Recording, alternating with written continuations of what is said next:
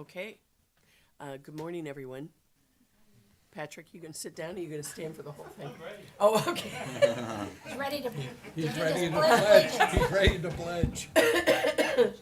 Good morning, everyone. This is a regularly scheduled meeting of the Fort Myers Beach Local Planning Agency. It's January 9th and it's 9 a.m. If you would please stand for the invocation and the Pledge of Allegiance. I Pledge allegiance to the flag of the United States of America and to the republic for which it stands, one nation, under God, indivisible, with liberty and justice for all. So today is a National Day of Mourning in respect of the passing of President Jimmy Carter. So if we all could just have. I'm going to request that we be refunded the fees, but I understand that has to go before the council. Okay. All right. May I be excused? Yes, sir. Thank you. Thank Happy you New very Year. much. Happy New Year to you too, Bob. So that's a change to your agenda, delete. The special exception is not possible without the variances, unless we're saying that our code no longer requires anything Bob, for shared parking lots. Bob Durant. Could somebody grab the guy in the gray jacket? Bob, I mean, that's, unless we just determine that shared parking lots no longer So, have criteria. okay, so what Ms. Prost is referring to is the fact that these items, Mr. Almost Moran, made it. these items are, this agenda item is linked to the special exception as a condition. So the removal of the variances then would not really allow you to move forward with the special exception Well, I because want it's to a definitely move condition. forward with the special So I exception. have. Would you like to continue it to That's my another meeting suggestion. rather Continue- than just remove it from today's sorry, I didn't agenda? speak up. Continue this, request to continue this to our next meeting. Okay. And then we have a council meeting, I think, next week. So we'll go forward with the special exception at that time and then come back and dismiss the variance request? As I understand this, Let, The- if we can, today before the LPA is a variance, and I'm understanding that you would be okay continuing that to the next LPA meeting, and before that Nancy, hold on. occurs. As I understand this, that variance is dependent upon this special exception. Is that true, Sarah? Judith? The special exception is for the shared parking lot, and our code requires certain dimensional landscaping, a variety of requirements that the current layout of the parking lot does not meet. So if we were to say that this is a shared parking lot, we then have to grant the variances that are requested unless we're telling them they have to meet our landscaping and dimensional requirements. So that really goes to the substance of the two requests. Today, the only item before you is more of a procedural one. If we just push this to the next LPA hearing, we'll work with with the attorney and figure out what they want to do. My understanding was at the last meeting that the special exception allowed us to park under the code, Okay, allowed us to park. I don't really want to go into the merits of that at this time, because I don't have it in front of me and I can't do an analysis with you. So you're suggesting that we continue this until the next LPA hearing, which would be when? Sarah, speak up. So I'm not sure that there's any value in continuing it because the special exception will not be valid until such time as the variances are approved. They really have to go as one. I disagree. Okay, Two separate again, issues. Hold on. procedurally, I think that at this point, if this item that is on your agenda today, if there's a vote to approve to continue it, that will allow us time after this meeting to review the special exception and see what the next step would be. The special exception's already been granted. Okay, I don't really wanna get into the merits of it at this time. Sarah, The special exception was continued at yesterday's town council meeting, so it is not granted. It was recommended for approval by the LPA. It will be heard at the town council on the 21st. We were hoping that since that one got continued, that this would be heard today, so that when it goes to the town council for Final approval. final approval or Right. denial, whichever they choose, that we would also have the conditions, which are the variances, available for them to also evaluate. Okay, so just right this second is way too much time on an item that is out of order. So, Bob, I think you should stay here, and when this item comes up, we'll discuss all these particulars. Okay, thank you. Yes, thank you. All right, So the only other item, as far as your agenda today is, it's really one big ask, one project. However, it has been broken up into two ordinances because there's two separate actions that need to be taken, however, they are related. And that's your public hearing item A and your public hearing item B. I think that the order of presentation, we would really be focusing more on item B first in the discussion and then going into item A. The title to item A has changed a bit since what is recorded in your packet. And I'm happy to read the titles for both of them as you move forward in your agenda. thank you, Nancy. Okay, any other changes to the agenda? Which all essentially we've done at this point is move B to top, okay? If there are none. So may I- moved. Thank you, Jim. Second. Thank you, Jane. Any objection to the motion? The motion carries unanimously. The next item is an approval of minutes for December 3rd and December 10th. Are there any changes or additions to those minutes? Hearing none, may I have a motion to approve them as distributed? So moved. Thank you, Jim. Thank you, Don. Any discussion on that motion? Hearing none, the motion carries unanimously. And now we're to oh boy, all of a sudden we have. a Madam bunch of Chair. people. Yes, ma'am. Can you excuse Doug Ekman, please? Yes, I'm sorry, I should have done that. Could I have a motion, please, to grant an excused absence to Doug? So moved, Sutton. Thank you, Don. Thank you, John. Any objection to that motion? All right, so Doug, thank you, Amy, for reminding me of that. Mm-hmm. Okay, so the next item is public comment, and this public comment should be on items that are not public hearings. So anything in general, does anybody have anything to say? Seeing none, we'll move on to the first public hearing. Nancy? Thank you. So again, these are two separate ordinances which would require two separate recommendations from you. However, because they are related, I'm going to read the title first to the second ordinance, which is expanding the boundary, including additional parcels in the existing rezoning designation. Nancy, before you do that, could I ask you a procedural question? Will we need to have, these still will be two separate cases? Yes, Will there need to be a motion on B and a motion on A? yes. Okay, thank you. However, these are quasi-judicial hearings, Yes. so we will need to go through our standard procedures for quasi-judicial. What you have on your agenda today, item A is a request for a rezoning. Item B is also a request for a rezoning. Item C is a request for a variance. And item D is a request for a special exception. And then again, there is another request for a variance. So all of these items that you have in your public hearings today, these are all quasi-judicial in nature. And these require that our public hearings comply with procedural requirements that have been established in Florida law and in our land development code. So these quasi-judicial proceedings today, they will be less formal than proceedings before a circuit court, but they are going to be more formal than the remainder of your meeting. And we must follow the basic standards of due process, which requires that certain notices be made, that we apply the correct standards in our code and in Florida law, and that your decisions are made on competent and substantial evidence that will be presented to you in written forms, in written documents, or through oral testimony.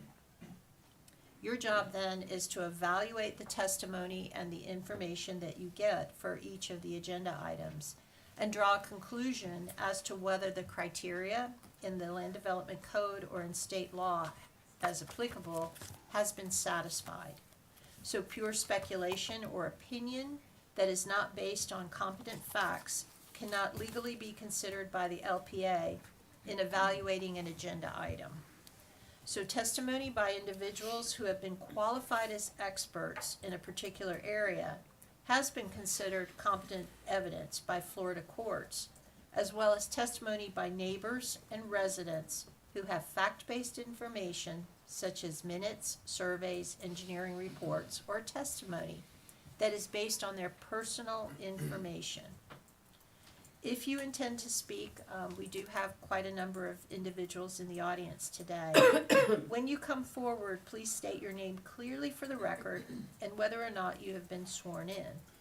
We do have some variance requests on your agenda today, and I need to advise everyone that a unanimous decision by eligible voting members of the LPA to approve a variance shall constitute final agency action subject to a request by anyone for an additional hearing or review of the matter by the town council if that request for the additional hearing is received by the town clerk within 10 days of today's meeting.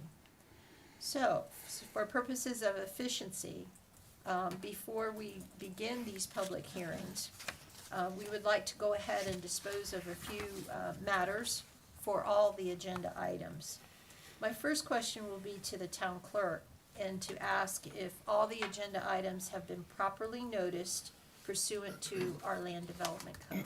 Yes, they have been. Thank you. And at this time too, I need to ask the LPA members if anyone has a conflict of interest on any of the agenda items to please disclose that at this time so that we can assure ourselves that we have a quorum present for each item. John, do you have any conflicts? No conflict. Jim? No conflict. Jean? None. Done.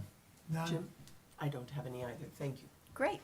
Okay, so the next part that we need to address is anyone in the audience, the applicant as well as staff, who is intending to provide testimony to the LPA on any of the agenda items.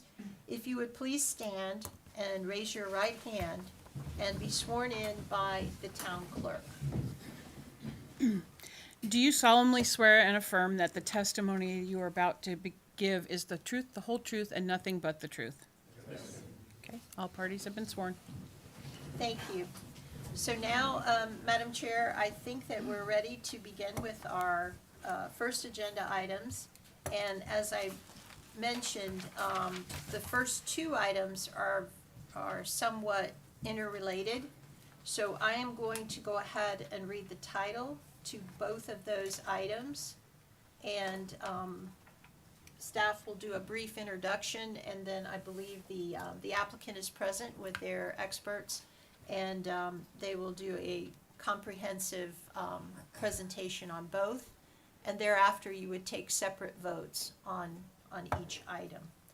Thank you, Nancy. So the first title reads, An Ordinance of the Town Council of Fort Myers Beach, Florida, approving with conditions, denying an amendment to the Commercial Plan Development, CPD, zoning, previously approved by Resolution 0728 for parcels at 2500 and 2510 Estero Boulevard, generally identified as strap numbers 19-46-24 W3 0120A.0100 19-46-24 W3-01302.40 to add parcels located at 2518 Estero Boulevard and 2543 Cottage Avenue, generally identified as strap numbers 1946-24 W3 01301-40, 19-46-24 W3 0120A.013A in Fort Myers Beach, providing for other clarifications as necessary, providing for conflicts of law, scrivener's error, severability, and providing for an effective date. The title to your agenda item A has been changed slightly, so I'm going to read the new title, and that is a ordinance of the Town Council of Fort Myers Beach, Florida, approving with conditions, denying the rezoning of the property located at 2510 and 2518 Estero Boulevard and 2543 Cottage Avenue, generally identified as strap numbers 19-46-24-W3-0120A.0100, 19-46-24-W3-01302.40, 19-46-24-W3-01301.00040,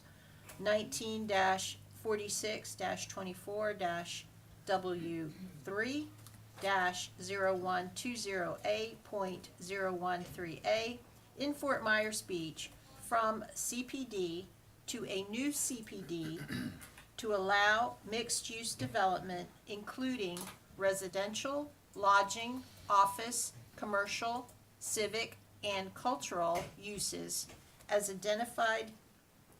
further identified in attached Schedule A of uses in Exhibit A.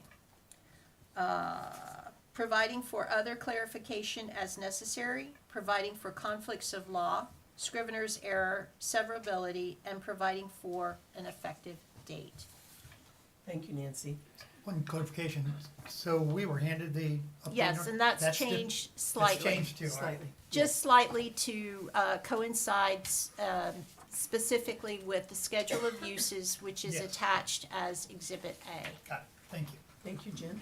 And Do- if I can, so basically, the title for item B is adding 2 additional parcels to the project, and then agenda item A is rezoning the 4 parcels as a project. Thank you, Nancy. Jim, do you have any ex parte? I have met with the applicant and the representatives of the neighborhood group. Thank you. How about you, Don? No. Jane? No. Jim? I met with the applicant several weeks ago. John? I've met with the applicant as well as the neighborhood company, I think just prior to Christmas.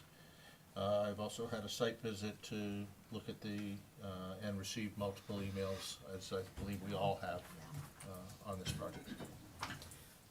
I actually first met the son-in-law, Dan, at an urgent care center.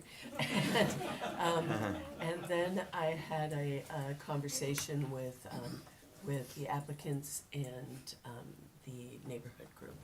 Sorry. Very well acquainted with the property. I should amend mine. I have You also received. went to the urgent care. No, I did not go to the urgent care, nor did I meet the applicant there. I did meet with the neighborhood company on this one, but I did see all the emails from the. Yes, operator. the emails were circulated to everyone. Okay? Okay, so representatives of the applicant through the neighborhood group, you've heard the disclosures. Do you have any additional questions regarding any of the disclosures that were made? No. Okay. Can we, stay up there. So can we identify who's going to be presenting today and who's been qualified as an expert? Again, my name is Ken Galander with the Neighborhood Company. I've been found as an expert before this body in the town. We also have other individuals. Yes. They've been found as experts. Can we just identify who they are so we know who our experts are going to be? We have Patrick Van As. Who has been with the qualified, qualified. yes? Mr. Brandon Frey with J.R. Evans, who's been found as civil engineering, found as an expert as well. Is there anyone else in the audience that, through their testimony today, would like to be considered as an expert in, on this matter? Okay, seeing none? Anything else, Nancy? Well, just a couple more housekeeping. Okay. That's what I was waiting for. For the applicant, you've received a copy of the agenda materials? Yes. Okay. And, let's see. I think that's about it. If you think of something else, let me know. I will. Okay, all right. So, thank you all. So we'll, ask Judith to come up and present the case to begin with. Good morning, Judith Frankel, Principal Planner, Town of Fort Myers Beach. What I'd like to do, because there are two items here we're gonna talk about, is give you kind of a summary and a little bit of the history of this particular application and what you're seeing before you, because Great. there's been a number of emails, and I wanna address a little bit of that to start off. So in your agenda, there's the item B is really about changing the boundaries of the property. There was a resolution in 2007, it's resolution number 07-28, that created a CPD for 2500 Estero and 2510 Estero Boulevard. And what was approved in that resolution, the resolution refers to an option A and an option B. And the LP at that time disapproved option B in there and approved option A. So if you're looking at that original resolution, it's a little bit confusing because we're talking about A and B. But only A was approved there, and you can see that, that master concept plan with that original resolution. Now, since that time, the property owner purchased two adjacent properties, and that's 2518 Estero Boulevard and 2543 Cottage Avenue. So their first request is to add those two properties to that initial, that previous CPD. So that's kind of what we want to address first as part of the application. What we decided to do, initially it all came under one application and we had it all together in one ordinance, but it was decided that legally and for clarity for the town moving forward, it would be best to do it under two separate ordinances. So again, it was initially applied for under one application, and then we've divided it into two ordinances for the sake of clarity and just the process moving forward. So that's what we'll need you to, when it comes time to vote on first, the expansion of the CPD boundaries to include those two additional properties. Judith, could I ask you a question on that? So something I got kind of jumbled in my head when I was going over this was, if, let's say that the food truck park, their concept right now, is not approved, but the expansion is approved. Yes. So the expansion then would approve, and let's say the council followed suit. So then their original approval for the original CPD would now just be expanded to those other two lots as well, is that correct? That's correct. Okay. They would likely need a new, probably need a new master concept plan if they wanted to expand that initial design that they had proposed in the old resolution. If they wanted to make that larger to include those two properties, that they would have to come back to, at a minimum, a master concept plan, but maybe also a CPD amendment at that time. So what we would be doing if that was approved is changing the zoning for those two properties. Okay. But the schedule of uses that were in 0728, Those would stand. they would stay at this point, not Yes. the expanded uses that Correct. they're seeking in one. Correct. Okay. Yeah, that's, Yes. That's Yeah. part B. Right. Yeah. So, and that's part of the reason that it was divided into two parts here.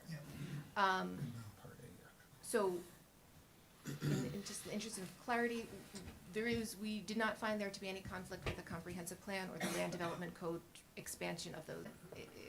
It's more of an addition, but legally, we're sunsetting one and we're bringing in the new schedule of uses. But there's a lot of overlap between those two schedules.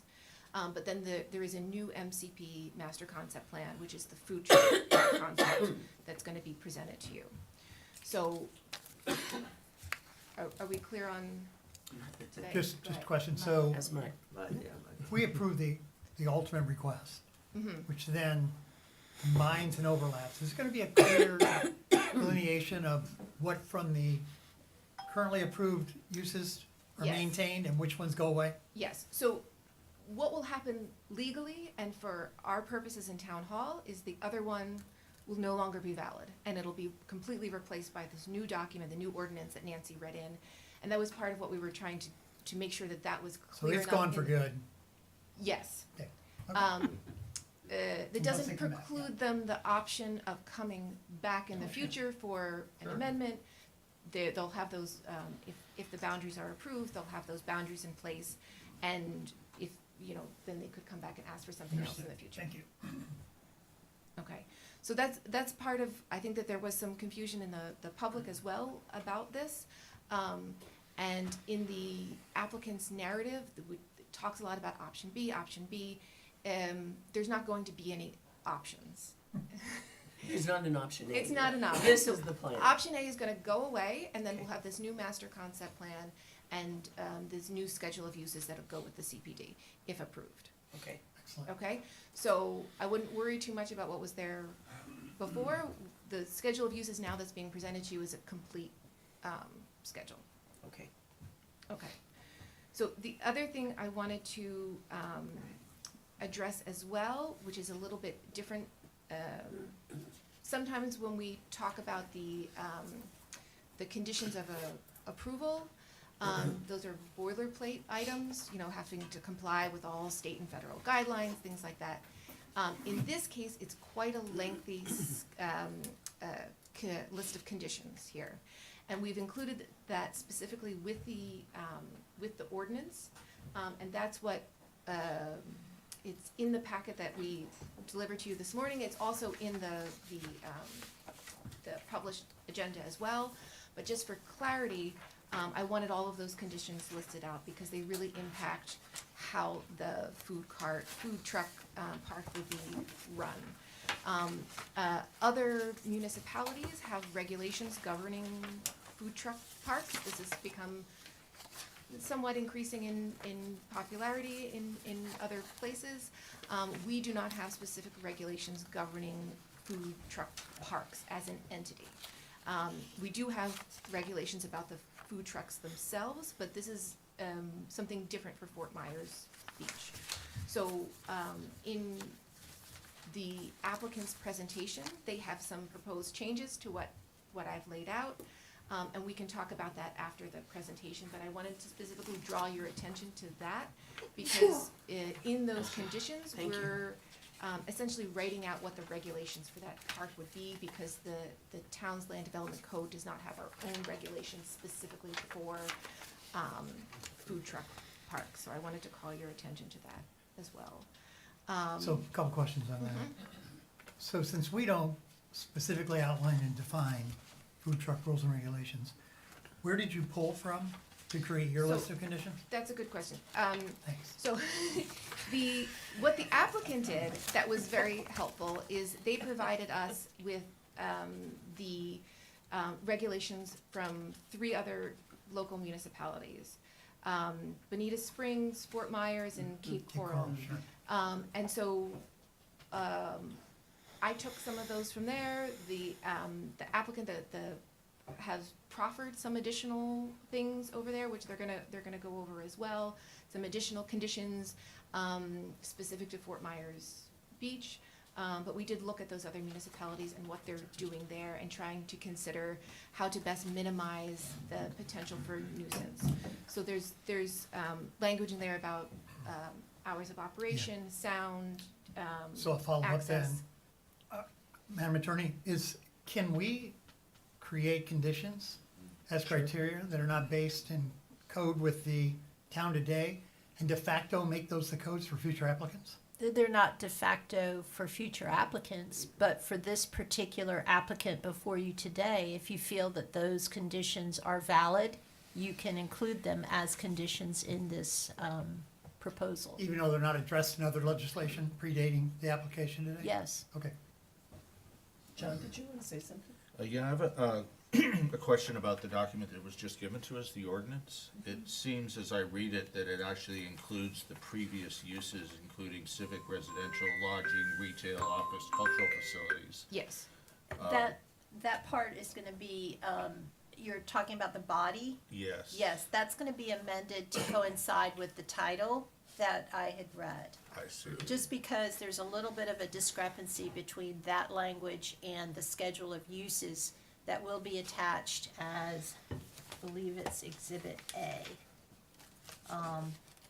Well, it seems counter to me that the title and it within the body, it outlines those uses of the previous option A. That's right. Right, that's going to change to be consistent with the schedule of uses and conditions of approval that the applicant's going to present to you today. Okay. The ordinance that you have is a draft, however, we do believe that the title is correct, but the text in the ordinance itself is going to change to be consistent. But just to be clear, they are maintaining some of those uses that they are not Yeah. proposing to use now. So the food truck park is one, and the commercial parking lot is, their proposed uses now. But they are maintaining that some of those uses that they're not proposing to actually conduct now, that were in the previous resolution. It's not that uncommon, they're kind of maintaining if you think about it, because it's the zoning, they're maintaining the zoning for the property. So if they were in the future to come back, to do an amendment, it would be a little bit simpler to say like, okay, well, we were already approved for the zoning to be able to do commercial, or, it's in there. Reviewed their proposed schedule of uses, we could provide copies of that, so that way you It's- know what the correct. It is in the It's agenda. it's in the packet. Yeah, and they're It's gonna, the I existing believe, ones go over. plus food service, restaurant, bar, mobile, vendor, transient, merchants, outdoor seating, et cetera, et cetera. What page is that? Page 173, 174 of 385. I guess what was confusing to me was what I heard with the narrative in the beginning was all of that was going to be replaced and only the new, but what you're saying is the new will include the previous schedule, some of the previous scheduled does. uses. Yes. That's now clear to me. So when Yes. you have a CPD, it's basically providing a new zoning category. And a zoning category itself can have multiple types of uses within it. Some which may be actually used and some which may not be. Now I understand. You know, I think that was, I can't remember who sent the email, but one of the emails, it struck me that was that person's concern, that what is it actually going to be? I mean, everyone's focused on this food truck park, but is it a food truck park and a store and and what do they actually know is going to be constructed there? I think it creates a little bit of ambiguity. Maybe I misread, if that person is here who I'm sorry, I don't recall who sent that email, but there was somebody that was just like unsure about what's it really going to be. They have all this availability, what's this really going to be? And So because you're approving, or you would be reviewing the CPD together with the master concept plan, the only thing they would actually be able to do Is now what's on the master is what's It's on the a- master it's a concept food plan. truck. But Okay. then they would be allowed to come back later for an amendment that would come for you if they decided to do something else with the Okay. property in And the future. change That's the a good- master concept. Yes, yes. All right, Um, like the red coconut, like the red coconut. The other thing I wanted to draw your attention to before you hear the applicant's presentation is the parking calculation. Again, to Mr. Dunlap's point, we don't have specific regulations on the food trucks. So the applicant has presented parking regulations that are utilized in those three other municipalities, and they have very similar parking count requirements. And it's based on the number of the vendors. And that's what they're proposing to adhere to here. That seems appropriate, because that's, you know, the regulations that's been worked out in other locations. But you should all think about whether or not you feel that, you know, you're in agreement with that and you feel like that's appropriate, because they are asking, in addition to the food truck park and the parking that goes with the food truck park, commercial parking lot as well. So some of those spots would be dedicated for the food truck park, and other spots would be, you know, paid parking, you know, potentially for people going to the beach or those kinds of activities. So, And the paid parking could go 24 hours a day, unless you address that in the conditions. but in the proposed ordinance, it's 24 hours a day. That's one of the, special So- conditions. I would, you know, suggest that you know, take that into No, I understand. consideration, yeah. So I'm here for any questions. I apologize for the kind of trickiness of this, but there's like a history to the property, and so we're trying to follow that and try to make it clearer for moving forward. I did want to address one thing that I heard a lot in the emails. It's not necessarily related to the application, and that's about noticing. It's policy, not policy in the land development codes that's very specific, and that regulation could be more robust, to send out postcards to the properties in 500-foot radius. What we do, just so you're aware of our procedure, is we use LIPA to determine that 500-foot radius, and we use the addresses that are provided by LIPA. So if you own a property on Fort Myers Beach, but your address is registered someplace else, because that's where you've directed LIPA to send your mail, that's where we send your postcard to. So if the postcard has to go out of state, you know, that takes more time. Sometimes we have, especially since the hurricane, postcards returned to us because there's no forwarding address or number of conditions. In this case, I have not heard that many postcards have been returned, so they may be In transit. navigating the mail system. That is something we could look into adjusting in the future. We have talked about changing the policy on that, but we have heard those comments from the public, so I didn't want that to go unaddressed. Thank you for How that. far in advance are they mailed? Did the holidays create an issue this time? Right, so Town Hall was closed December 31st and January 1st.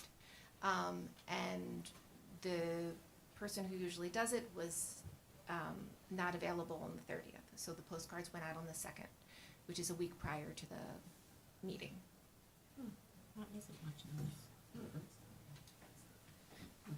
Okay, well, thank you. Okay. Thank you for addressing that, Judith. Okay, so the applicant is here, they have a presentation. As Nancy said, they're gonna talk about A and B together, because it's really all part of one application for them. Also, I want to thank staff. We've been working on this for a while, as most of these projects, and as Judith spoke on, it's something different. It's nothing that's in the code as per se now, so that is a good point on the number of conditions, but that's something that we feel is appropriate to ensure we have that quality project that's based on the zoning and the amendments that we're proposing here.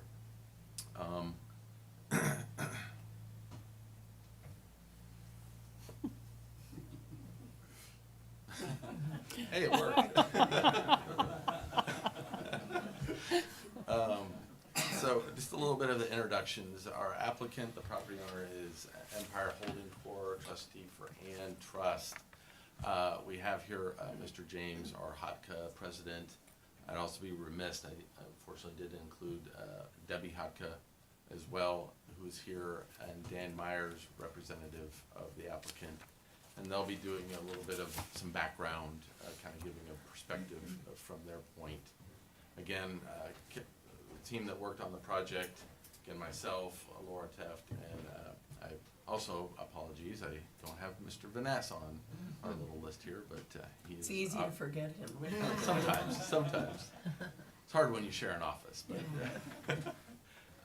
And also with our civil engineering, J.R. Evans, Mr. Brandon Frey, as well. So, just real quick, I wanted to just hit on some of the pre-and aspects of the project and the overall subject property, which we're speaking at this point in time, looking at the encompassing the 4 parcels, but I'll go into that down the line. Is you may have all recalled it was the Mucky Duck, but it was also some other Holmes House. names, Holmes House and Smitty's. So it Oh, I has a forgot about history. Smitty's. Yeah, it has a history of being a project, restaurant. There was the 2 single-family dwellings, and those also identified, especially the one along Estero Boulevard. It also encompassed some commercial. It was a hair salon prior to it being destroyed. But back to early on in the early 2000s, the unfortunate circumstances of another event, Hurricane Charlie, damaged the restaurant, so that was removed and demolished. And as we talked about before, in 2007, for the majority of the property, or the subject property that we're looking at, has the commercial plan development, the CPD approval, per resolution 0728. And that allowed for, again, a combination of mixture of uses, retail, office, up to around 10,000 square feet, and also some dwelling units that were a part of that. Then, so what I want to do now is I want Jamie, Debbie, and Dan, the applicant, to be able to give a little bit more background of them acquiring the property, why they acquired the properties, kind of some of the things that they went through over time that has led us to this point.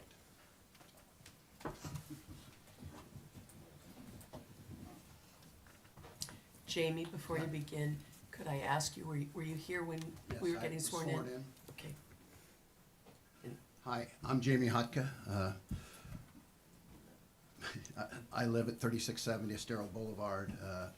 Debbie and I bought our first home on Fort Myers Beach 13 years ago. It was 2518 Estero, and we loved that little cottage. And, but we outgrew it. We had 8 grandkids, and we needed a larger house, so we bought this 100-year-old log cabin with a mother-in-law quarters down there at 3670.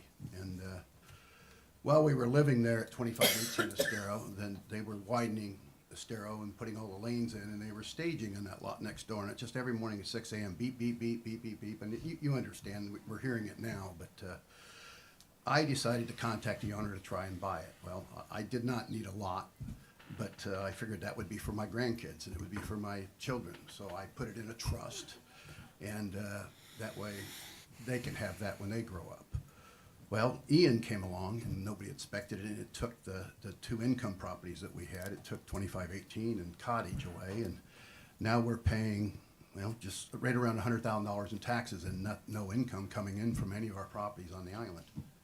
So we decided, well, why don't we do something to create income? A couple years back, we proposed a family entertainment center on this property. It was a huge building, and it had games and stuff for families, and that's really what our whole goal was, but it's just not in the cards right now. That ended really with the town staff. They just didn't like the idea, which was fine. So we talked about maybe a parking lot, a commercial parking lot, and then talking to some of the vendors that are on the island. They're going to be kicked off once they start building. There's no room for them. So I thought, well, we could provide that. We'll provide a place to put the trailers. That way we can put some food truck trailers. And we went through a lot of consideration, a lot of changes in that time. And we're good neighbors. I mean, you could see that we took that lot and we didn't want people to park on it. And we put Christmas palms every 30 foot and post and rope, but not to keep people on it. People would go on it and they'd drink and they'd have pit park for free. We tried to keep people off of it, but I didn't want to just put an ugly fence up. I wanted to put some sort of barrier that was presentable to everybody, because I love this beach and I want it to look good. Well, going on, we decided that we were gonna put in a food truck park. We saw something we liked in Bonita, and it was very family-oriented.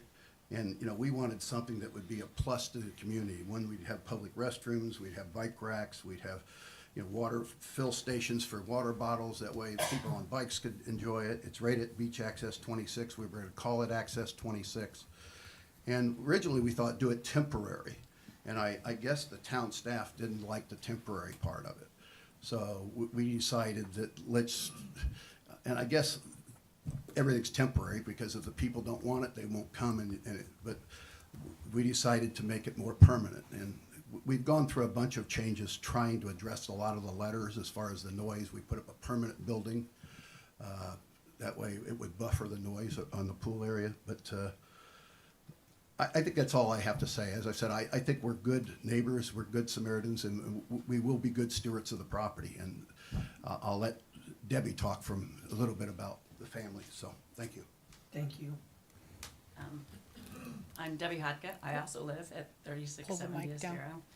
Debbie, Pull it pull- down. yeah. There you go. So I also live at 3670 Estero, somewhere on the Coconut Telegraph. I got that we aren't residents here, but we are and have been for a long time. The season that our family is we're constantly looking for things. Our grandkids come and visit a lot, as you saw, and we're always looking for things for families to do. I mean, there's beaches and bars, so that's why we thought of the Family Entertainment Center. So, as this idea came up, we were like, what do we want the field to be? So we took a field trip to all the food truck parks, and the one in Bonita was the one we liked. It was peaceful. It was well planned out. It was quiet. It had games for the kids to do, so the parents could sit and enjoy themselves, and the kids could play all these games. And Dan is our game comer-upper at family events, so we've been picking his brain to kind of come up with things for kids to do. We want the people from the ballparks to come over. We want it to be a family place, because that's the focus of our family, the little ones, and so that's what we want the field to be. We don't want it. It's not going to be a late night party place. It's going to be, like I said, the kids from the ballparks can come over in between games. Families can come. What we're envisioning is it will become the tradition for families that are coming to visit the beach. They're like, we're not even going to drive around looking for a parking lot. We're going to go to Access 26.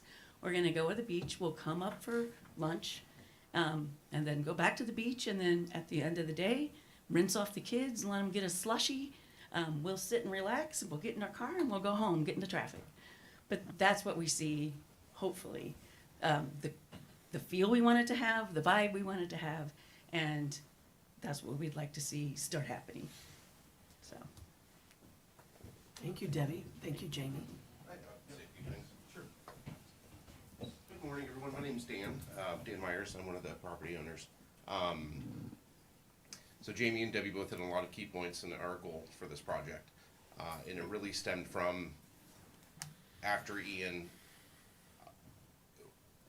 the businesses we loved, the little restaurants that are gone. The names that we loved, not the Mangaritas, the Top of Mass, which is an old name, but Tuckaways, Royal Scoops, all these businesses that every time we came here, we frequented these spots. The ones that are trying to make the attempt back, that we see now, the familiar old businesses that were pre-in that are trying to, in a food truck now, trying to make their way back in. The big concern is that as rebuilding happens, that they're booted. They're gonna get booted off these lots as they're putting buildings up. And I fear losing the names that I've loved for the past 20 years. They're gonna be off the beach, and if they're off the beach, I don't know if they'll come back. If they lose their identity on the beach, will they make it back? If they go off island for a year, can they afford to come back or find a brick and mortar? So I really hope that the spot is almost an incubator for these businesses, one, to maintain their presence on the island, and then two, hopefully to get them in a brick and mortar, to continue their fan base, so they can either continue to maintain or grow. I think reading through these emails, and I understand neighbors, I get the neighborhood situation. We don't own another lot, I can't put this somewhere else because we don't have another property. But I think there's a big fear that I hope to mitigate or have people understand that we're not bringing Times Square to your backyard. Music is not the goal. The goal is not to blare you out and to have these parties. That's not our vision for this project. So I think that's the biggest thing for me is that I kind of see this more as a quiet, nice place, get lunch, as Debbie was saying. You know, you have a place to use the restroom, go to the beach, come back up. But this is not your last stop on the way home. I mean, I love the Shamrock. I loved the Shamrock. But that was the last stop on your walk home, and that's not this spot.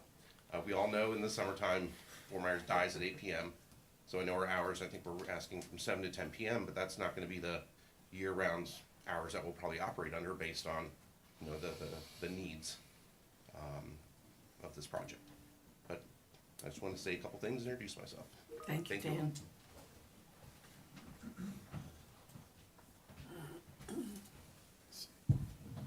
So I think that it gave us a pretty good background and where we're headed. So now I again get the pleasure of taking you kind of through the technical and some of the dynamics that have led us here that Judith explained. But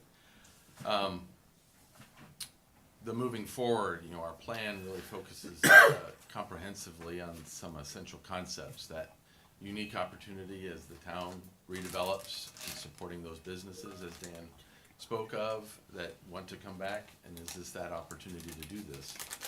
That family-friendly destination for food and fun, entertainment, putting the investment in, a lasting quality development, as Jamie mentioned, you know, it started out as something a little bit innocuous, but it evolved through the input with staff and through the input as our one-on-ones with all of you and the input that we received from the public, and the contributing benefits overall to the community while working to complement the location where we are in that heart of the island.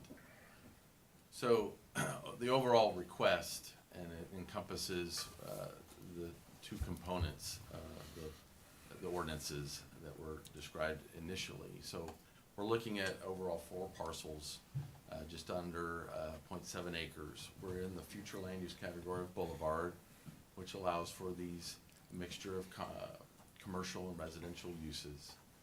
Our existing zoning, again, through the explanations prior, we have commercial plan development.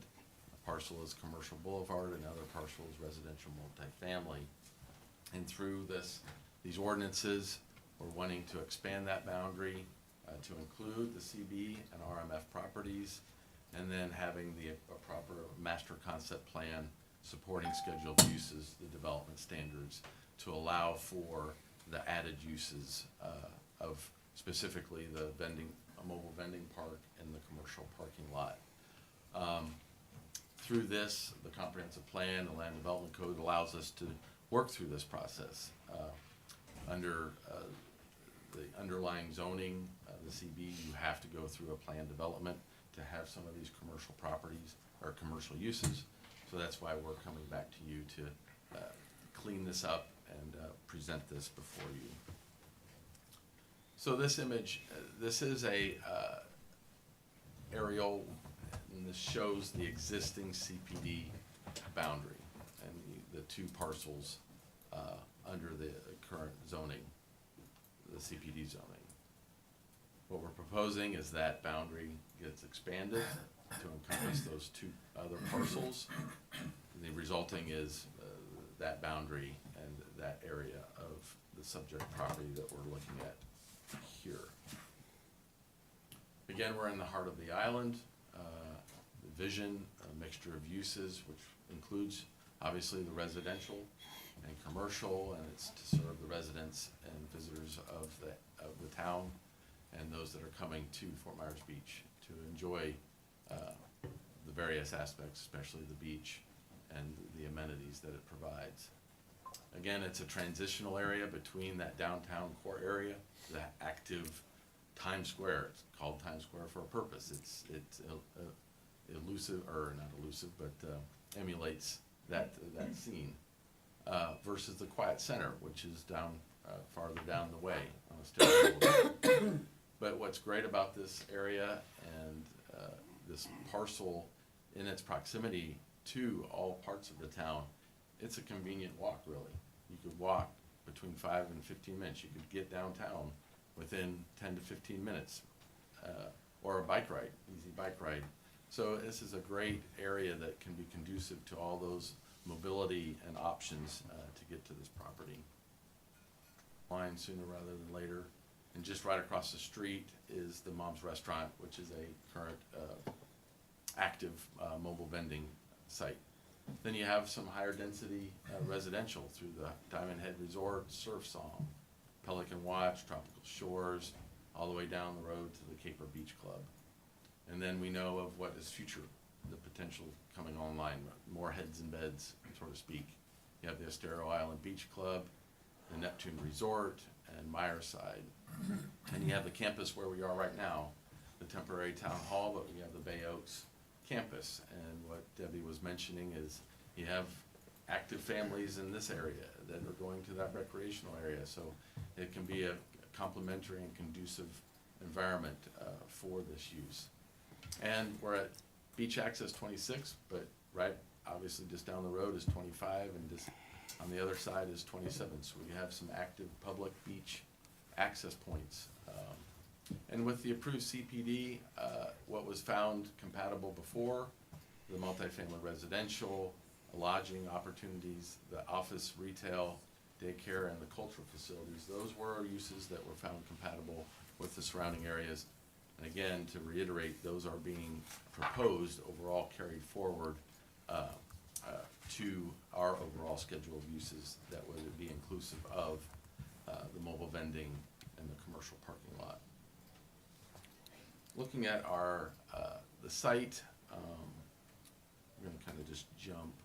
This is our master concept plan, but we're looking at, in the northeastern corner is the area of the mobile vending park. We have a minimum of 5 pads that we're proposing. Those surround the outdoor entertainment, the recreational area. We have an area for further outdoor seating that engages the Estero Boulevard pathway right along. Yes, Anita. Could I just ask you something? It just struck me. You said a minimum of 5. So is there a maximum? So that's going to be something that I want to speak on in our conditions, Okay. because that is laid out in our condition. I kind of want to go through that because that was something that we've been going back and forth with staff on, in terms of we understand that potential limitation, but we have a perspective on the minimum aspect of it. Also with incorporating, and has been discussed, and we'll be highlighting this further in our conditions, is the hours of operation, limiting those and limiting the type of outdoor entertainment that would be a component of the park component.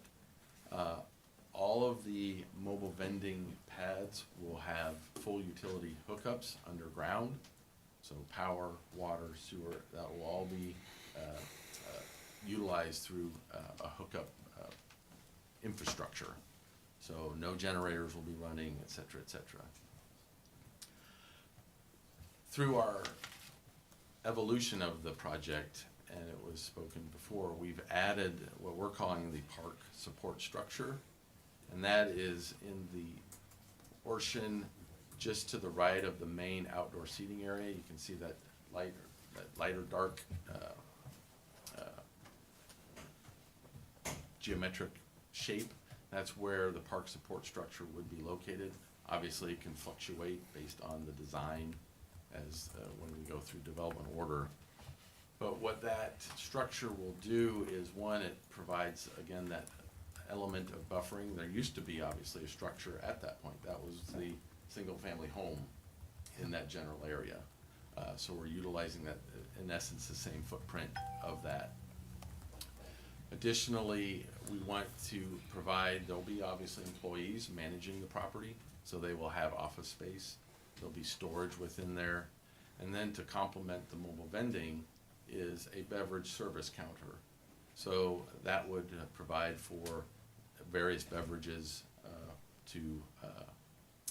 from beer and wine, which we are limiting the consumption on premises to just beer and wine. Will not be a full liquor license for the property. And then I've spoken to the outdoor seating along Estero Boulevard. We are ensuring that we have that proper pedestrian connectivity onto the site. One of the, you can see there's multiple access points, the dark arrows. We have our primary access point off of Chapel Street, and this is consistent with the driveway that is across the street. It's and is also consistent with what the master concept plan that's currently approved has.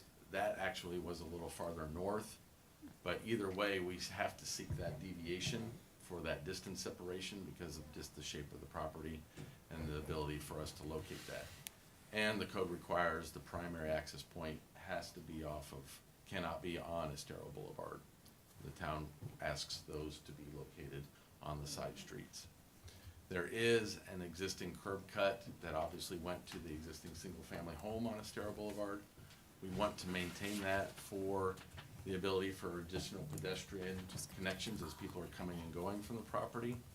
But that is going to be a restricted and controlled access where the vendors will be able to come and go onto the property. There'll be a series of removable bollards.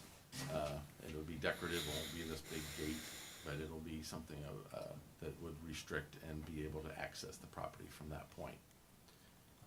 The other aspect in the majority of the property is the parking, the commercial, and it's a paid to park endeavor. It's supporting of the food truck as well. And within that area is where the stormwater management, that's the hatched area, and that obviously will be designed and ensure compliance with all permitting and requirements for the stormwater management for the project. We were able to do some conceptual renderings, and I just want to quickly go through some of these. This is a view looking south towards looking at the mobile vending park portion of the project. Yeah, you can see the access point at the bottom of the screen there, the outdoor seating and the surrounding the food truck, and then the main support park structure in the back corner. Moving down towards along Estero Boulevard, showing more of the parking orientation, accessibility, bicycle parking, connectivity into the site.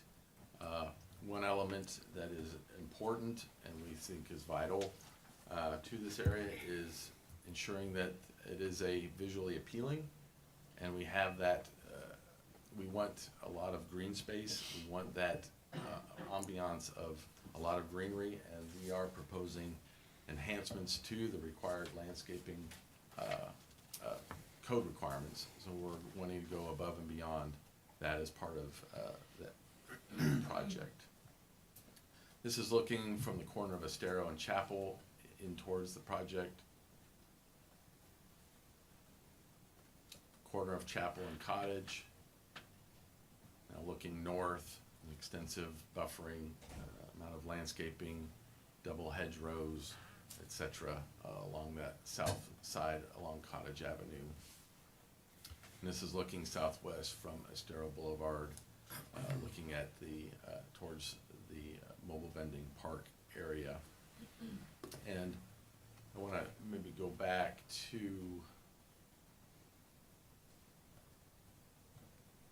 one element that we've worked on is our neighbors with Pelican Watch, and we know that their pool, and that's where their pool location was. And the code requires when you have your buffering, you have the landscaping, and fencing requirements. So we would potentially have a fence, and then you have to have your landscaping on the other side of the fence towards the adjacent property. And their project with rebuilding their pool and whatnot, that the pool, you have to have a secured fencing element as well. So you have fence, landscaping, fence. So we are proposing to enhance our landscaping along that, but not have another fence there, simply because of the maintenance and management of trying to get back in there to control, the vegetation and whatnot. It just doesn't make that sense, and utilizing the structure as that fencing component that satisfies the intent. So I just wanted to make that point here.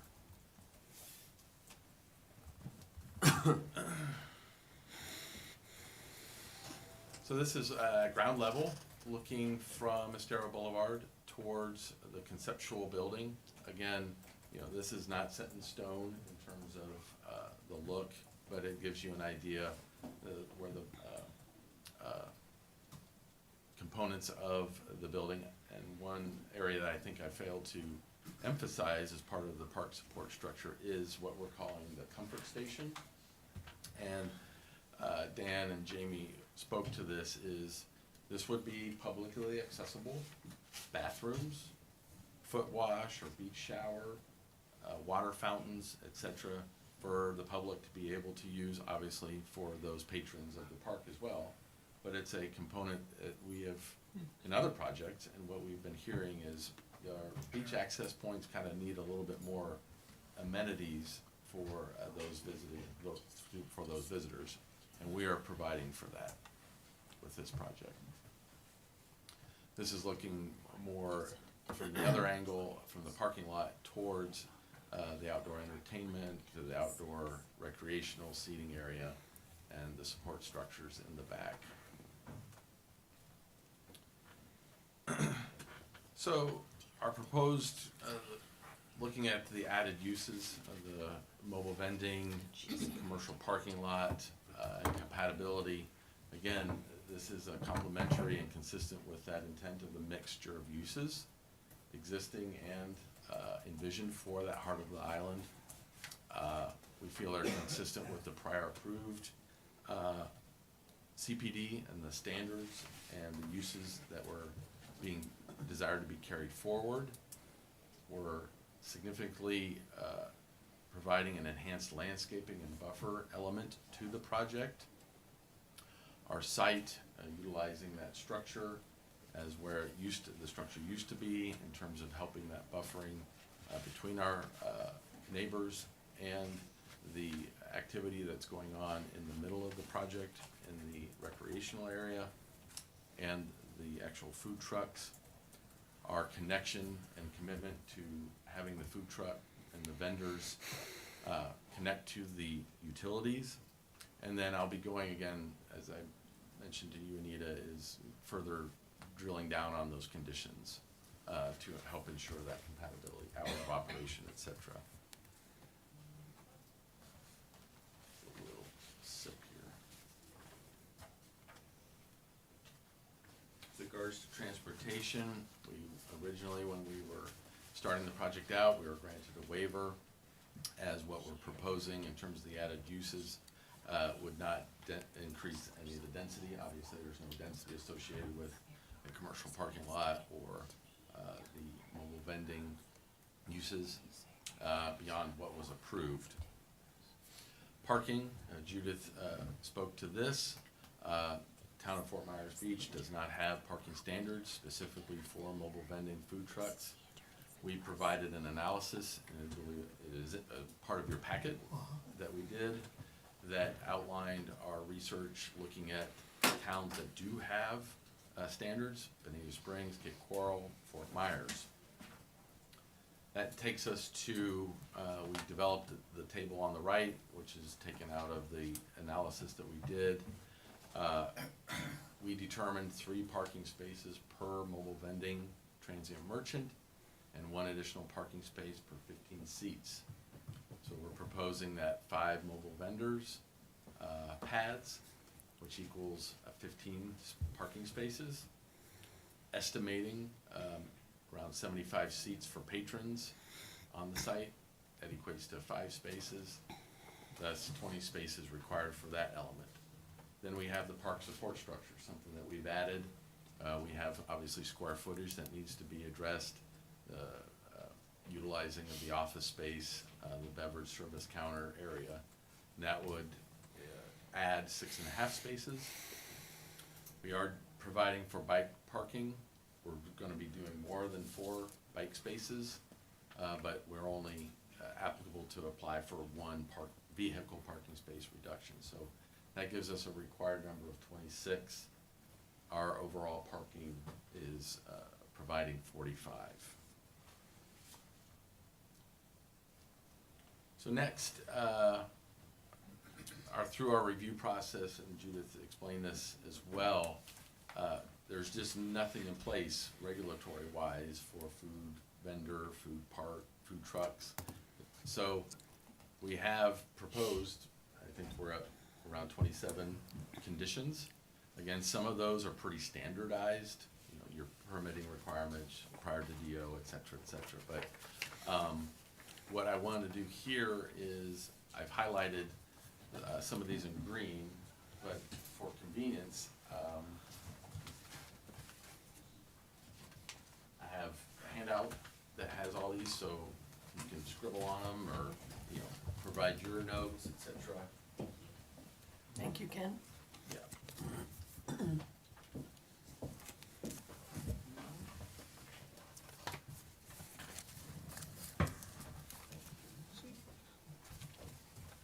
Packet we got only has 20.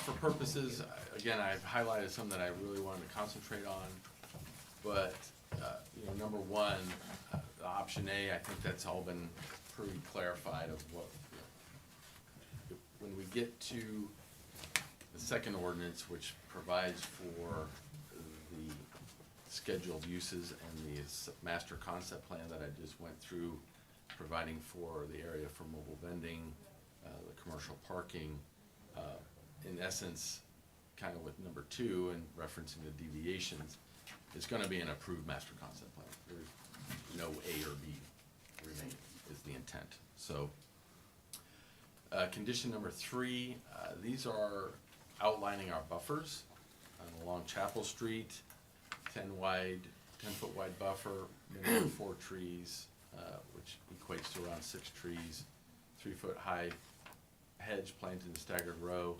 This is consistent with what was prior approved under the current resolution. Again, we feel that that's appropriate for that location. We are amenable to increasing that if need be, but we feel what we are presenting here is appropriate for that location. The east property line, this is extending from Estero Boulevard to our structure, which the park support structure, which is approximately 30 feet. We would provide that 10-foot wide buffer, minimum of 8 trees within that area, and a 3-foot high hedge planted double staggered rows. That's enhancement from what the code requires. From the and along the structure, there would be a 5-foot wide buffer, and that would provide for a minimum of 10 trees per 100 linear feet. That is above and beyond what a 5-foot common boundary buffer would require as well. So along the southeastern portion, that's due to the unique configuration of the property. That would be against there's a new single-family home that's being built. If you look, it's up on columns. That's where this portion of the property would be. This is an enhancement as well, a 10-foot wide buffer. We are providing a fence in this area, a minimum of 8 trees, and double stag row of hedges there as well. Then along Cottage Street, 10-foot wide buffer, minimum of 8 trees per linear feet, and 3-foot high hedge planted staggered row. And that, again, if you recall the renderings, we tried to emulate these buffers in that area.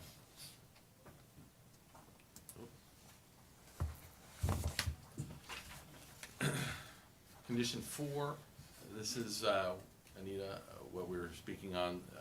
Staff had maximum, we had originally proposed minimum. So our perspective, and you gotta look at the condition, both sentences. So the end of the condition says any additional mobile vendors, which would be beyond 5 that we're stating here, or any additional that we're proposing, would still have to come back to the town for approval.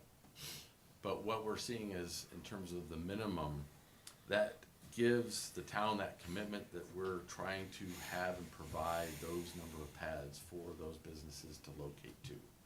We don't wanna just have one pad, we just don't wanna be maximized with that kind of a limit. It's also committed to set the ability for any comparable, and I believe Jim, this was where you're That's right. speaking to before, is the potential for another mobile vending park to come down the line. What kind of standards or what kind of recollection? Obviously, every project should be looked at independently of one another, but if without those regulations or those in place, what could be emulated or what could be utilized from a prior approval?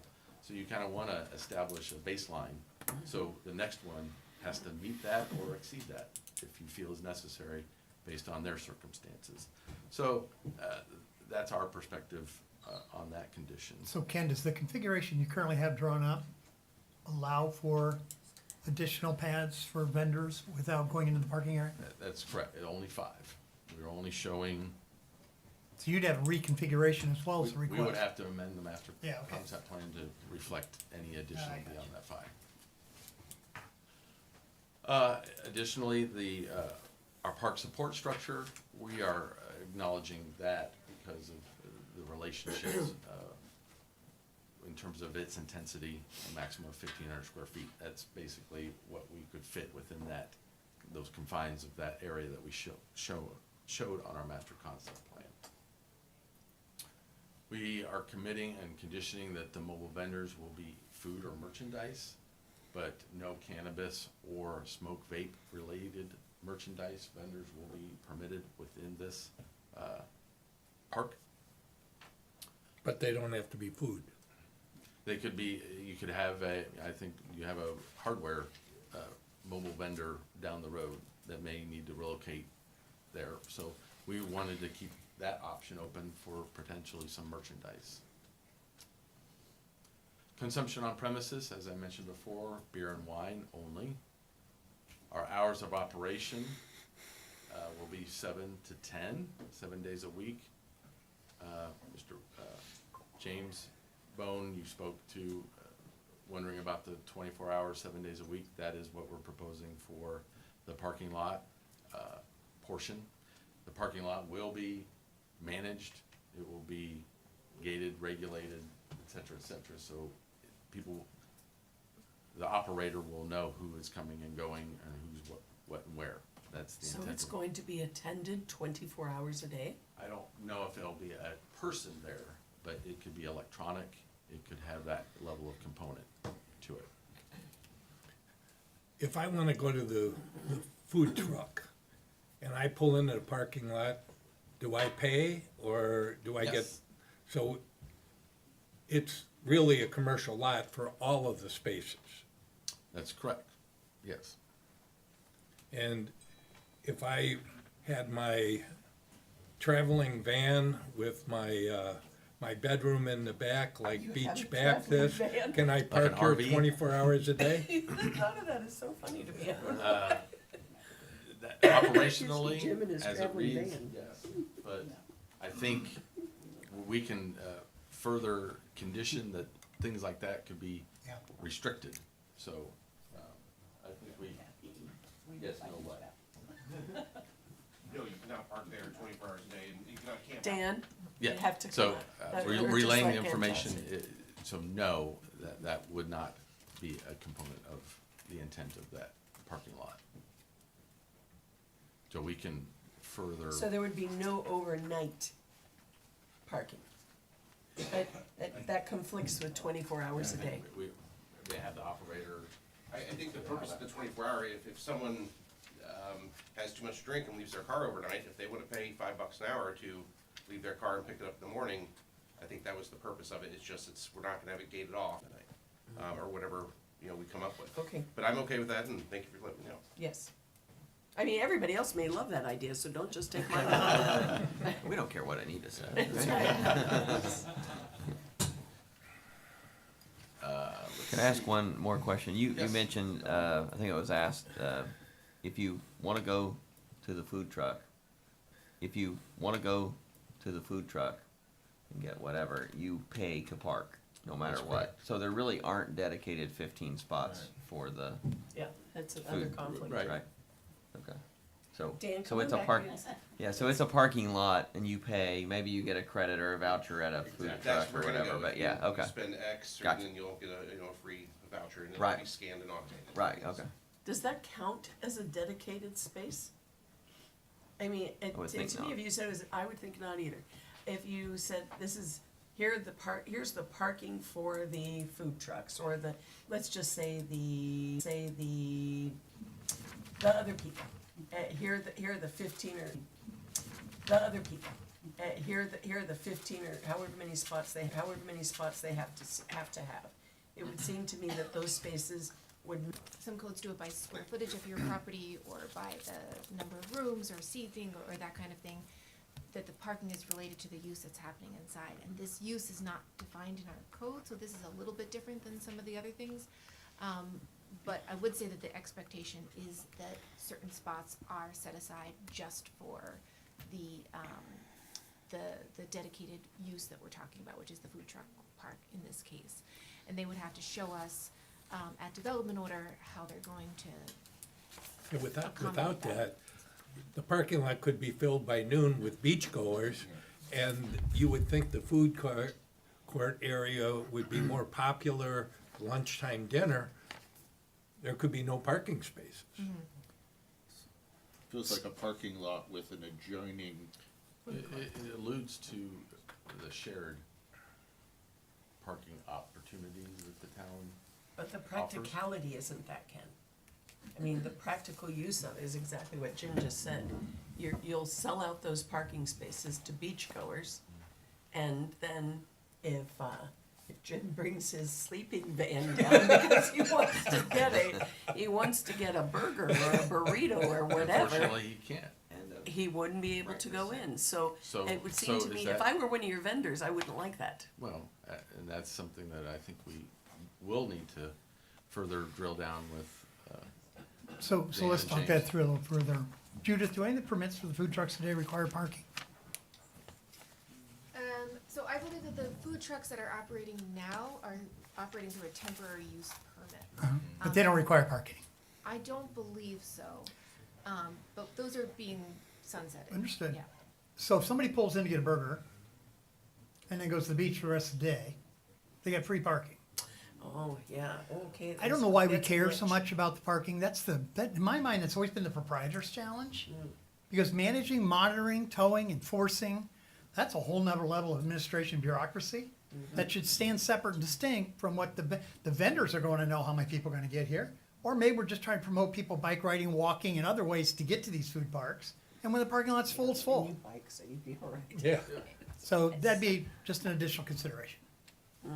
And I know Ken had referenced this being a shared parking, and I think sort of the difference here is that usually when you're sharing between uses, the Other uses uses kind of have a set amount that you expect them to have, whereas the beach access points, who knows how many, I mean, there's not a limit on the number of beachgoers that we could have, so And you can park there's at an night. issue there. and it's, Right, Yeah. I mean, That's right. the town spots you can pay at 2 AM if you Today. want, yeah. Okay, okay? okay. Good job. I think we will likely need to drill down on that and come up with.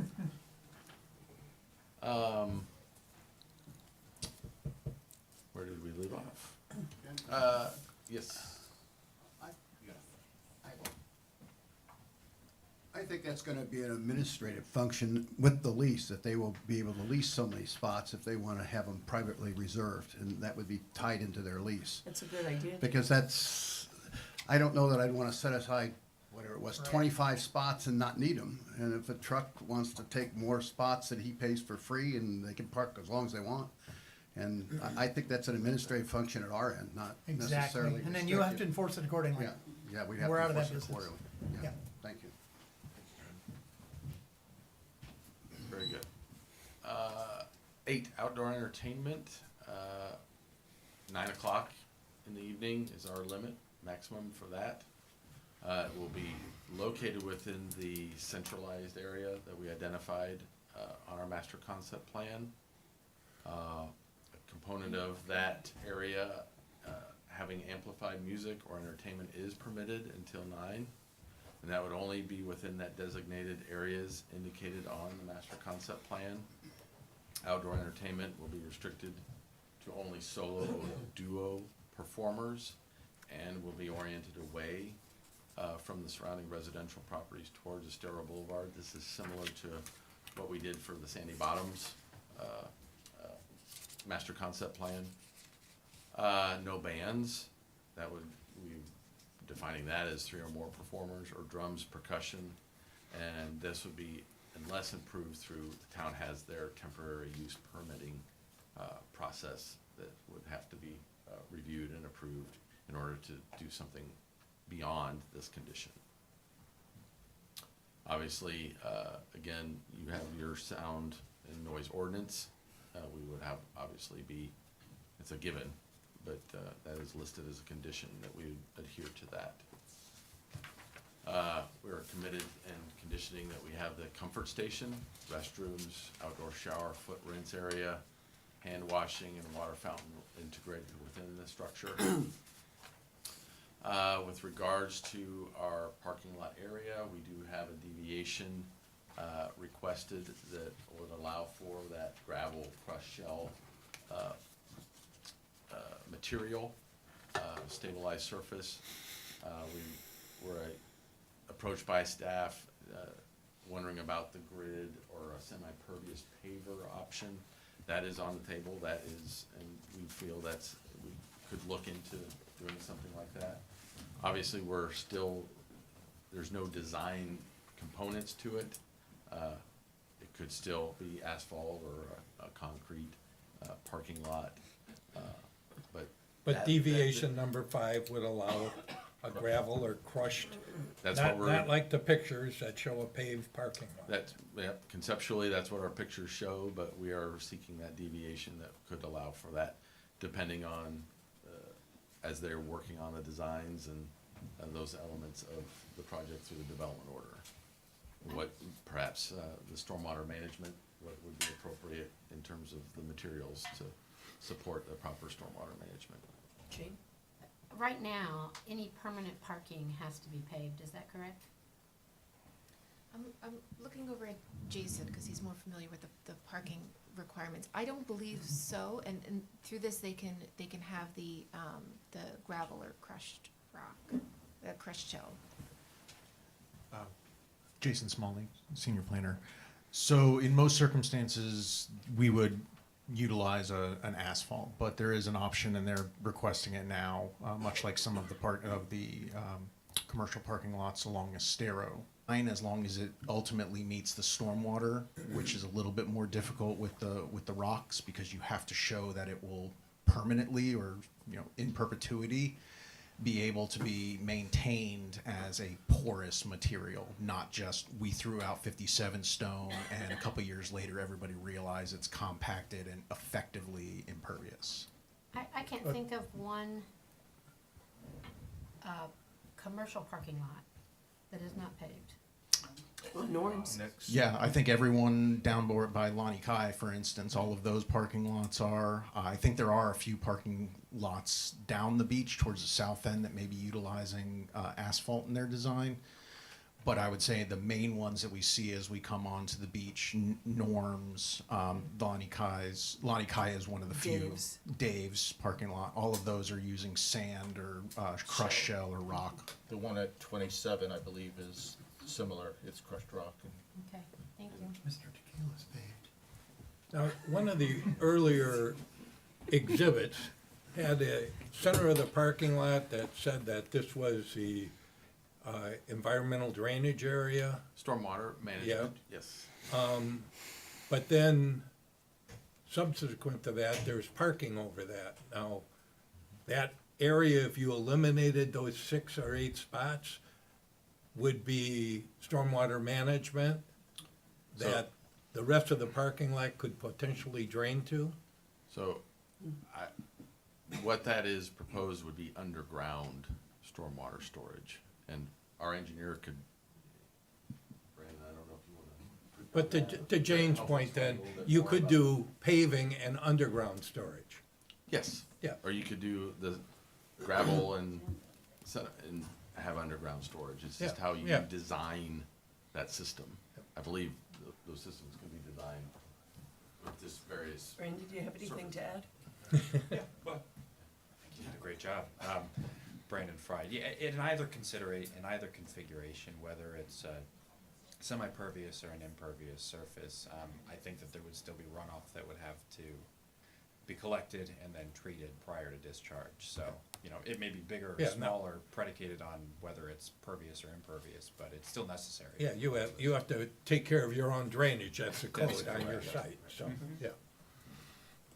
Thank you. So I think that it was proposed by the town that it be semi-pervious, and that's why, you know, we had proposed it that way, but I think we're open to either. Thank you. Let's see, 14, temporary use permit for a special event that coincides with what we were mentioning before about the outdoor entertainment, is consistent with, town policy. Moving to 17, spoke to this previously, mobile vendors shall be required to connect to on-site utilities, generator use is only allowed. I wanna make this clarification. When electrical service is disrupted or temporarily not available due to a designated disaster. So there may be an event that causes power to be out, and a generator may have to be used on a temporary basis. Can we jump back to 15, which also jumps back to 5, which are Okay. the uses?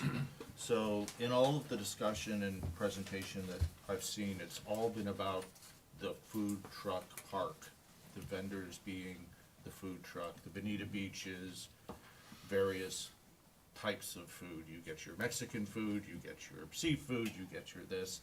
And then I'm reading about this, and it talks about transient merchants. However, they won't be able to be vape sellers, but not that I have anything against retail, but that doesn't seem Thank God. consistent with, Big maybe move it there. does seem consistent with fast food, I don't know, but. Islander travel. Yeah. Overnight, gyms. No, I overnight guess sleeping. it doesn't seem consistent with the vision that is being presented of a food truck park to allow a hardware store, for example, which was brought up earlier. It takes away from that It whole idea. does. Something like more, For us to, you know, Okay. Okay. let's see, where, 18. yes, we know that this has been discussed, and during some of the correspondence, these vendors are registered vehicles, and they have to be able to come and go. They aren't containers, they aren't those kind of things that are non-compliant with the FEMA regulations and standards that we need. Can I ask a question to the applicant on that, number 18? Can I ask you a question? Would you have any problem with changing the words here to that the owners will ensure and require? Because if somebody's not around, they don't come in time, somebody leaves it there, I'd rather you be responsible for getting those off there if those vendors do not end up complying with the removal request, the evacuation. You can still require them in your leases and requirements, but we need those off there. And I don't have a problem with it. I just want to make sure that there's some sort of notice provision in there to where we know that, of course, I guess there is an emergency. We got all kinds of If we get notifications. them. As long as we get the notice that we have to be removed, we'll ensure that they're removed. Okay, we can Thank talk you. down the line to get that done. You're okay with that? Okay, add it to your conditions. yeah. Yeah, I was gonna say, one other condition I think about is I think about all 5 of these pulling in and out every day. Like, I know that's not the intent, but, you know, A separate state of emergency, so if we could have, or the town the town's declaration. Does Generally. the state of emergency require evacuation, or does it just give powers to the town to make decisions? Because I see those as perhaps different. It can. I think that the state of emergency could include a required evacuation, so I would just ask that we make that a little more general. I mean, typically, when Lee County declares the state of emergency, the town does, but there might be a situation where the town, because of several mobile-type structures that need to be moved, Sure. we might declare prior to Lee County, so just give us that flexibility. That's good. And what about not just moved, but returning? Because often, you know, what would the return process be? So let's say that, you know, I open the hat stand, and the hat stand now has to move off the island for an emergency evacuation. Under whose orders am I able to come back to my spot? Maybe does that seem like something that needs to be thought of or not? Maybe I I'm overthinking. I personally think in that regard, the quicker the food trucks can get back to Yeah, yeah. to service the people that are But doing what it. about the hat lady? Yeah, the hat lady, I understand your retail focus. John's acknowledged that's important. The people coming back may have to have a hat when they're outside working, Right. so. It's just Sunglasses I and got it. sunscreen and. Yeah, still the town, yeah. okay.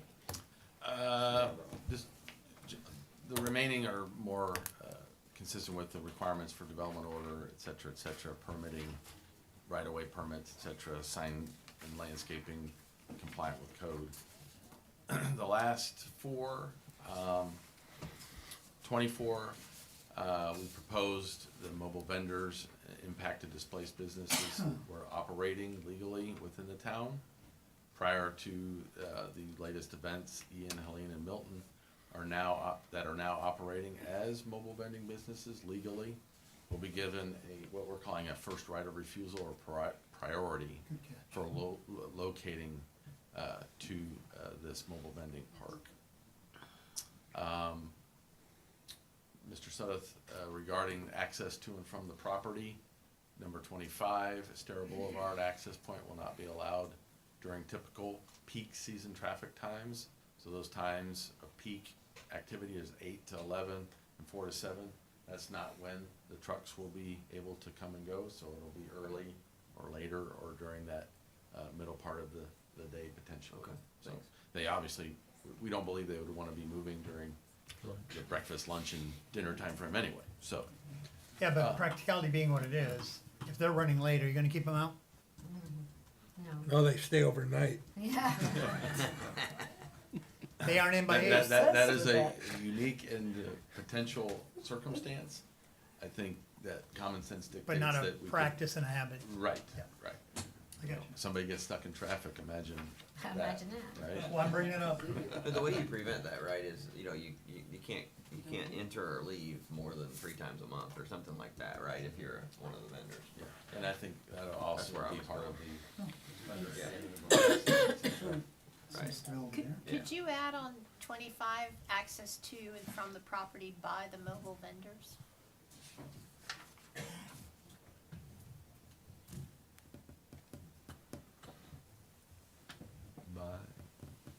Just as in the. Yep. Yep. Yeah, okay. Because that is, you're right, what we're talking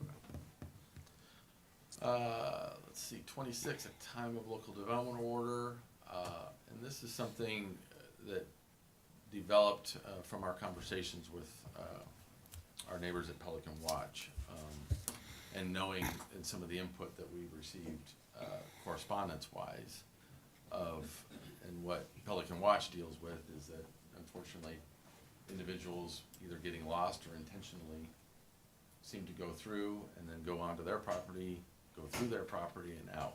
I think there's some things that we feel needs to be comprehensively looked at from their perspective too, is managing who can enter onto their property. But there are likely, or should have been, maybe some signage prior to storms that say local traffic only, no through traffic, et cetera, to help manage and inform the folks traveling along Chapel or Cottage that, you know, this is not some place that you need to be maneuvering through. So we are committed to working with the town to provide that type of signage that's appropriate to help inform the traveling public in their vehicles.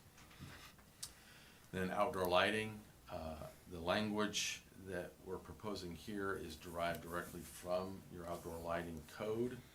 The note below, which can be part of the condition or not, the current regulations allow 0.5 foot candles, I don't have foot candles there, measured at the property line, and 0.2 foot candles 10 feet from the property onto residential properties. We're proposing to restrict that further. So 0.2 foot candles at the property line and 0 within any residential property adjacent to us. So Judith, on that volunteer additional restriction, can that happen with the parking lot lighting that's required by code? For number 27 specifically? So it is, what they are proposing is more restrictive? If you're talking about enforcement? I'm talking about, they're offering something here that looks very attractive. Mhm. What I'm saying is they're putting a commercial parking lot up with required signage by our, or lighting by our code. Can they comply with this point too? I would have to go back and look. I don't believe we have lights on all of our outdoor parking lots, not on, please. To address your concern, yes, there is a requirement for 15 feet, and there's also path lighting for pedestrians that may be on the property. This would be reviewed by Chad and the environmental, so ultimately, they are going to have to provide a design that meets those minimum standards. Okay. But you're absolutely right, there will be some lighting that will have to be turtle-friendly and ostensibly available most of the evenings. Lots like Dave's and that, they're all And all I was trying to flesh out is, this is a generous offer. I just want to make sure they can actually be, Implemented. implemented and right. comply with. Otherwise, it's kind of a red herring offer, and I just want to make sure, get that on the record. Yeah, so Brandon Fry again. So generally speaking, lighting has a triangular shape distribution. They can propose cutoffs on the fixture themselves, and it brings that light, to more of to have a vertical edge to it. They do it a lot at stadiums and places because Okay. you have 100-foot tall poles that would otherwise distribute, well outside the property. So. Thank you. So that's the component of the conditions. Thank you for your patience working through that.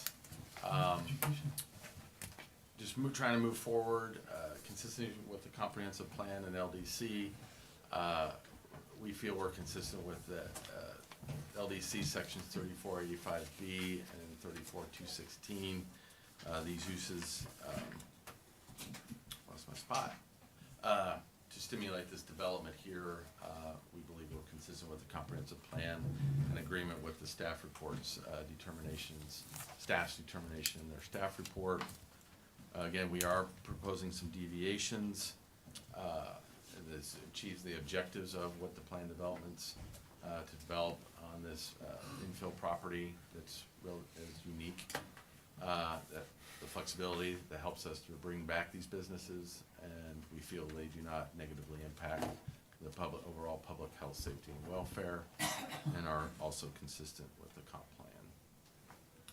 So to kind of wrap this up, through this effort, through the adoption of these multiple ordinances and what is getting us here, we feel that the town can now set a kind of high bar for any future mobile vending projects that coming on the island.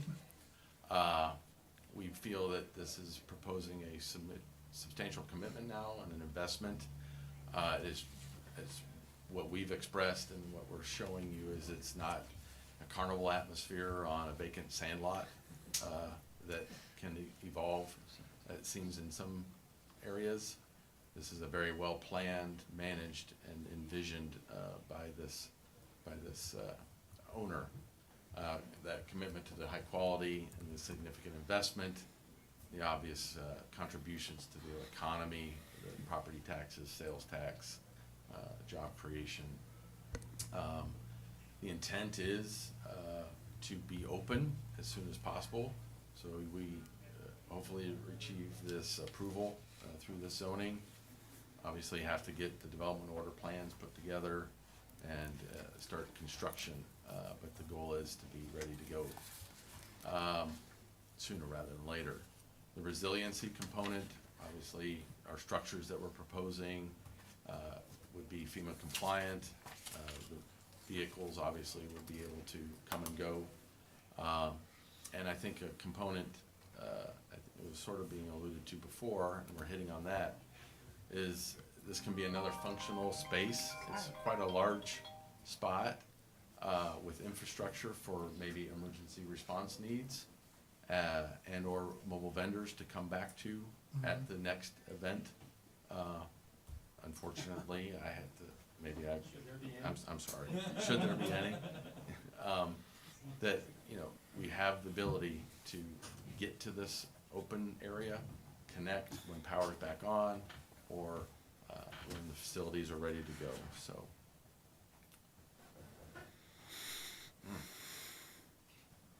Try ahead.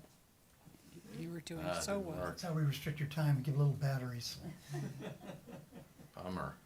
Just- There you Oh, go. there we go. Again, the first right of refusal to help those that are on the island to survive and come back. Dan mentioned this kind of incubator effect. Our intent is not to take away from the opportunities of the brick and mortar. We have seen, and there are examples of food trucks or vendors able to then move into that brick and mortar opportunity. We have mentioned the rooftop at Riverside, the Bonita Springs location. Yeah. That is a redevelopment area. I have been a patron at both, at the rooftop of Riverside, and there's other establishments in that area. Now it's harder to get into those areas. Rooftop of Riverside is adding a component of bringing people and activity back to a community that needs redevelopment.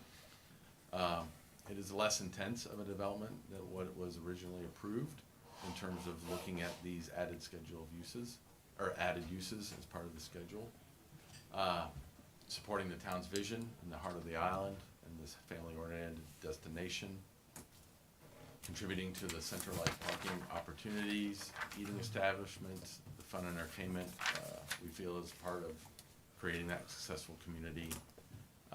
The addition of uses supports the island as it comes back. And looking at the public beach access, Chapel Street with the commercial parking lot, comfort station, that's kind of reciprocal complementary element. That, you know, the beach is where people like me, I don't live, unfortunately, I don't get the opportunity, but I want to come and enjoy this great beach that Fort Myers Beach has. And I would like that opportunity to know I could park somewhere safely and access it and have some amenities that go along with that. And other folks truly look for coming to Fort Myers Beach again and want to be able to do that.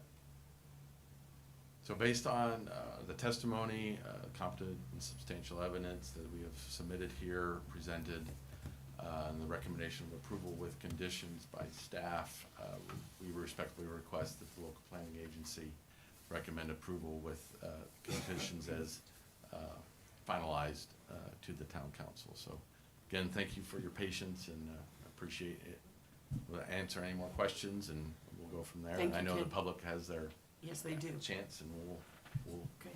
we'll go forward. But hold still for a second. Okay. Jane, do you have any questions for Ken? The only thing I was thinking of is, this fence area that would go behind this. Are there certain fences I that mean, would, between between the the building property and and the Pelican pool Watch? Uh-huh. area behind, yes? Are there certain fencing that would be more of a sound barrier than, you know, just your, white picket fence?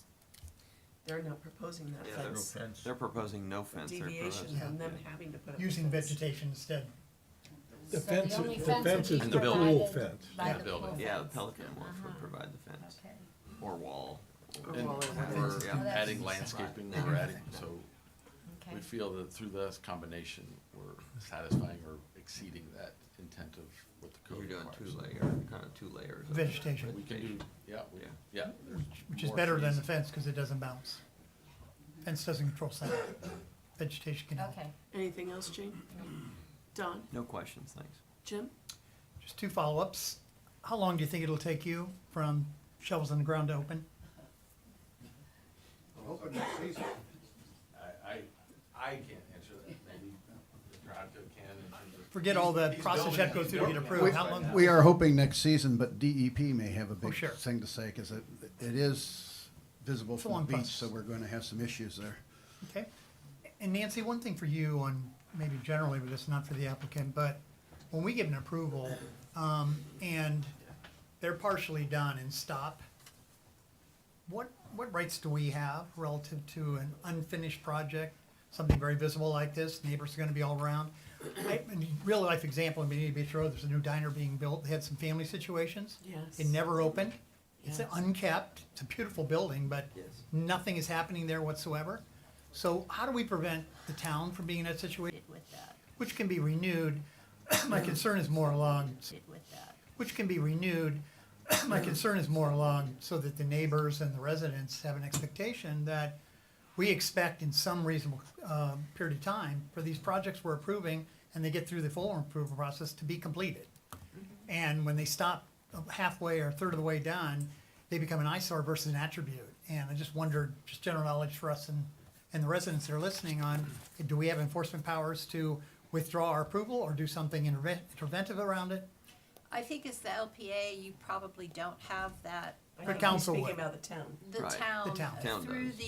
the issuance of the permits and the approvals down the line of the development, those should be monitored to make sure that things actually happen, and if they expire, then if you have a half-constructed building, then you don't have a permit for that anymore because the permit's expired, then it becomes a code enforcement matter. Okay. It's downstream. Erosion and address those issues. So I don't know if we have any of this currently at the town, but it's something the town could consider. I'll write it down. Absolutely. I'll write it up to council. Yeah. Get it to Nancy. Yeah, okay. Performance bonds are not unusual. No, it's a very good answer. Thanks. Contrary to staff, if this is approved, temporary, to me, means that needs to have a sunset clause. This could be in existence in 20 years, during which time all of the brick and mortar restaurants have come back, and it's not a level playing field where a brick and mortar restaurant has staff, they have overhead, they have more property taxes than a mobile park. So, you know, I think I brought this up when we met, is if we look at Seagrape Grape right now, you've got a pancake house that's open for lunch, and right around the corner, you have a mobile food truck that's open for lunch. And their overhead is nowhere near the same. Right. So, So, to me, it's a good temporary use, but the way it's proposed, it's not temporary. yeah, and we are not reflecting it as being temporary anymore, and I understand that point. But, you know, these opportunities for a park like this that establishes a significant amount of infrastructure and investment and structures that complement those opportunities, we feel that this is an element that can help support and promote the opportunities for them to move to brick and mortar. And I guess we may have to agree to disagree that, you know, that we're not playing on a same playing field, but these projects are becoming popular, and there are interest, and the Fort Myers Beach has an opportunity to look into. No, but each one of these parks has a unique location. Sure.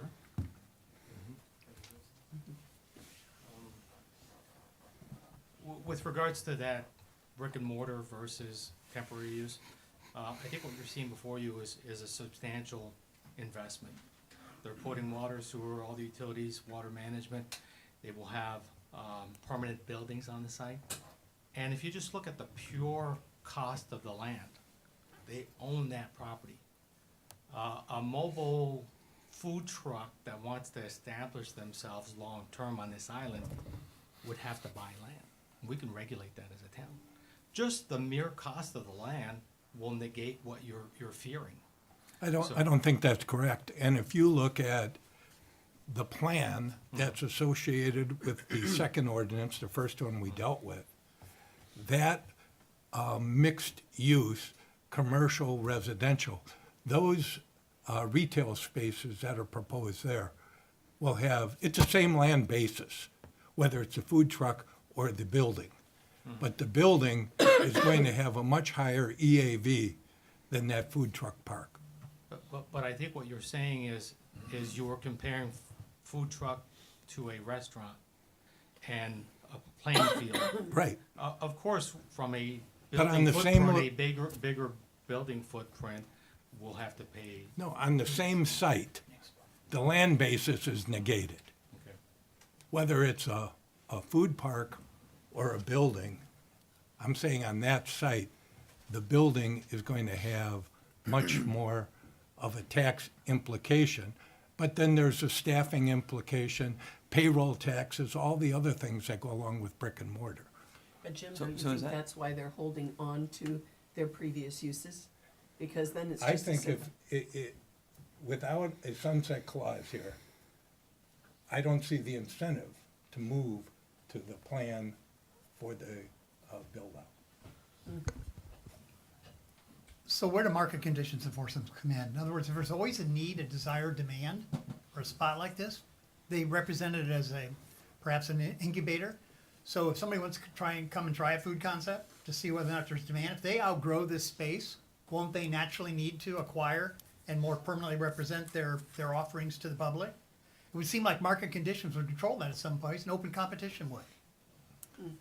I'm not sure that 5 food trucks, whether half of them graduate to a brick and mortar, is enough justification. Okay. So, Is that our task, though? Just, I mean, is our task to decide whether, you know, the economics of a restaurant owner, or, you see what I'm saying? I mean, I don't know, Jim made yeah. a big speech last couple of meetings about He how did. finances Yeah. and tax implications are. Yeah, I important. just don't know that Good that's for our. you. Get him on that one. Our task based on what's proposed. I mean, I would tell you, I don't think economically this thing hunts, right? I think the commercial parking lot hunts. And Sure. I think if the food trucks don't work, it is a very expensive commercial parking lot, right? I mean, there's a lot of expensive Next property. to a beach access. So I think this is a little bit philanthropic in that we're trying to get some food, you know, somebody's trying to do something, a new concept that gets some food back on the island, and get a seed. Maybe I'm wrong. I don't know that these folks No, ever, as kinda- I said, I think it's a good temporary use. Yeah, yeah. But temporary has some end to it. This Yeah, does, I mean, I can this tell does you, not have. when I was here as a kid, there was a place that's no longer there in the Sandy Bottoms parking lot that was sat on the corner there, that was a food truck, right? And my Yeah, dad and I would yeah, go down there I and forgot get, about that. you know, I love their french fries. I wish I still had their french fries. But if they got in here and they stayed, I'd go there for the next 20 years, right? So I don't know. I guess if it's managed and it's controlled as the way And unique. these proprietors, Yeah. I think it would be wonderful for the community. So Okay. John, anything else, Jim? John? No, I guess I would agree that in my mind, it appears that this is a commercial parking lot with an extended use, which will be, I hope, successful with people that are visiting the beach and will have access to some Right. amenities and some food. And if it's not, it'll And if it's not, expanded parking lot. and if very it's likely not, could. it'll be an extended parking lot with some existing restrooms and comfort stations. which we continue to acknowledge parking is an issue here, Yeah. and that's a beach access. So I'm gonna, Ken, you didn't make much of the 3 multifamily units. And I'm just curious how parking will be affected with that. So those, will so- they have dedicated parking, or are they gonna pay to park to live? Well, again, I think that corresponds with the evolution of our schedule of uses. So looking at the final ordinance, we're, again, I'm trying to back up here. We're taking those schedule of uses that were currently approved, which allowed for the multifamily or the 3 dwelling units, and then adding food truck, parking lot, that component. Our master concept plan for the food truck and commercial parking lot, there's no dwelling unit component to that plan.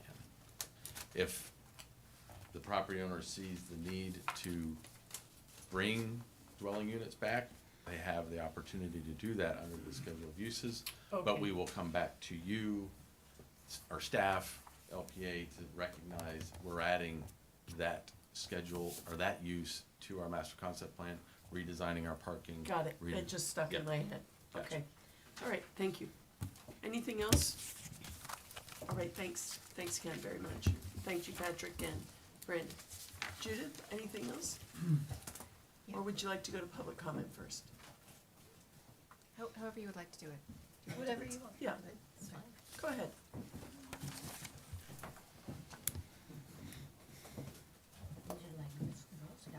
Okay, so I'm gonna go over the findings and conclusion for, the expanded CPD boundary ordinance, which, just to remind everybody, is item B on your agenda.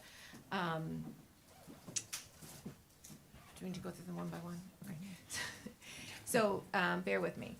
Land Development Code, section 34-85 B and C, and 34-216-2 sets forth the required consideration and findings for the approval of the rezoning. So here we're adding on to the previously approved CPD zoning. So hold on, does somebody have that up on the page? 220. 220? Yeah. Thank you. Okay, so in reaching the decision, town council will be advised by you all to consider the following where applicable. So whether exists an error or ambiguity which must be corrected, we do not feel that that is the case here. Whether there exists change or changing conditions which make approval of the request appropriate. This site was vacant prior to Hurricane Ian, it remains vacant. The redevelopment of the site makes the request appropriate in this case, as the property owner has added these adjacent properties that impacted their ability to develop here. The impact of the proposed change on the intent of the chapter, no impact on the intent of the chapter will occur. Although, as I've noted in here, you could consider through the conditions adding additional regulations over the site when we get to the second part. Testimony of the applicant, recommendations of staff, testimony of the public, which we have yet to hear. Whether the request is consistent with the goals, objectives, policies, and intent, with the densities, intensities, and general uses set forth in the comprehensive plan. In this case, just adding these 2 properties does not provide much change from the previous CPD, and we don't feel it impacts, that it is consistent with the goals and the intents of the comprehensive plan. And then I've listed out some of those policies that we've considered specifically for this property. Whether the request meets or exceeds all performance, locational standards, the proposed development will be required to meet all of the typical standards for development. Whether urban services are available, they are available, and you've heard the applicant willingness to upgrade the site to bring them to the uses, proposed uses. Whether the request will protect, conserve, or preserve environmentally critical areas. We do not believe there to be an impact to the environmentally critical areas. Whether the request will be compatible with existing or planned uses and not cause damage, hazard, nuisance, or other detriment to persons of property. And then I talk about what we're calling option B, which is really going to be the only option moving forward, that it is compatible. Whether the location of the request places an undue burden upon existing transportation. What they're proposing now is somewhat less burdensome on transportation than what the approval that stands under Resolution 0728. Okay, so then moving on. Before granting any rezoning, the town council shall find that the request zoning district complies with the Fort Myers Beach Comprehensive Plan, which we believe that it does. This chapter, again, we believe that it does, except for the deviations that they have called out that are gonna impact the second ordinance you're gonna see. The proposed request complies with town ordinances and codes, which we believe that it does. Development rezonings, 34-216, chapter for additional findings. So the proposed use or mix of uses is appropriate at the subject location. Again, this ordinance is just for the larger boundary, and we believe that it is appropriate. Sufficient safeguards to the public interest are provided by the recommended special conditions. We've talked about the special conditions, they're gonna sit with the second ordinance. All recommended special conditions are reasonably related to the impacts of the public's interest. We believe that they are, although there are not specific conditions sitting with this ordinance. Okay. The proposed use meets all specific requirements of the comprehensive plan. We've listed out some of those specific policies that impact this site specifically, and we do not believe that there are, we believe that the requirements of the comprehensive plan are being met by the expanded boundary. Trying not to confuse the two issues here. Okay, so staff recommendation is that this expanded boundary ordinance is compliant with the comprehensive plan and the development code, and we recommend approval for that. So that's, again, the expanded boundary ordinance. Okay, so if I may move on to the second ordinance, which is slightly more complicated. But again, we're gonna go through the same requirements that are in the land development code and the comprehensive plan. Okay. I'll go through them all one by one again. Okay. Go through that, oh, okay. Okay, so land development code, section 34-85, B and C, and section 34-216-2 sets out the considerations and findings that staff is charged with representing to you all about whether the proposal is compliant with. Okay, so 34-85B, the following considerations. Whether there exists an error or ambiguity which must be corrected. We do not believe there to be any ambiguities. Whether there exist changed or changing conditions which make approval of the request appropriate. As I already said, the site was vacant before, Ian remains vacant now. You've heard from the applicant some of their considerations in the matter. The redevelopment of the site makes the request appropriate. At this time, food truck parks are growing in popularity, and the use is not directly addressed in the land development code, which makes the CPD process appropriate to resolve any potential conflicts in this use. So after I go through all of this, we're gonna go through those conditions again, because that is kind of the, in my opinion, the changing condition.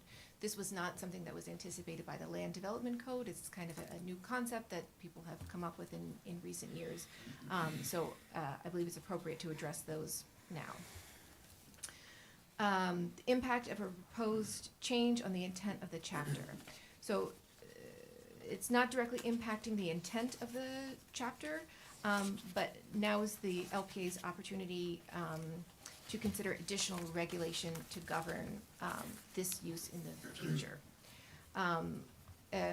Alternately, we could create an ordinance directly addressing this for the land development code, if that is something that the LPA and the town council would be interested in moving forward.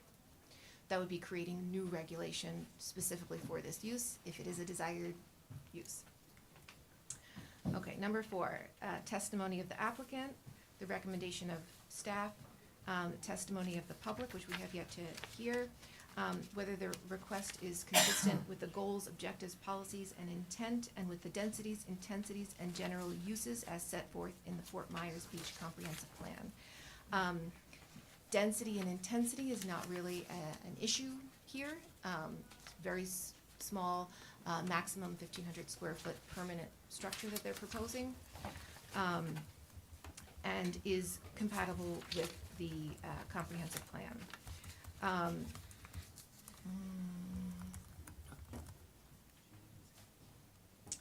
The proposed food truck park is intended to program a space that has been vacant for several years, and by its scale is pedestrian-oriented, which is something that the comprehensive plan specifically calls out, especially for the boulevard future land use area. It's pedestrian-oriented for the surrounding neighbors. And additionally, there's been several newly approved development projects nearby, which will also potentially benefit from this use. And that's, I refer back to goal 7 of the comprehensive plan. The location is accessible from Lee Tran service, and a reasonable distance from the downtown zoning district on bicycle. So the opportunity to use alternate mobility, transportation, is available for this site. The outdoor nature of the proposed development lends itself to integration with the public realm. And we think of the public realm as being the sidewalk, the beach access, the beach itself. And this location is well oriented to make use of those public, already publicly available access areas. And then I continue to lay out the specific policies that were reviewed. Continuing on, whether the request meets or exceeds all performance and locational standards, the proposed development will be required to meet all of those standards. Whether urban services exist, they do exist, and the applicant, as you've heard, is going to upgrade the on-site utility services. Whether the request will protect, conserve, or preserve environmentally critical areas. The request, we do not believe will have any impact on the environmentally critical areas and the natural resources. The actual portion that's being developed, I think, is outside of the DEP area. And certainly not in the critical zoning area. Whether the request will be compatible with existing or planned uses and not cause damage, hazard, nuisance, or other detriment to persons or property. The request is compatible with the surrounding land uses, considering the future land use designation of a boulevard, having the pedestrian focused, street-focused use of the food trucks to interact with Estero Boulevard, to be visible from Estero Boulevard, I think makes it compatible with the intended future land use for the area. It provides an additional programming for the boulevard itself. The applicant has, through their conditions and their master concept plan, provided additional buffers and self-imposed limitations to reduce the potential for noise nuisance on the surrounding residential properties. Moving on, whether the location of the request places an undue burden upon existing transportation, we do not believe that it will do that. Okay, and then 34-85C, it's compatible and complies with the Fort Myers Beach Comprehensive Plan. We believe that it is compatible and complies. The zoning chapter, again, we believe it is complies with the exception of the deviations, which you heard the applicant present. Any other applicable town ordinances or codes, we believe it's in compliance, again, except for the deviations, and those will be further enforced during the development order process. Okay, 34-216B2. The proposed use or mix of uses is appropriate at the subject location. this one is just slightly trickier because food truck park is not a defined use in the land development code or in the comprehensive plan. But if you break it down further into restaurant, bar, general seating, parking, those are all uses that are defined. So we kind of have to think about it that way in terms of the comprehensive plan, because that's what we have available. So we believe the mix of uses is appropriate in this location, as it is in the Boulevard future land use area. With the expanded boundary, if that's approved, the addition to the schedule of uses and the master concept plan, with the food truck park concept, creates a compatible use as a whole for the site. Sufficient safeguards to the public interest are provided by the recommended special conditions to the concept plan by other applicable regulations. So in this case, the sufficient safeguards are gonna come through those conditions that we've talked about, that the applicant talked about, and I'm gonna get to. So in terms of safeguarding the general public, the conditions is where those are gonna be located. All recommended special conditions are reasonably related. We believe that the conditions that we're suggesting, the applicant is suggesting, are related to the impacts on the public interest.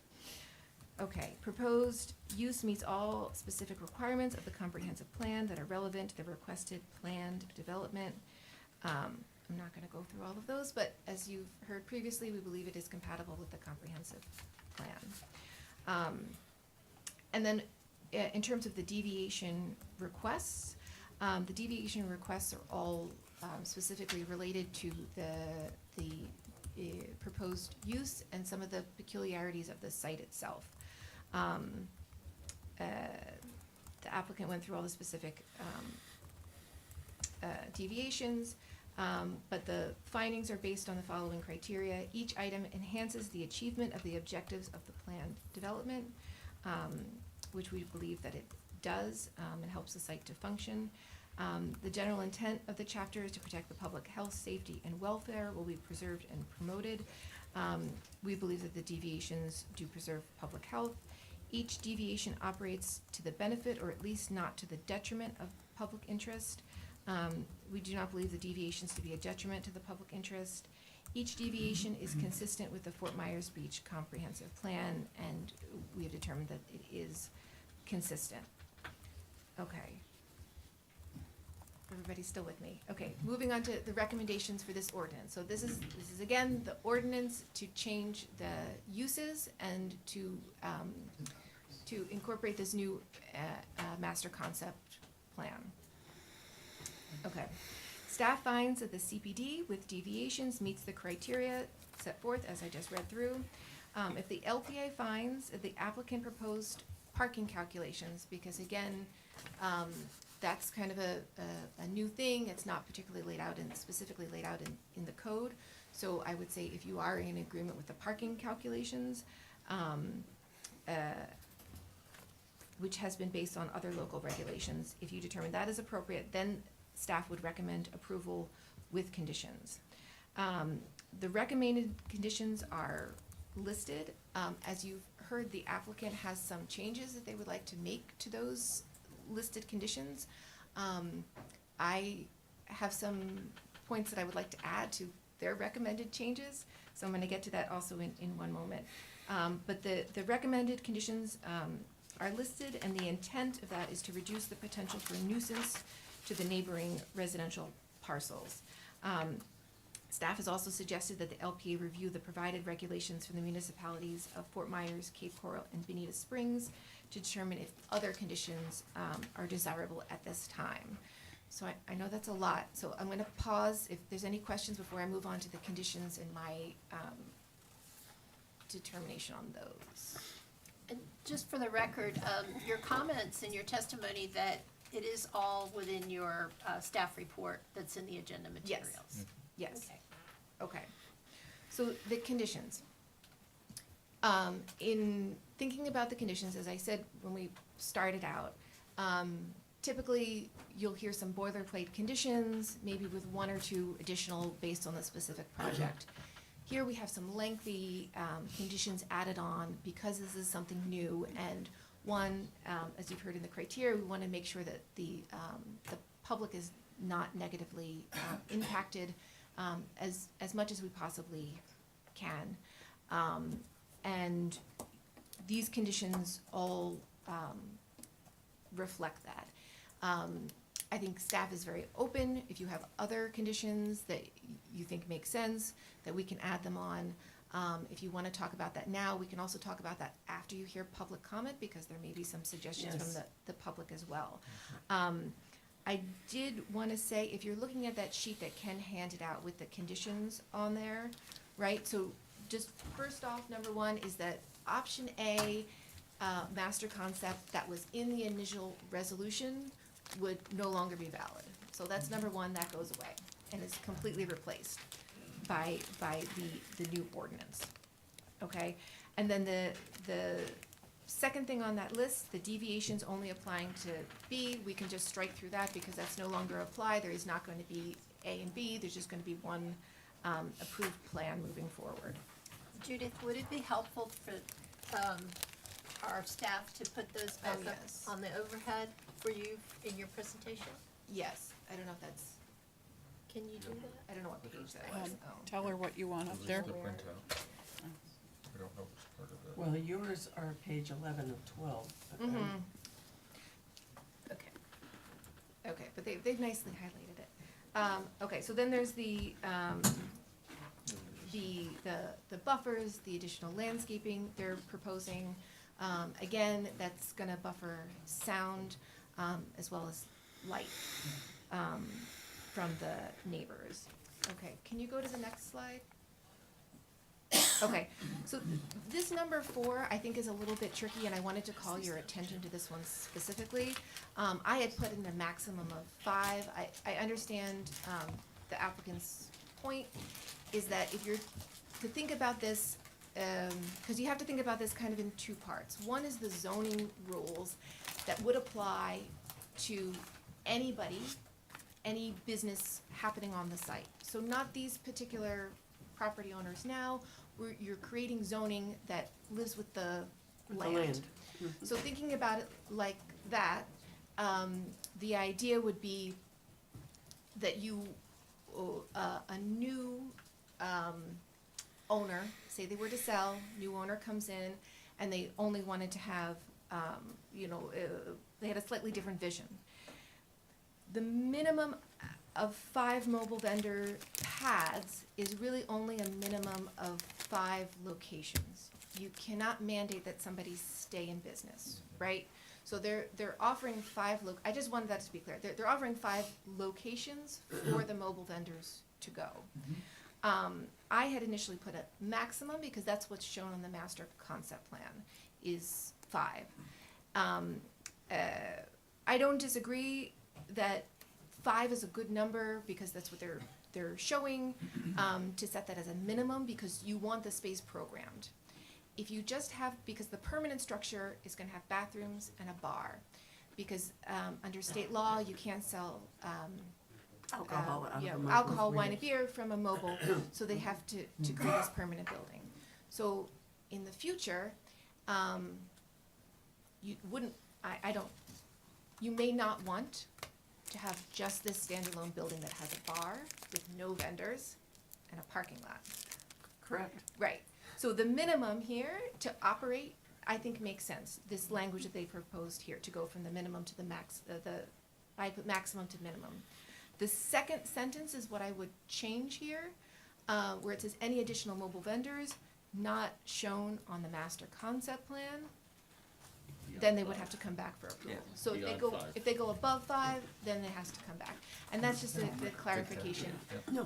But I think that makes sense so that they couldn't operate a standalone bar there, that it has to go as part of this park with these other spots. As I said, you can't mandate somebody to stay in business, but they'll at least have to have those 5 spots set aside for the mobile businesses.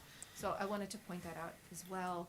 I am in agreement with the discussion about number 7. I mean, the town has regulations about camping. I don't think you can park and sleep in your car overnight. I think that that's a regulation. In public areas. Okay, Yeah. okay. And if you're going to do it on private property, there has to be proper permitting, which I don't know if it's in the land, in that particular zoning category, but typically I don't think the town allows camping. Right. But you may want to put that in there anyway, as a condition. It sounds like the applicant has no issue with that. I'm sure they don't want people sleeping in their cars overnight.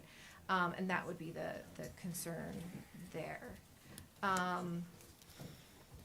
And then for number 12 on the next sheet, this may not seem like a big deal, but the crushed shell in the parking lot, number 12, I had that as requiring them to have it. If you just have the crushed shell or gravel rock, two things can happen over time. The shell or the rock can become So compacted, and it's no longer pervious. But also in the intervening time, if you get a storm surge or even just a strong storm, that can kind of wash off property and get into the storm drains. So having kind of, and it's, Jason knows more about this than I do, but they're like honeycomb patterns or other kinds of grid patterns that you put down to keep the rocks or the shell further in place. And instead of encouraged to use, I would say, we're requiring it as long as it complies with stormwater regulations and, is reviewed properly. That's my point there. Number 16 about the grease. Again, not something fun to think about, but is very important. Restaurants all have to require to have grease traps. We don't want these mobile businesses to be dumping their grease into the sewer system. That can cause a number of problems. And I would want to work, if this is approved, work with our code compliance to see about how we can maybe beef up some of that in this condition before we go to town council, to see what they are, because I don't want to put something in there that we can't actually enforce. But I would want to maybe think about beefing that up a little bit just to protect the sewer system. Couldn't you do something on a master grease trap Yeah. that catches all the inputs, and then that's more easily enforced? That's kind of like what I was thinking, because what we say is may not, as opposed to what is required. Yeah. And maybe saying a grease trap is required, consistent with code, and then may not be placed in. Yeah. Yeah, so I'm sure the applicant has thoughts on that. We did talk about that at one point, and I don't think that they wanted to do that. I think what a lot of food truck people do, they contract with somebody, they keep their grease, in their vehicle, and then they pay somebody someplace else to pump it out. I don't necessarily have a problem with that. I just want to make sure that that's thought about and that we have a way to enforce that moving forward. Judith, you have two gentlemen I standing know. up behind you. I know. Do I'm you gonna wa- give you. You don't have to let him speak. I'm fine with that. You sit down, guys. You can talk, but She's got it. I just know that that's not the most glamorous part of the project, but I do want to make sure that's addressed because I know that the grease can cause havoc with sewer systems, and we want to prevent Well, and that. it's also been raised as a concern by the neighbors, yeah, so. Okay, so. But just to be clear, so that's part of my business. Okay. A grease trap is not, is a smelly thing. The neighbors will hate the grease trap more than requiring an extraction at 30 days from every vendor or something like that. That would be the better. I just want to make sure it's something that as a town we can enforce, Right. That's my concern. So maybe it's just every 30 days the applicant has to certify that that's been done, or I don't know, like something like that. Dawn will come up with something. Okay. But anyway, so what I'm doing is I'm kind of reserving the right to adjust that one a little bit before town council, if you, Okay. you know, recommend, moving forward. And then I also wanted to point to number 18, which is on the next slide. So I think this is a great idea. And I love the idea of trying to maintain these businesses that have roots in Fort Myers Beach and giving them this opportunity. A number of businesses are going to be losing their locations, these mobile businesses, and having a place to go, I think, is great. My concern here is only that by putting it here in this document, then the town has to enforce it. And I don't think it's appropriate for, you know, planning and zoning staff to be saying who gets a right to get into this property and who doesn't. You need number 24, correct? Yeah. I'm talking that's- It's 24. 24. Oh, I'm sorry. Yeah, that's okay. Yes, 24 saying that for- they have Like- first right of refusal. Yeah. I That's an love- administrative function That's a- on their Yeah. part. That's a Oh, business okay, decision sorry. anyway. So 24 was what I meant. And, Oh, 24? yes, I'm Oh, sorry. sorry. It's, Good to know what they're thinking. it's a great idea. I hope that they do this. But as in the creation of this food truck park entity, town staff should really only have to work with the owner, the operator, on enforcement issues. You know, if there is a noise disturbance, if there is a trash issue, we Not wanna. who they choose. We don't wanna work with these vendors who may come and go. They may be Agreed. there for 6 months and then leave. We don't wanna place a burden, an extra burden on the operator. Every time they get a new vendor, we have to approve it. Oh, how long have they been in Fort Myers Beach? And he says, well, I've really been here 6 We months get- and we those get people. it. We get it. So, while I think this is Yeah. a great idea, and I hope that they do this, and we can put it in there, I don't have any ability for staff to enforce that, and I don't know that we wanna be in the business. So I'm, We you know, got it. kind of looking at the attorney to whether or Yeah. not she thinks it's So- appropriate. Yes, because we generally don't regulate how businesses operate.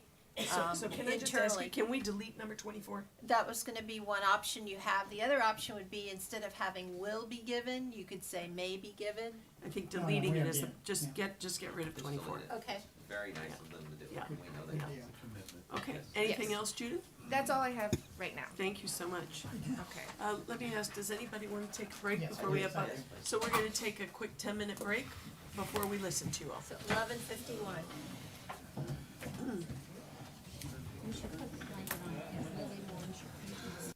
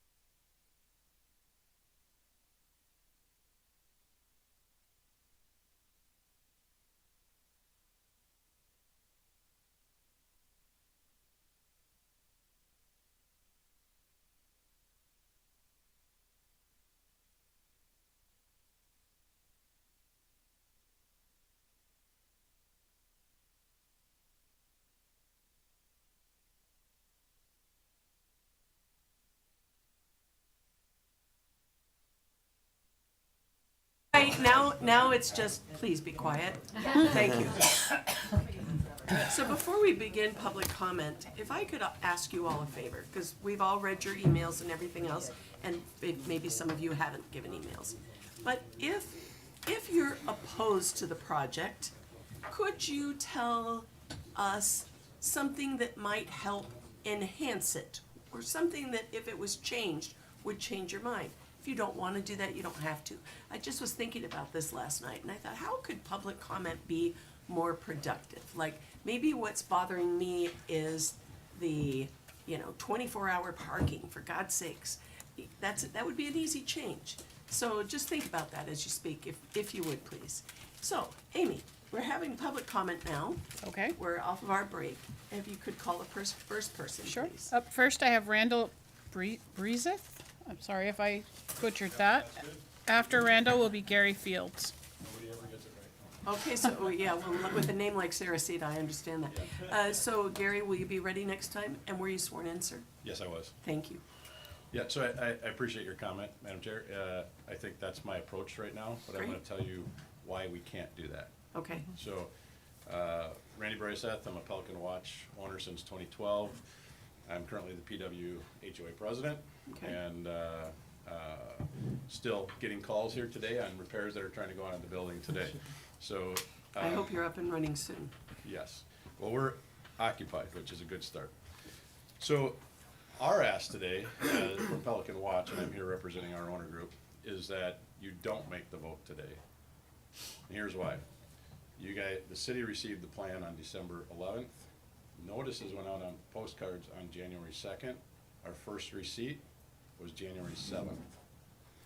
So we've had 2 days. We found out about this through Beach Talk Radio, and then in an email from the development group asking to have a call on the property, which we did yesterday morning with them. So we basically had 1 day.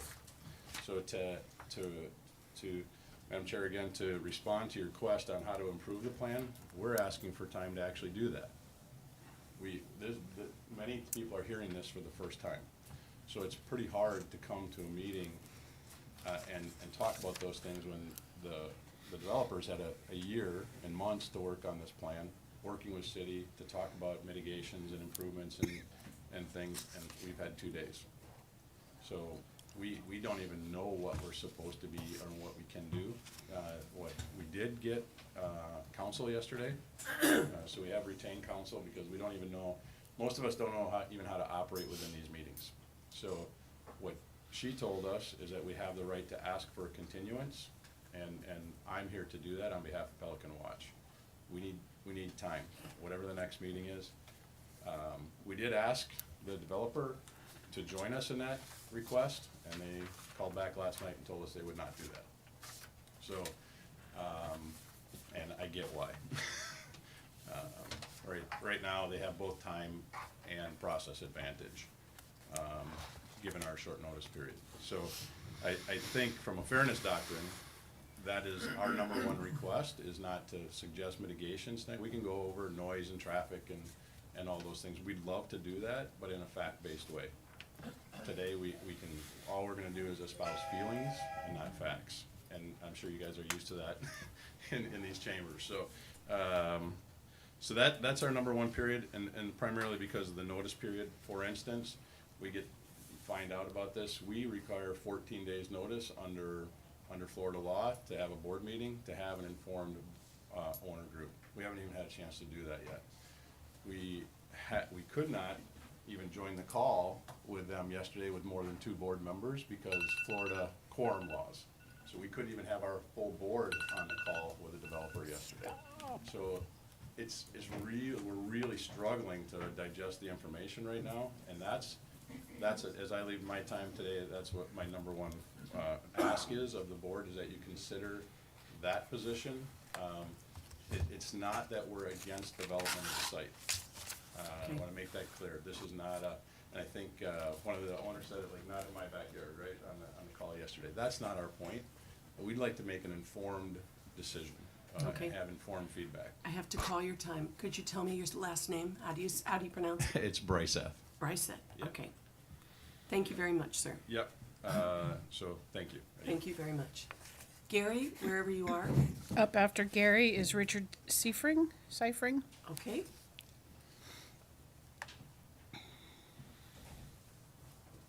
Good morning. Good morning. Thank you, members of the committee. Rich Seifring had to leave, but I'm here as an impacted neighbor, not as an expert witness, but I could easily qualify. I spent over 40 years nationally and state and locally in community and economic development. I ran the state of Minnesota's Business and Community Development Department. I've structured over $1 billion worth of community financings.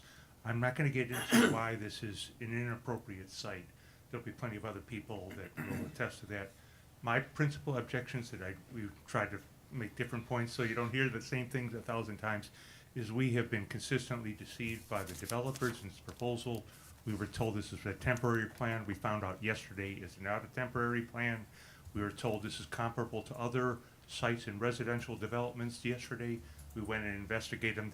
They're not developments in residential communities. They're in commercial properties. Personally, again, I'm not against any kind of commercial development. I spent my career promoting it. What would be great for that site would be an enclosed restaurant when the market conditions prevail. But right now, we're asked to relieve the owner's cash flow problem by taking a significant hit in all of our property values and all of our quality of life. There have been a number of other deceptions that we've been led to believe, but the best thing I can ask for now is to spare both the developer and us a costly fight and kill this project now, or at least make a negative recommendation. I know your charge is fairly narrow on zoning, zoning reclassification, but if you look at what's proposed, you could actually spare everybody, including the developers, a lot of expense by making a negative recommendation. There have been a number of other deceptions. If you look at all the pictures, none of those beautiful, gorgeous pictures of the development show any of the adjacent buildings. I welcome the opportunity and extended invitation to come and tour our property and see what it'll be like to have this development 10 feet from your door. So none of those pictures, pretty pictures, show the impact of this on the neighborhood. So again, I want to invite you to come tour the property and see what it looks like from our perspective. But again, I encourage you not to kick this down the road and let the city council do it. Let's start to express the real concerns now about what's being proposed. I'll leave it at that. You're going to get lots of repetitive comments, I think, about why this is an inappropriate site. I don't need to get into that. You've probably gotten your email boxes filled in. I don't think. So, sir, my time's up. if you aren't Gary, who exactly are you? Gary Fields. Well, you are Gary Fields. Yes, Fields. Okay. And if you want to look up my background, just look at me on LinkedIn. I've had a long development history. I trust you. So Thank you for your comments very much. Okay. Susan Bonfigley. Richard had to leave. He was after. Richard had to leave. Yeah. Oh, got it. Okay, sorry about that. He is Gary. Okay. Good morning, Susan. Good morning. I'm Susan Bonfigley. I was sworn in. I live at 2434 Cottage Avenue. I am the sole house that is in living shape on the street. I have full visibility to that property as well as like properties, for example, Mom's and when Heavenly Biscuit was there. The likelihood that only 3 parking spaces will be needed is slim, as I can attest that people repetitively park along Chapel Street on this right-of-way. I'm lucky if I'm, if I needed to go somewhere with my own car, I may have difficulty getting out of my own driveway. The streets are very narrow. But I want to go on and say that I do appreciate a family-oriented business, but this seems to be more of a commercial parking lot with an addendum to it. I don't like the idea of mobile trailers. I do like the idea of a permanent structure. Make it a mall of eateries and have the vendors move in there. The parking, make it for that actual complex, not a paid parking lot. I already have one on Estero and Mango Street. I have cars parking across the road from me because the houses are gone. I am living amidst a parking lot. I don't like that. I don't like the idea of removing residential properties in my neighborhood, making it a parking lot. The future owners, who's to say that they have the good interests of our neighborhood in mind?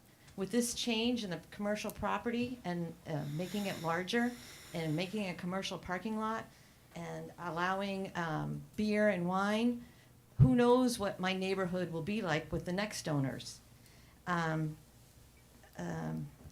People will choose to illegally park. It's evidence right now for moms when they go there to eat, there's not enough parking. There is the payable parking lot right next door. People don't park there, they're parking on the street. There's gonna be increased traffic on my street, Cottage Avenue. It's a perfect circle, Mango Street, Cottage, Chapel. And it's already a problem. I don't remember before the hurricane, but after the hurricane, we have the trash trucks coming for moms twice a week, early in the morning. I don't know what that will bring, but I know it's gonna go by my house and I will be woken up to it every week. The hurricane preparation, the idea is nice, but as we saw with Milton, there was a lot of requests for people to move these movable things. They didn't. I don't wanna be a victim of the things that aren't moved. My house has been through enough already. I've lost all my neighbors' homes. I don't want to lose mine. The 24 access, again, for who? If they think that they're going to have people that are so drunk that they can't drive, I'm really not keen on having those people around my house. Smells, friolators, other foods. I smell mom's bacon all the time. You think it sounds good, but not when you're breathing it all day long. Same thing with cinnamon rolls. It sounds good, but not when you're breathing it all day long. I worry about property values. The incubator can be a permanent structure, it doesn't have to be mobile trailers. A structure that's dedicated with its own dedicated parking, not for general public. And for family activities and family dining, that's appropriate. It contains noises, smell, and trash, all there on the property, instead of me going around scooping up paper plates, paper towels, bags, everything that comes from all of these vendors. I, the sole person there, gets the luxury of picking up on a regular basis. You Okay, may see Susan, me I out have to there. call your time. Thank you very much for your. Thank you. So listen, when you all hear that da-da-da, da-da-da, that means your time is up. That's all I have signed up. Oh, does anybody else wish to speak? Only two people? No. Okay. David Tezak, I haven't seen you in a long time. How's your family? We're doing fine. We're Wonderful. trying to get through it. Happy New Year, Dave. Thank you. Good morning, members. I'm David Tezak. My wife Monica's here. My mother Helen's here. They'd like to make a comment too. I'm utterly opposed to this. I think it's maybe a great idea, but the wrong location. Put it in front of Margaritaville. Put it in Times Square. That's where the commercial stuff is. These streets are 30 feet wide, but they're only paved at 20. Commercial development requires by law to be 50 feet. Plus, you'd have to have sidewalks on both sides for ADA requirements. So both Cottage and Chapel wouldn't even comply with this request at all, because it doesn't conform with Florida statute. There's a lot of issues here. I gotta tell you, Anita, you probably remember, I think on Virginia Street, the town wanted to put in parking on a lot that they had there, and the neighborhood was in an uproar, just overpaid parking. All hell broke loose. Yes. Well, can you imagine having this behind you? So I would say that, number one. The other thing too is, these food truck parks are typically located in urban districts, light industrial areas, or designated tourist zones. Our subdivision was platted in 1919. It was a residential. That's not a commercial access that goes through my two properties. I would have hundreds of people coming up and back all day long. It's gonna devalue my property. It's gonna create nothing. I've had nothing but problems ever since I lived there anyways, with people leaving their bikes and shoes and garbage and noise. I get them pulling up at 1 o'clock in the morning sometimes, always chasing them out. And And even moms, you know, you guys approve moms, but yet she's been out of compliance for over 6 years now. She was supposed to have 13 spaces, and then she had 6 or 8 that were supposed to be over at Tops. Tops closed 7, 8 years ago. So she's out of compliance now. So we're forced to regulate this. I've called the sheriff probably 300 more times over the years I've been there because of noise and that. I mean, just it's unbelievable to me that this thing would be there. And for them to say, oh, this would be the perfect spot. It's a residential neighborhood, and it's going to turn into Avenue E. And that's my fear. And I, you know what, you brought up today that we don't even have ordinances or anything that has to do with these trucks coming over, these food trucks. I think we need to establish that before we even sit here and use this as the pedestal or whatever you want to call it as what we'll do in the future. I think it should be established before we even go there. So those are my thoughts. Man, I hope you really seriously consider this because, man, it's going to be a problem. Thank you, David. Monica, did you want to come up?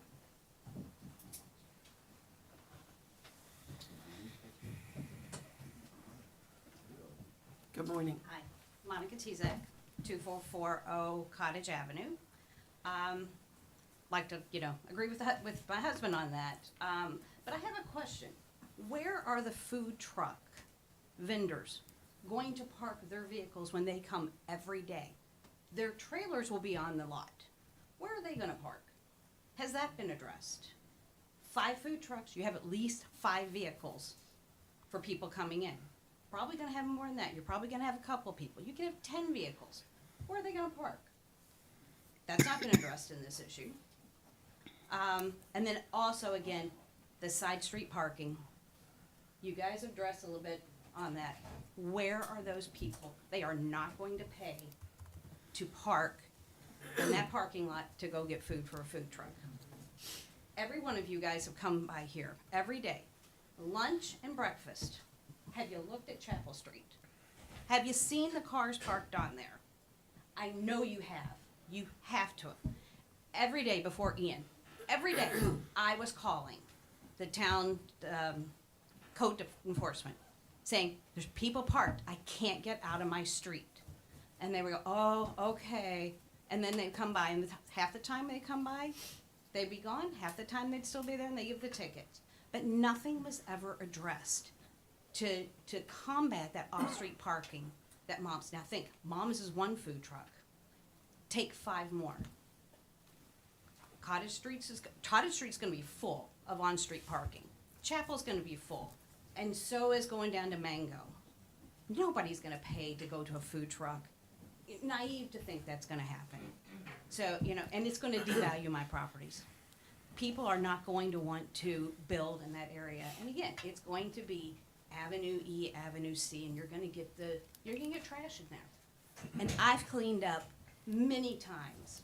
People have defecated on our property because it's an access and they can get to it.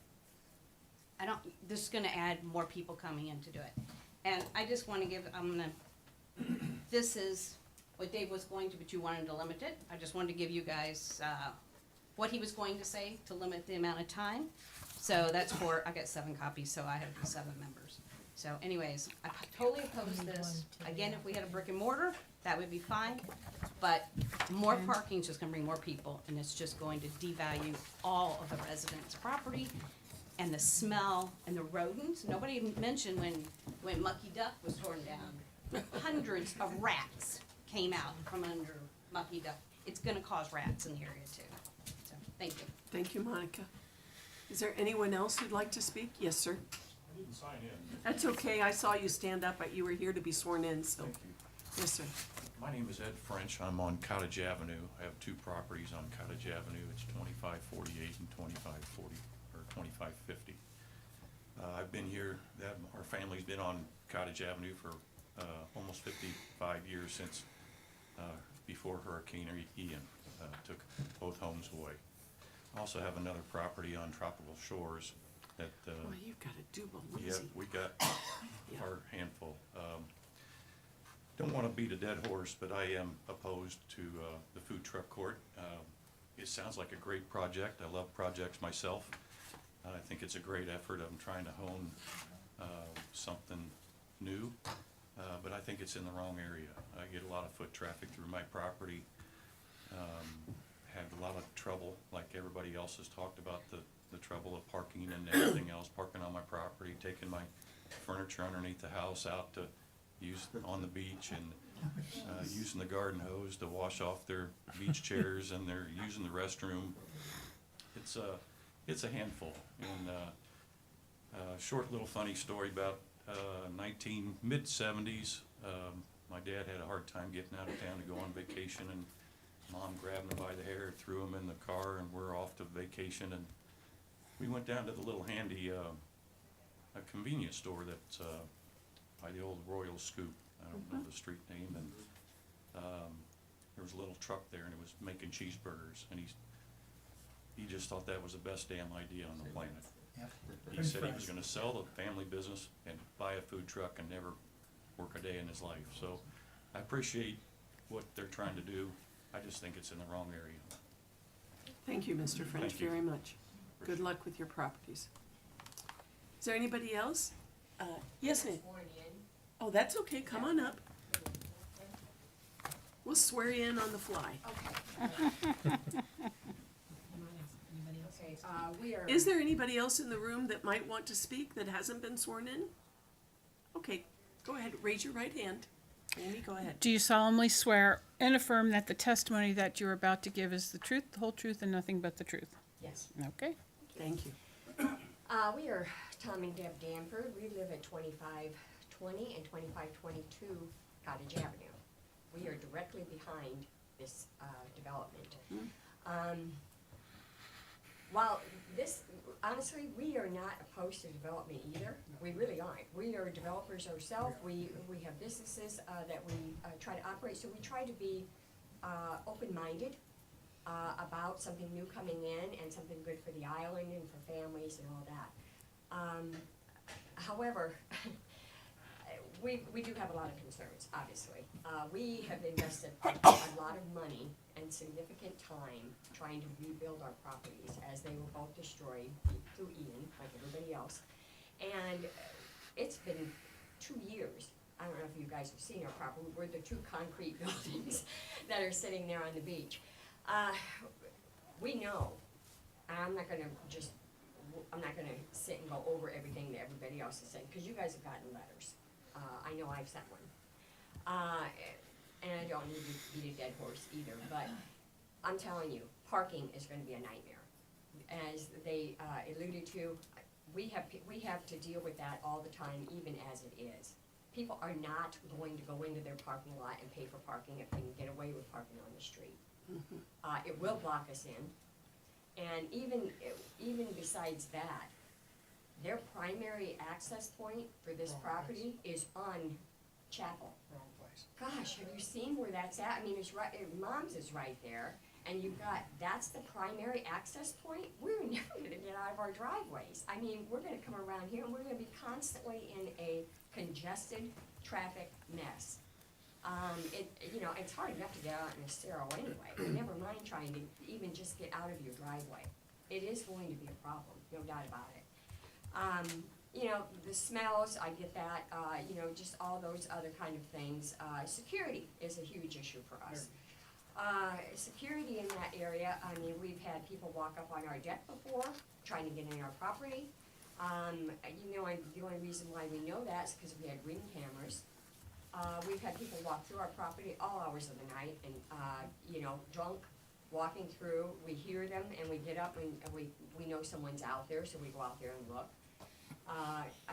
To Ed, I stood in our property one day and looked out the window and I saw people coming through under his, under the building, walking directly through it to get down to the beach. And, there was access to walk around, but they don't. They walk right through your property and they head on down to the beach. So, right now, we don't have anything really driving people to come down there. This will drive everybody down there. And, the amount of traffic that's gonna create and people down there. Amy, we're is gonna going give them nuts. 3 more minutes because Got there's 2 it. people standing there. Yeah, so, if you can. Well, go ahead. first of all, I'll reiterate and just reinforce everything that others have said. As far as what would make the project better, much better buffer, change the access to, onto Estero. Don't come in from the small residential streets. Security. We've got a noise, who's gonna police the noise? Who's gonna police the security? Exactly. Should not be 24-hour, Absolutely. 7-day-a-week parking. There should have a time when people leave. Yeah, and to the point of, what you could do different, as you had alluded to, you really do have to establish hours for parking.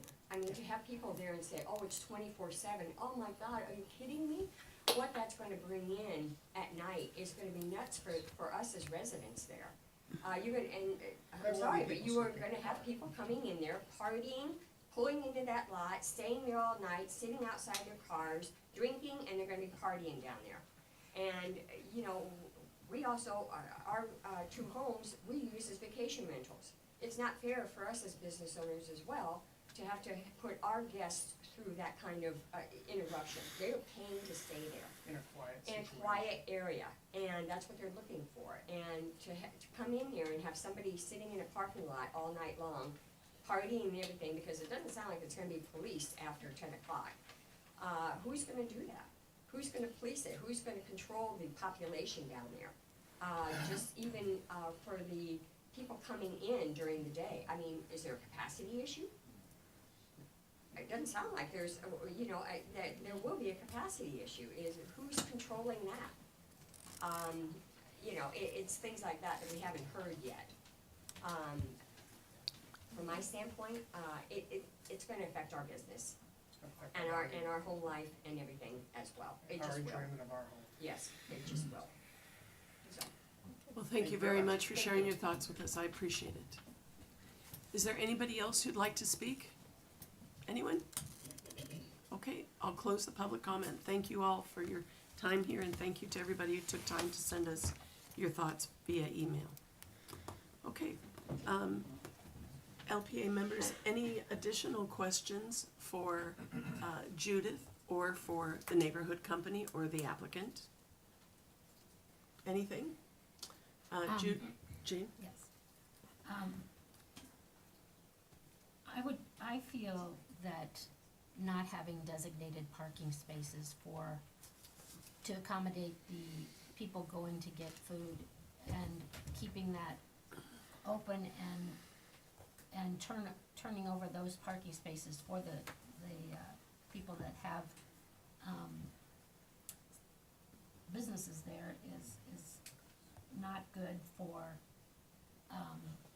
the people wanting to go to those businesses. I realize that it's your business and how you're gonna run it, but I think that you do need to have designated parking spaces for those restaurants as you would if you were having a restaurant anyplace else. So I would say a minimum of 10, and, I'd like to know how they're going to address employee parking. And is that true that for a business to, have access off of a side street, that it has to be 50 foot wide and it has to have sidewalks? That's In a question. commercial area. Right. In a commercial area. I'm not sure. It is not required to have sidewalks. There are many communities that do not have sidewalks. Whether it's a good idea or not, it's one or the other. Regarding the width of the right-of-way, that's probably fire code requirement. I couldn't speak to that. We have had businesses off of these side streets, but I don't know if fire has had concerns or if they would state that they could access the site off of Estero, so that may not be an issue. I don't know that we can speak to that necessarily. Okay. Sorry, Well- Jane had a question about the employee parking. Typically, when we're calculating parking, when the code gives us the tool to calculate the parking, it's kind of all-encompassing for everybody who's using the facility, so it's not divided upon patrons and staff or employees. Okay. So it's not In, calculated separately. in, No, go ahead, no, Jim. No, go Fire ahead, away. Jim. I was gonna propose a motion, but, I just have one Oh, follow-up we're not question there if I yet. can then. yep. They We have get to do rebuttal. rebuttal. Yes, yes, absolutely. Just to be clear, it is staff's recommendation, though, that there is not a curb cut on Estero? So generally, that's what's in, I mean, the comprehensive plan does not want those in and outs from Estero. The one that they're talking about would have those limited hours because of the stacking on Estero and the flow of traffic there. Right or wrong, that's seen as the priority there, is that flow of traffic along Estero Boulevard, and so keeping, the driveways, the actual entrances onto the side streets helps to prevent people stopping on Estero, deciding whether or not to go in. Just trying to follow up on Jane's query, which is a good one around. We're driving by our staff recommendations to the side streets for egress and ingress, right? So we're Typically, not, yeah. we can't ask somebody to do something that is not appropriate code or legal. So your position's gotta be then if you're gonna ask them to go off that street, they're legally allowed to use that street to go off of. Otherwise, that's not Yes. appropriate. Yes, Are but, you okay with that? yes. Okay. The only thing, the caveat I would put onto that is it's dependent on what's being developed, and Sure. that being reviewed by the fire department. I'm only talking about So- this case. Right. Okay. It'll Um, be reviewed by fire anyway. And It has to be the, reviewed by fire. the existing regulation for the site, for the approved CPD, has that access from that side street now. Yeah. I understand that this is different than what we're seeing now than what was there, but that was, that was the access that was given at Okay. that time, and that's what stands. Patrick, Ken, do you all want to address anything that was said? Well, then come up. Or does anybody have any final questions for the applicants? So, go ahead, Ken. Thank you. Obviously, we certainly appreciate the input we got. Anita, thank you for encouraging opportunities for them to help us understand what could be done to make this project more appealing for all and that what we can potentially work with. I think what struck me first off, and I think Patrick wants to talk about this, is the statement of deception. And being a professional, being certified, and having a business that focuses on this, that was very disappointing to hear, especially knowing the level of correspondence from the last several months, reaching out to the neighbors through emails. Yes, we were unable to have a formal meeting amongst all the ownership or the board because of what was said. There's dynamics that are required, and that's just how that happens. The neighbor, Pelican Watch, they were in conversation with staff on the initial submittal. We feel that that's their opportunity to continue that dialogue with staff to understand what those plans were as they have been amended and going through the process. So we believe that level of there was no deception from that point of view of us changing the plan and trying to sneak something under from that aspect of it. We can appreciate the amount of information or the amount of detail that our renderings are required to, or would desire to have. We can certainly add and work towards doing that, of showing where the buildings are. We can actually start putting in the elevated single-family homes that are being constructed in between us and Pelican Watch that will potentially better accurately represent what is being seen from the adjoining properties. I think from TZAC, I believe, is the folks that spoke, and we appreciated what they offered or mentioned, is what could we do with the buffering on that. We will certainly evaluate how much more of the buffering and enhanced landscaping that we can put along that side of the property. We were just discussing the access point. Judith it is confirmed that that access point exists, primary access point with the current master concept plan off of Chapel. So, you know, we don't think it's appropriate to seek a deviation. I think would be the opportunity for that, and it's not appropriate to put it on the main arterial of Estero Boulevard when we know that that's an element that we don't want to restrict the flow of traffic on. We're willing, we want to work and evaluate the 24-hour condition, and so I think that's appropriate. With regards to when we're talking about the parking and the people parking on street illegally, or we just need to understand where the town's position is on how do you enforce on-street parking. Is it allowed or not allowed? But we understand, is there things that we could do to work with the town to perhaps enhance the Chapel Street and Cottage Street with landscaping within the right-of-way, or components that would promote a better aesthetic for one? I mean, I saw pictures, and we all know, unfortunately, the town is dealing with trying to rebuild roadways and infrastructure, and these roads need help. And we're not saying that we're gonna rebuild the road, but is there things that we can do to work with the town to add landscaping appropriately, types of landscaping, and vision triangle compliance, et cetera, within those that restrict the violators that are impacting these neighbors? Any development that comes on here is gonna bring the visitors. Now, we talk about access to the beach. Is the town not wanting visitors to be able to access the beach? That sounds like what a component is what we're dealing with, and that's not, I don't think, necessarily the role of what we're looking at here. We're asking for the opportunity for this family-oriented opportunity to move forward, and we want to do the right and have the right conditions and the right elements that make it compatible. So, Thank you, Ken. Patrick has some more information and perspective.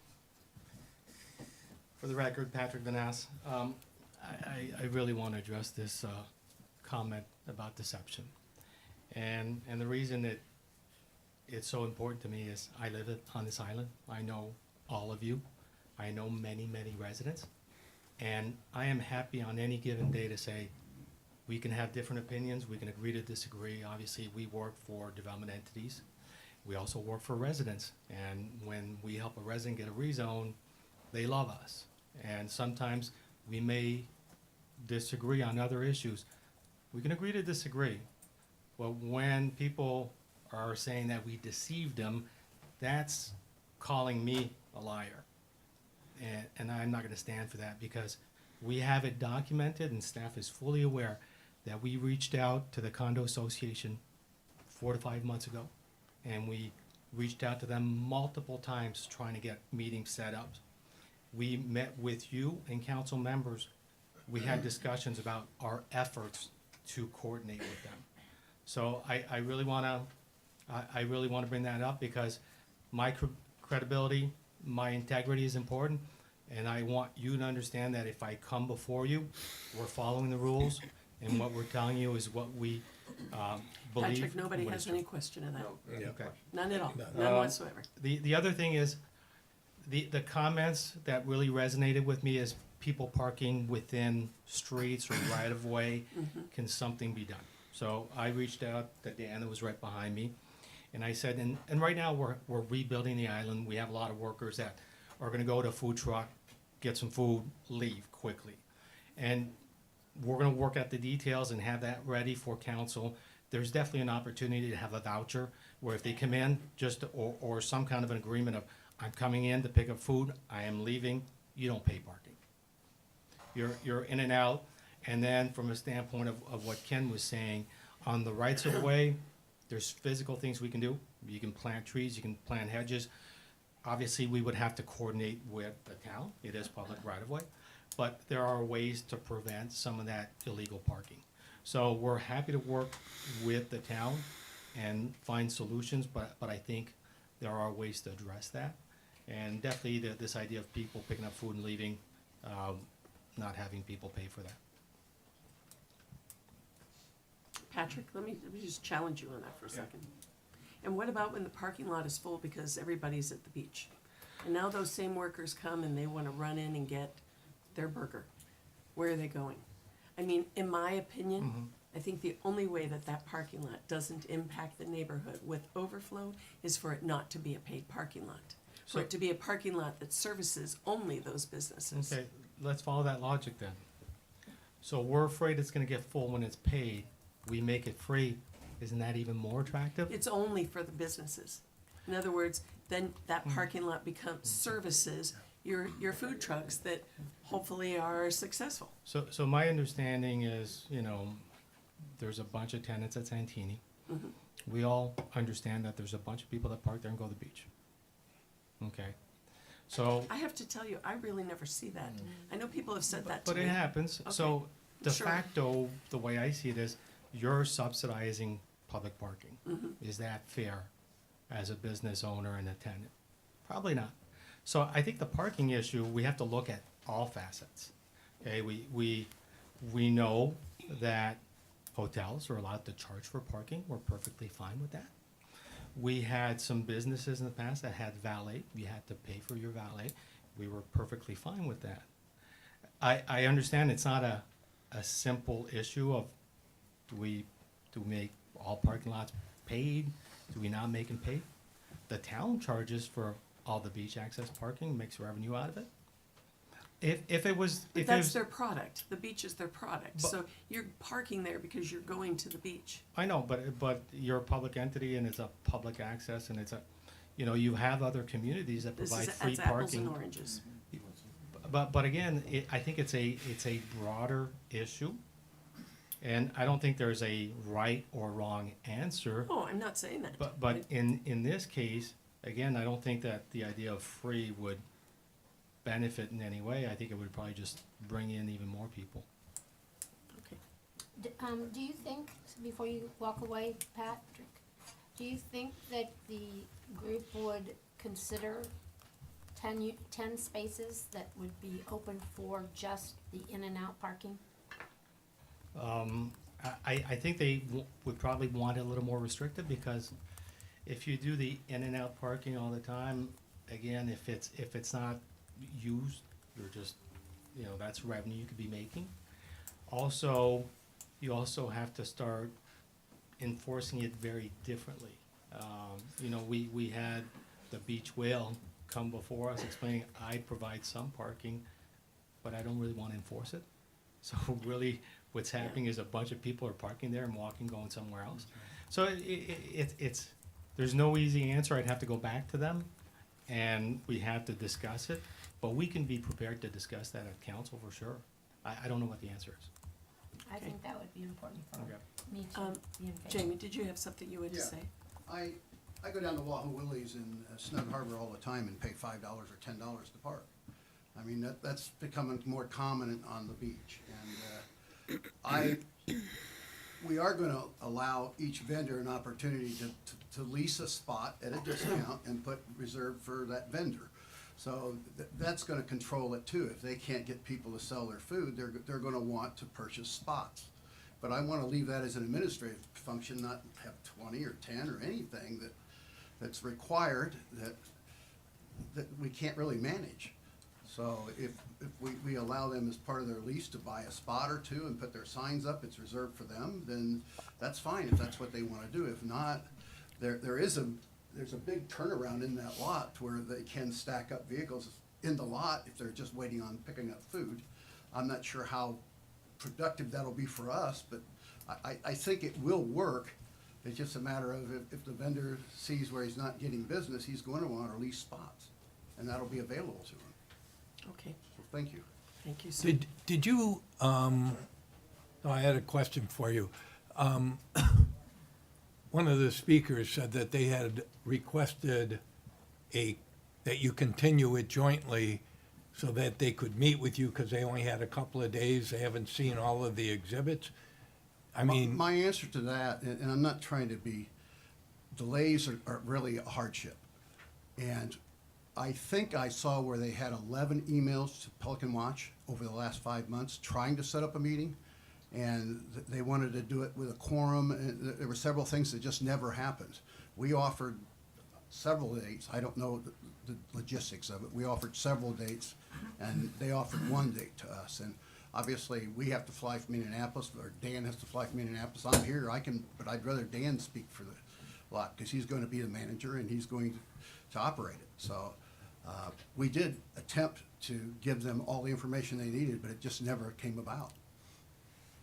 One other quick question. The parking lot's you said gonna have an attendant? Is that correct? Well, there'll be an attendant on site. Right, okay. It's not somebody just collecting money in the parking lot. Right, There's right, somebody on right, site. but someone watching, yeah, because back to your point, you know, they're gonna have to keep spots, but I mean, they could be, much like we heard at the Lonnie Kai, you could be that you hold spots and, you know, depending on the time of day or whatever, you may move them around or whatever, so, yeah. A great concern of the neighborhood is the 24-hour parking. I- Would you be I don't have a agreeable problem with to changing that. I'm 10 not o'clock? wanting 24-hour parking personally. I feel, not that I want to be restricted to it, that this thing's gonna be dusk to dawn anyway, because Yeah. it's families. Right. So that, I don't know how long after dusk, you know, obviously sunset, they come out. Maybe it's 10 o'clock, right? Yeah, Yeah. when your restaurants Well, close, Yeah, you know. 10 o'clock is what we proposed for the hours of the operation. I don't have a problem with having the parking lot the same way, but That's good. Yeah. I don't know how Dan feels about that, and maybe I should have him speak a little more to it, because honestly, I'm the bank, I'm sorry. I'm funding it. It'll all be there someday. I guess I would have more questions for you all of how current parking lots operate, or what do some of the other companies do, or what does the beach parking do? Is beach parking 24 hours? I'm not saying I'm for it, I would just kind of rather follow in line, or fall in line, than It is, yeah. create a new thing. Yeah, I don't think we restrict parking on any of the commercial lots either. Or like, what is Norm's, or Mango, the one at Mango, or, I'm just more concerned about what is the, But Dan, I think the thing is that you're in a totally different location. right. I You're in a understand that. completely different location. You're in a neighborhood. Yeah. An existing neighborhood that is building back. Yeah, so And so this is a change. Even though you're at a beach access, you're at a beach access that doesn't have parking. Right. So, that's why I think that this isn't just another issue with parking. Okay. I'm willing to restrict time then. Okay, I'm okay with that. Thank you. thank you. Any other questions for the applicant or staff? Any follow-up further from you, Ken? No, ma'am. Thank you very much, appreciate it. Okay, so all the questions and answers are done. Any discussion from you guys before somebody wants to make a motion? Okay, I'm just gonna say something because I like you all so much. I think and the neighborhood group does an outstanding job. That's why Patrick and Ken, your reputation is never in question. You've worked here a long time, and we all know you. It would be to your detriment for you to try something sneaky, because then you'd just be done. So maybe it was a misunderstanding, who knows? But Jamie and Debbie and Dan, I can't support this project. You're taking something that, you know, I went to the downtown park with all the, you know, where they've got the containers or whatnot. I went to Bonita Springs. Fantastic. It's a great idea. I agree with the residents of that neighborhood. It's not a great idea right there. I've been trying to think, and I was hoping somebody might suggest what you could do to further buffer, to single out that. And the notion of it being like a mall, if there were walls that contained it, maybe that would help, even if it was open. If instead of a fence, they were walls, I don't know. But as it's presented right now, whoever makes the motion for whatever it is, I can't support it, and I wanted to say that to you face to face.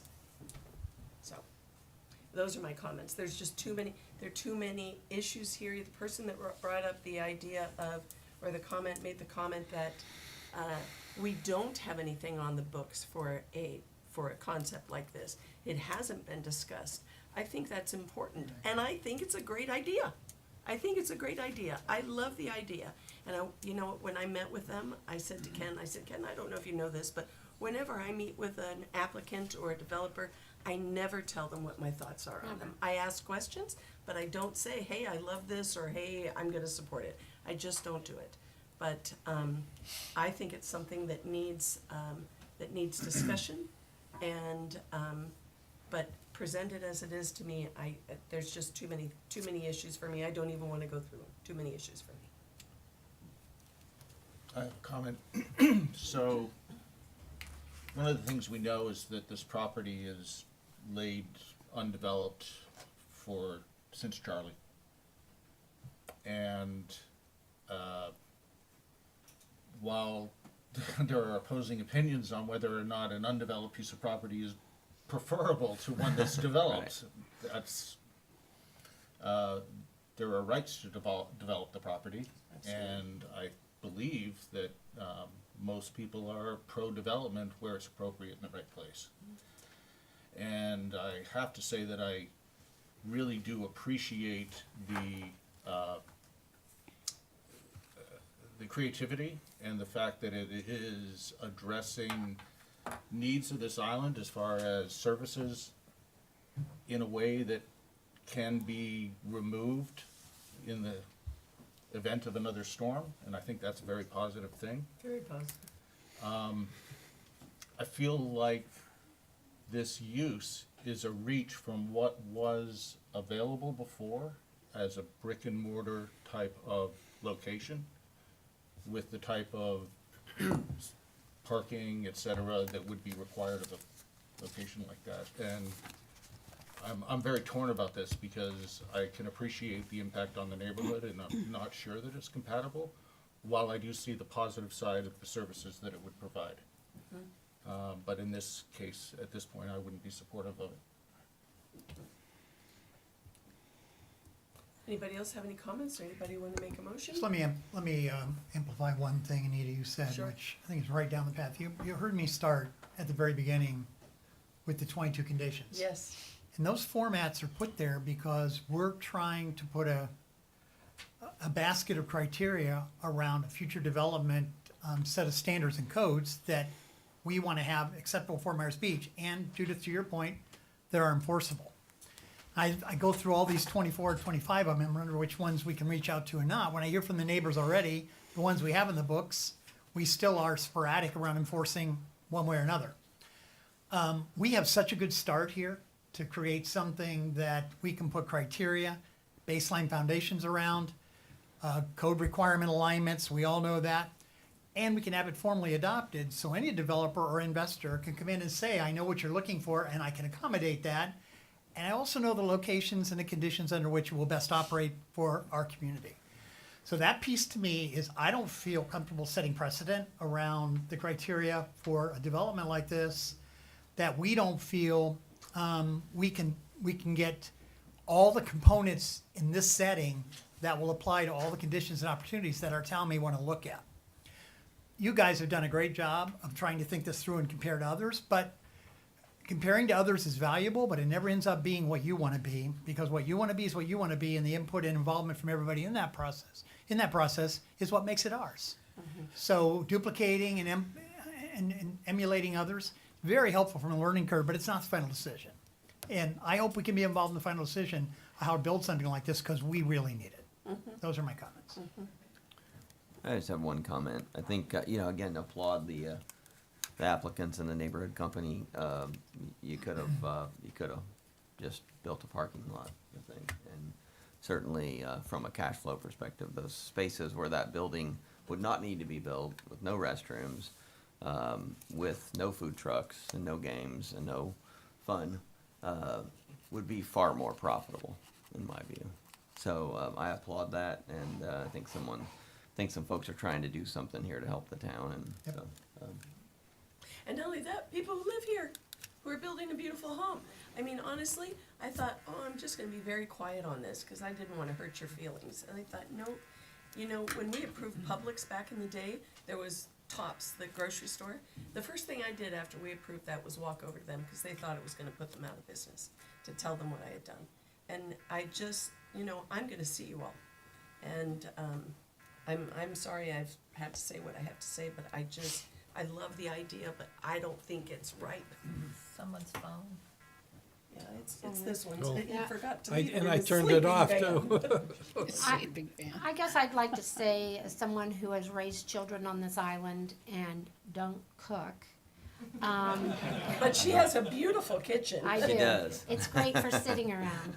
But I would say that, you know, back in the day, we would go from the ballpark to the place across from the Lani Kai that used to be a hamburger everything joint that was Yeah, all one yeah, business yeah. way back when. And the whole ballpark would come. You know, it was fun and it was family and it was, you know, if you couldn't go, you could send your kids with other people. It was just wonderful. And the kids played and we played and it was fun. I see this more as a service to the beach for people who, you know, don't want to pick up McDonald's or stop for Publix subs. I do think that people will go in and get it and take it to the beach. I think people will go there for breakfast in the morning. I think people will pick up something as they come home from sunset for dinner. I don't see it as, you know, unless you have families, really going there for dinner. You know, and so, you know, because in the summertime it's too hot, in the season, and now it's like cold. So, you know, I Never happy, Jane. and yeah, I know. But I do feel, you know, the importance of our services right now. You know, that's why I was thinking it was going to be temporary, but then it did change to permanent. I thought it would be great for Temporarily. a 5-year plan where people would try to get into, you know, brick and mortar, because there is a big difference in what that person's gonna pay to be in brick and mortar and what a RV truck or a truck will cost them. But a lot of these people that are in these mobile units can't afford to go into brick and mortar. They were always tenants. And the cost of real estate today is so extreme that they can't afford to, you know, put out cinnamon rolls for $5 and make their rent. Right. So there is a niche that could be filled with services for this island that I think people appreciate. I mean, I just, you know, think it's a value. And yet, you know, I'm so torn, it's really hard. I see the purpose. I go to them often because You I don't cook. cook. Unless Okay. Anita feeds me, I really don't eat. Jim, you were gonna make a motion to start off. Yeah. I was, change and your that mind? was, you know, following the concepts of transparency and fairness and due process. I was thinking that if there was a way to satisfy the neighbors, and we continued the meeting till the next, and let them all talk, and maybe some of the resistance goes away, but after hearing the applicants, I don't think that's what they want. And they do wanna- have they the wanna vote opportunity to talk today. between now and council if it were approved here. So, I'm not sure that it'd be beneficial, but I would offer a motion to allow the neighbors, all of them, to have the opportunity to discuss and continue it to our next meeting. Well, they already said they didn't wanna do that. Right. So they But could we do it can before. continue it as a board. Yeah, That is Good. correct. I don't wanna continue it, Jim. Then let it die for a lack of a second. I'm Well, prepared to wait, vote. You got other, does anybody want to continue this at this point? Is there a second for Jim's motion? Okay, so it fails for a second. Is there a motion? Now, which, are we gonna do the second one first? No, we're gonna do them in order they require to, well, you know what, let's talk about that for a second. There are two. Anybody have an objection to, join the property. joining the properties? We didn't ask the applicant that. If the food truck part fails, do you still want to add the properties together to the CPD? I would say yes. Yes, we still want to move forward with Okay, expanding the boundary okay. of the PD. All right, okay. Thank you very much, Fred. And there was testimony in the record from Judith Yes. regarding Yeah. the criteria of that Right. ordinance. That was B on your current agenda. Okay, so could I have a motion? Yep. I'm gonna make a motion to deny the request for 2,500 Estero Food Truck Park, finding it inconsistent with the goals and objectives of the neighborhood. It quite honestly is commercial intrusion into that neighborhood. That's my basis for objection. I second that. So there's a motion and a second. Is there any further discussion? I'm sorry, were we not supposed to do the expansion of the boundary first? Yeah, I We thought we would should, do that. because, I'll withdraw my motion. okay. I'll withdraw my motion. Jim, will you withdraw Sure. your second? Okay.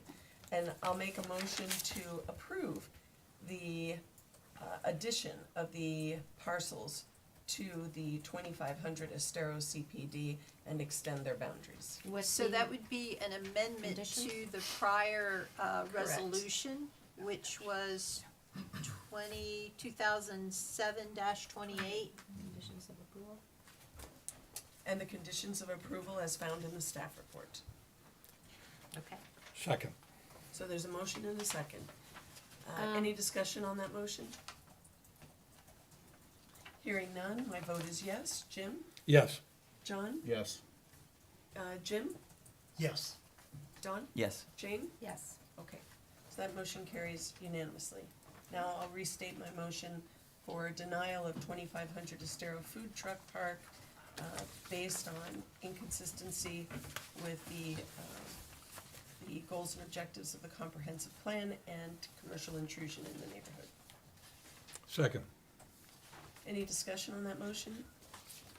Hearing none, my voice is yes. Jim? Yes. John? Yes. Jane? You want me to come back to you? Yeah. Don? No. Jim? No. Jane? No. Okay, motion carries unanimously for a denial. I'm No. sorry. It's a tie. Tie. It's a tie. No. It's a It's a tie, tie. so the motion failed. Wait, what do you mean it's a tie? We voted against it. Three Three of no, us. 3 yes. Oh, 3 no, 3 yes. Why, I didn't hear it that way. Okay, so the motion An fails. alternative motion. Would somebody like to make a motion?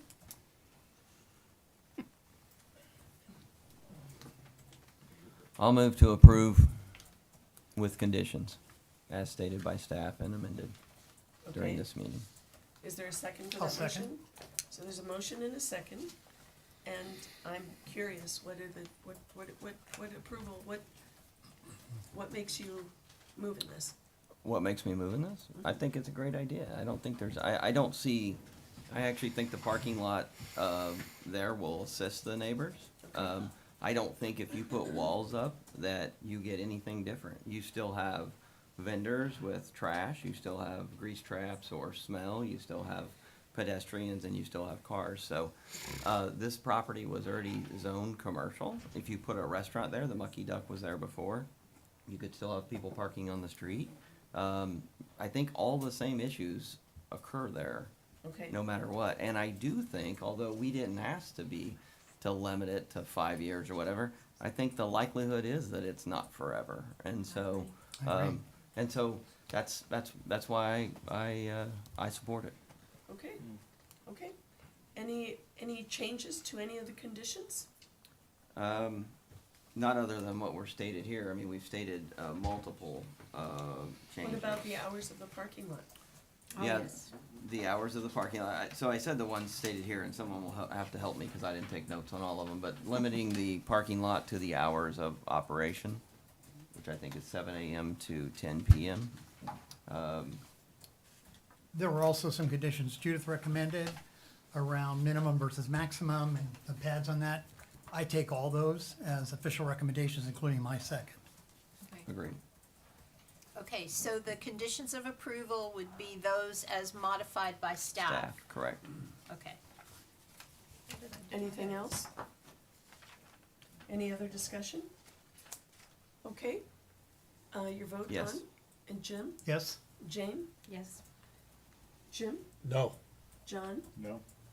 I'm a no, so it fails. Fails. So now so we have a stalemate. What happens? We need an alternative motion.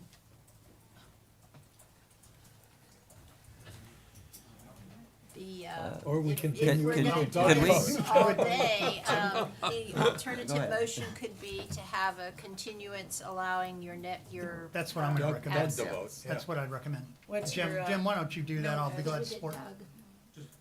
Clarification. Jim? I support what Jim was talking about before now. We're in the situation where we see the value and we see the tension. So back to your, I think, good forethought, Jim, about putting this out for an extension to our next meeting, allowing any adjustments to be made to convince our one party, one way or another, is productive and appropriate, and make a motion accordingly. Okay, to our next meeting, can we get a date certain from We can. staff? Excuse me, February 11th at 9 a.m. Is there a Second. se- Okay, there's a motion and a second. Is there discussion on that? The other value you have to that is that our seventh person will be. Will he be here to vote? Yes. Well, maybe he will, maybe somebody else won't, I don't know, but anyhow. Okay, so hearing no February what day? discussion, February 11th, 9 a.m. hearing no further discussion, your vote, Jim Aye? and Don? Aye. Jane? Aye. Jim? Aye. John? Aye. Aye. Motion carries unanimously. This is continued until that time. And the interesting thing was, I came thinking that I was not going to support it. Mr. Brissette, is he back there, Randy? I just wanna, okay, thank you all very much. The next item on our agenda, if anybody's gonna leave, could you do so quietly, because we're gonna move on? It's already 1 o'clock. Is the Lonnie Kai variance? So we need to read the title. I'll read it. Folks, could you please be quiet? We're Gavel. continuing with our meeting. Whack your whacker. I'm whacking the whacker. Is that an official That's an term? official LPA The term. next item on the agenda is the Lonnie Kai variance, a resolution of the town of Fort Myers Beach local planning agency approving with conditions, or denying. Folks, please take your conversations outside of the chambers. They can't hear you because they're Gentlemen, please take your conversations outside of the chambers. Thank you. That's okay, Mr. French. Bye.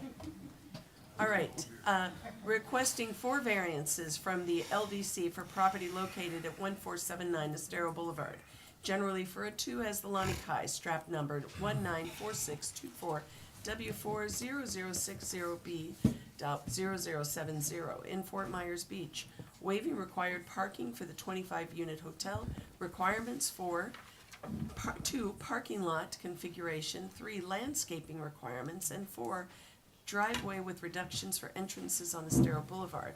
Providing for other clarifications as necessary, providing for conflicts of law, scrivener's errors, severability, and providing for an effective date. Ex parte. Yes, thank you. Do we want to ask? Is there any ex parte communications? Jim? None. Don? None. Jane? None. Jim? None. John? None. I have none as well. Okay, Jason? Jason. Who is present, representing the applicant, or is the applicant Mr. present? Durant is Okay. present. Very good.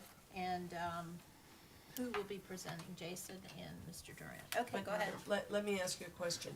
Can we skip the presentation if Mr. Durant ultimately wants a continuance and try to understand what the continuance is about? So let me just do this. Jason, do you understand why Sarah was objecting earlier? Yes, absolutely. Okay, can you explain that to us? Here we Okay, go. so the approval of the ability to do the activity is one thing. But the problem that staff sees is by granting them the ability to go ahead and have the special exception for the use, that still doesn't satisfy all of the minor requirements, because we can't just say, we believe that this existed for unknown years and we're just going to ignore the things such as proper landscaping, number of ADA spaces. We can't just say, throw up our hands This and is say it's what we good. missed the last time. So I understand where the confusion came from, but staff believes, and I believe you will as well, that just giving them the ability to have the parking lot doesn't actually get them to a usable parking lot. And that's the reason for the five variance requests what they're asking for is to do away with those other issues that go along with making a functioning parking lot, not just the ability to have So one. literally could not use the parking lot legally, if we said they could, without those variances being approved. Well, they would have access to 13 parking spaces, but yeah, they couldn't functionally utilize it because they aren't capable of meeting any of the other requirements. Mr. Brandt, do you understand that? Oh, yeah. Okay. John, were you gonna ask a question? I was just gonna ask, so the last time this came up, my question was really around the restriping of the parking lot and the difference between that and the activity that's happening now. How does that drive updated requirements? So at that time, the LDO itself was for the activity of restriping and remilling the parking lot itself. That's a physical activity. And so at that point, we said, they told us this was a usable parking lot. It was, it was viewed as serving a 25 unit building, or a hotel unit. And so it was reviewed under the auspices of that. If you want to physically change the diaper use to what's happening today is the holistic, is this a use as a commercial lot that is even allowed? So it's the change of use that drives the difference between the physical updating or striping versus? So that is staff's understanding. Okay, that's fair. So they had an approved site plan for the previous use, and so we Understood. would allow them to continue that. Yeah, But but now that there's a change in use, I understand. Okay, thank you very much. Okay, Jason, go ahead. Do you want to update anything to us? So in an effort to try and move this to the meat of the issue, I will ask you, is there anything in the presentation that you would like to hear us go over again? Would you like to go over the requests that they're asking for? Just put that out of the way and then give Mr. Brandt a chance to sort of address any questions that you currently have. Question, Jim? I have one question, is we know that there is a lodging facility there. Their first request is to provide no parking for those, 13 units, right? I believe it's more than that, so I think it's 25. Well, Yeah. So logically, to me, unless it's some sort of restriction that you can stay there but you can't have a car, how do we get around a request that says we have a known building and we're not gonna provide any parking for it? So my personal opinion and how I would like to see this go is to holistically look at everything. Look at their the parking lot next to Norm's, look at their main building site at 1400, and then look at the parking and the use on 1479. And ultimately, I would like to see us get to the point in agreement with Lonnie Kai to say, we know X number of parking spaces exist. We know that the uses that you have on this site, both as a hotel use and as a place where there are third-party businesses in there, require X amount of parking spaces. Whatever is left over then would ostensibly be available for commercial use. And then at that point, that would give them the option to say, well, we want some of it in this location, some in this location, but at least give them a number so that they can tell us. But they've been unwilling to do that. I think at this point, it would just be better if we had a chance to sort of follow that to the end and give them the chance to look at it holistically. I don't want to say that they haven't been responsive. I just want to say that this has been a very truncated process because remember, they came to us through an NOV process and they're ostensibly collecting fines every day. So we want to move this for them as quickly as possible. Got it. Jim? So isn't the issue then, the way you're recommending we look at it, is whether or not there are dedicated spaces to these versus ample spaces for all? Correct. Okay, got it. Now, if I may, this may be an opportunity for us to take a look at just the use, but condition it with the approval of this holistic plan where we separate out all of the issues at hand and come up with an actual number at the end of it and say they have access to commercially used 40 parking spaces. So I'm just picking it up. would that suggestion be a temporary approval to a date certain with the condition that they would look at it holistically, and therefore they could go ahead and park anybody they wanted and treat it as a commercial lot with a date that you would have, that they either have to come up with a holistic part or not? I don't know that I want to just go ahead and say, go do this and then and make a pinky promise to me to come back and get all this stuff done. I would want to predicate the approval of allowing them to do the commercial parking on there legally based on them giving us that plan and us agreeing on the number of parking spaces that would be available. Within a set date. I think a set date, whether that be, 30, 60 days. I just don't want to put them in a position where they would be collecting fees through that entire Yeah, time. There's no incentive then, right? So we would go to code compliance, let them know that they're currently working with us towards an equitable decision. Have you suggested that approach to I the applicant? just briefly today suggested that to Mr. Brand. I don't know that he has given me the thumbs up that we're going to do that, but you can ask him and see if that he believes We that's certainly will. good. Yeah. So they're being assessed fines today, as they said? I would want to defer to code compliance. I don't know exactly if they're being. They're in violation, as they said? That's why it was brought to me, is because they were brought up under an NOV violation. Okay, thank you, Jason. Mr. Bryant? Happy New Year, everyone. The same to Yeah. you. For the record, Robert Baran, attorney, 510 Estero.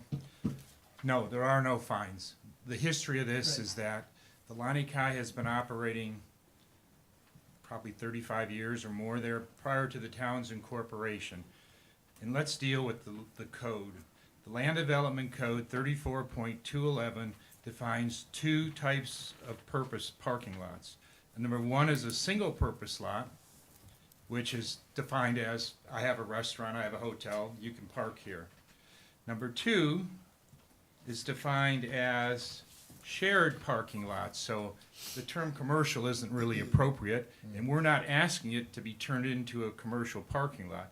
And I apologize, because my petition was probably not that well written, but what we're asking for is to be turned into a shared parking lot. Shared parking lots are open to the public, generally for a fee, regardless of the destination of the person parking there. Shared parking lots may be operated as a private business or by a governmental entity and may include a surface parking lot or a parking garage. My initial petition to you was to have it turned into a shared parking lot, dedicated, obviously, as Kenny was here last time, our primary goal is to lease to, or rent to people that are, or give the spaces to the people that are staying at the hotel. No way do we want to eliminate a parking space for a guest. That would be ludicrous and not acceptable. It's the same thing the applicant before me was asking for. He was asking to create a shared parking lot, a parking lot that could be used by his patrons as well as to pay guests to stay there. The difference between him and the Lani Kai is he's opening up a new entity. The Lani Kai has been there and been doing this for 35 years. That's why I'm asking for the relief I'm asking for, because they've been there, and I hate to use the word grandfathered in, but it's a term everybody's familiar with. Because they've been there for 35 years, and because they've been using this as a shared parking lot for 35 years, I'm asking that they not have to come into compliance with the rest of the code.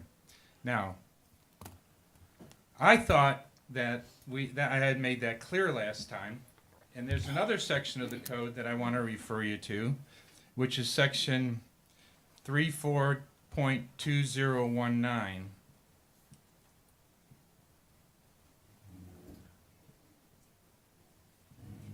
Give me a second, I apologize.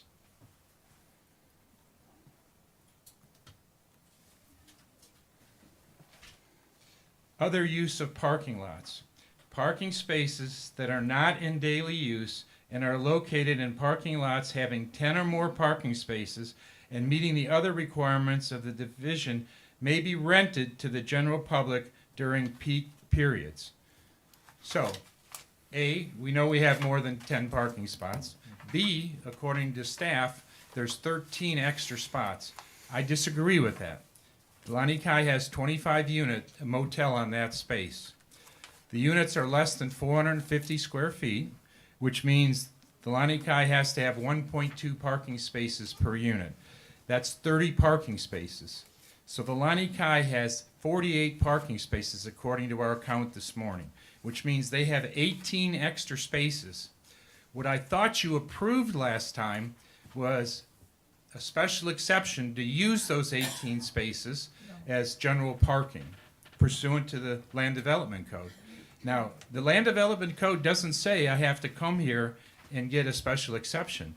We did that because the Lani Kai got cited for using it as a shared parking lot, something they'd been doing for 35 years. Unbeknownst to them, according to code enforcement, that was a violation. I came down here with the representatives of the Lani Kai and met with code enforcement and Frank. We said, what do we do to cure this? Frank said, limit it to Lani Kai patrons only. So we did that. We said, okay, we'll limit it to Lani Kai patrons only. The code enforcement violation went away. Said, well, what if we want to rent the extra spaces out? Frank said, well, you should apply for a special exception. So that's what we did. $7,200 later, we had first it was 36 for the special exception.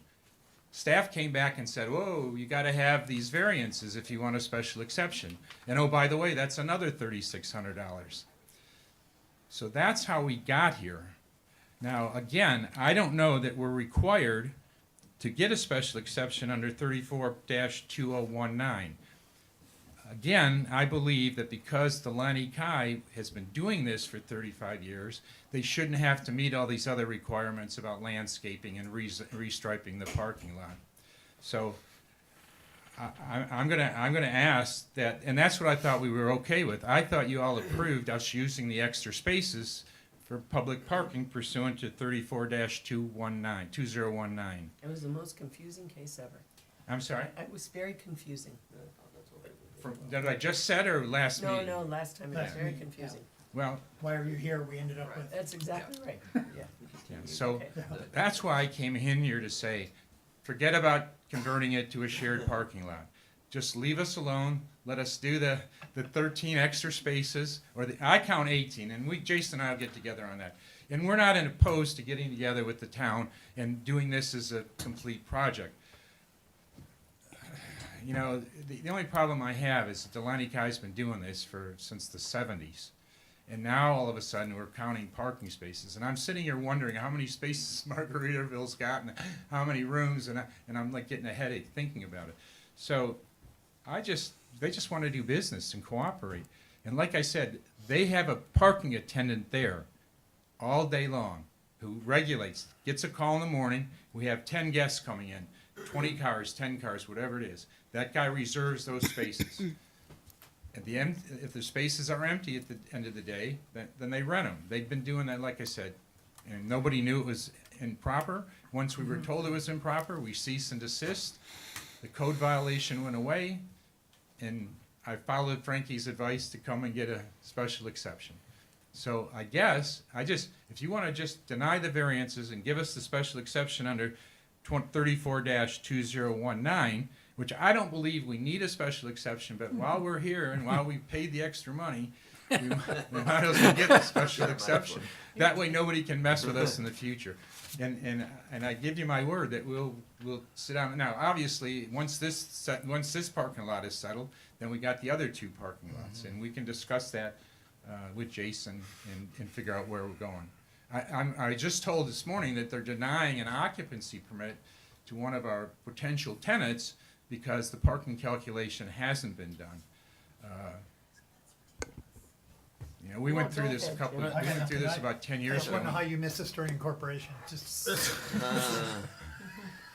Okay, so. We went through this about 10 years ago when Terry Stewart was the city manager here, maybe 15 years ago. Yeah, I'm I have a exhausted. question, and I really hope it's not complicating this, but does the fact that this is a unique strap, if we grant the exception, would it then carry over with the property, and is there please? So can staff, can we clarify, because I think we're Go going ahead, down the please. wrong path. Okay, thank you. Great. At the last meeting, you had the special exception before you, and you approved it. Right. And that, we went ahead and we moved it on to town council, and I believe it was continued, I had a trial hoping yesterday. that the variance request, which is before you today, would also go to town council, At the so same the time. two could be back God bless 'em. together. Yeah. So the special exception that you granted is for the use, the overall use for shared parking, but the variances that are being requested is to allow them, the Lani Kai, to do what, the attorney has proposed. Well, but he just said he's happy with 18 or 13 spaces. But the number one item here, by eliminating the parking for the existing building, would make everything available. Correct. We're- So No, the Well- waive that, Well, no, yes. no, not, I mean, maybe in a technical sense, but not in a practical sense. Why would we eliminate parking for our guests? Well, But- we don't but- know that. that's, Well, but that's what that's the what the request petition is for. So I think Sarah can add a little bit more if you like. Yes, John's question, they don't have to be tied, there is the option for joint use of parking lots within 750 feet of each other, I believe, so that's not gonna be a problem. We don't have an exact number of how many spaces would be used as, shared parking. However, the shared parking does require a special exception, per our, land uses and table 34-1 that determines what uses are allowed. So it is required to have a special exception in order to be allowed to consider these types of things. Does the business need those? Is there, some other issue? The variances are the way to allow them to continue operating without updating their landscaping. So if you were to deny the variances, you would be saying, no, you have to put in all the landscaping, you have to make everything match, you have to follow all these rules. By granting the variance, you're saying, okay, you're an operational parking lot, we accept that, you may not meet all the current day codes, but we'll allow you to continue functioning in this way, and we'll allow you to use it as a shared use parking lot. Is that what we did last time? That's not what you did last time. No. Last time you decided to continue the variances, but recommend Because we didn't know approval why of this. they were here. I know, when I heard about it, I was like, oh no, oh no, and I called Yes. her. I see. So, Okay, I missed. so, Yeah. yeah, so the special exception requires the variance unless you expect them to bring this into complete compliance, plant all the trees, do all the landscaping Right, right, islands, right, all right, that. Yeah, we got it. So, and, we may And not if we have, don't expect them to do that, if we just expect them to continue to operate like they did in 1978, then you grant the variances. then we grant the variance. That's correct, Okay. and then they're, Got it. they're It's clear for considered to this be very second, in right? compliance. Somebody do something. It is now clear to me. Don't say Thank another you. word. So, Well, I I respectfully I- disagree under 34-2019. Well, you shouldn't, because that conversation was just in your favor. but- I Hold on a understand, second. Go ahead, Jim. Well, variance items 2, 3, and 4 get you to be able to operate without all of the improvements. But request number 1, to remove required parking for the 25-unit hotel, Okay. I don't understand why that's there. I don't either, so strike it. It doesn't make sense to Okay. me either. Okay, so you're waiving that requested part of the variance. Yeah. Okay. Okay. Again, So is it time for a motion? Yeah. Yes. Just get- Yeah. one thing that I Jim's promised excited. Frankie at that meeting Jim is was, excited we about had a this. discussion, and I said, Raise your hand. understood, we're not waiving anything, we're not doing landscaping, we're not changing Right. the parking lot. Frankie said, no, the only thing we want is we wanna be able to come down that back side street and Okay, have well, an I'm gonna opening there stop you for the from fire saying truck. what Frankie said, because Yeah, this is, He's not here. so Yeah. let me just, Judith, go ahead. Sorry, to Mr. Bowen's point, the reason that variance is there was to allow them to use the entire site for the paid commercial parking. So that those spots, which are now, But the special exception, if these are approved jointly, the special exception allows for a reciprocal parking lot, right? No. Well, let me I mean, let me Jason, modify the but- request then. I think we can Hang on. agree that Let there's Judith 25 finish. units there. Can we let Judith The finish? code requires 1.2 parking spaces per unit, correct, Jason? And that comes out to 30 spaces. So we will amend our request to provide that 30 spaces will be dedicated to the hotel, and that the remainder of the spaces, I count 48, Jason counted. No, No. no. Judith, what were you just gonna say? Yeah, let Judith finish. So, because right now we're talking about just that northern, Yes. north Right. side of Where that the little little spot, hotel is, not the motel. entire property, Correct. and I think there's a third parcel as Yes, well. that's So right. just on that property, just considering the lodging units on that property, and Jason did the calculations, so he can tell you the exact numbers. The variance is to allow them to have essentially zero parking specifically dedicated for that motel use. Correct. And that would allow them to use the entire site for But the the special commercial parking. exception that we already approved for a common parking lot, doesn't that, No. So, and again, Jason prepared the report so he can speak on it directly, but that was really only for the 13 spots that were not the calculation that we did for the motel. So the motel should have, and again, this was, to Mr. Baran's point, developed, I think, in 65 or something like that, so there were probably records and rules, but we don't have those in but front he's of us. only interested in the 13 spots. Well, I think there's 18, but Eight- whatever it is, whatever it 13, is. 18, yeah. So, My question is, since the 70s or 60s when Lani Kai became the Lani Kai, has there been any update on what's required for the extra restaurant they put in and for all the restaurants and t-shirt shops and ice cream places and pizza places downstairs, and has that all been calculated? I think that's something Jason is working on. Jason. would That's you why like he to wants a speak? comprehensive thing. Right.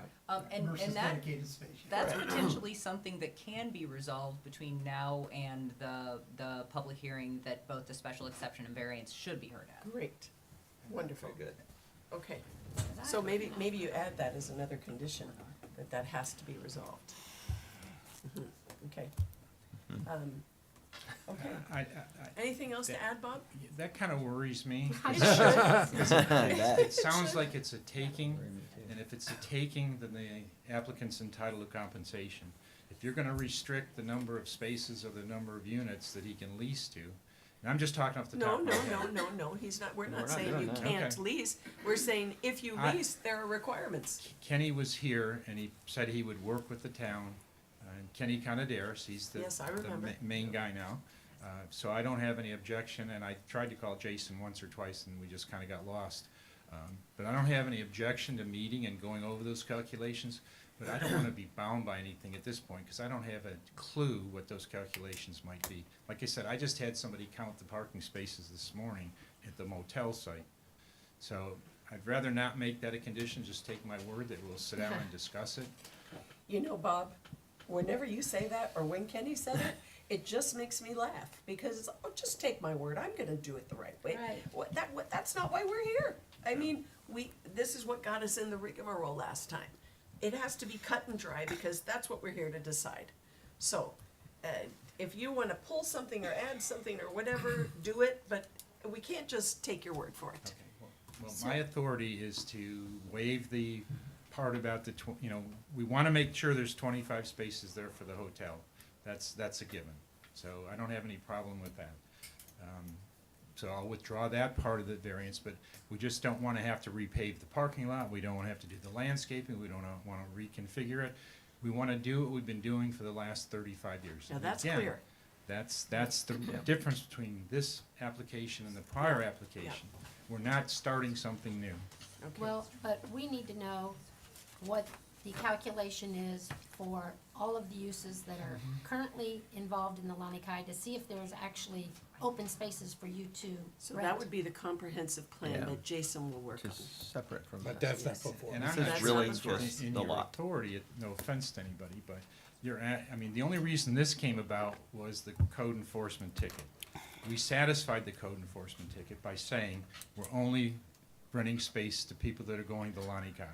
And that got rid of the code, so technically, we can continue doing what we're doing Well, you as can long do as the that. people are going Oh, to here Lani we Kai. go. Right, Here we go. Remember, last time we telling go, you. wait, what's the Yeah. request? I know, yeah. So I'm in favor, you I just can don't know what it is. Yeah.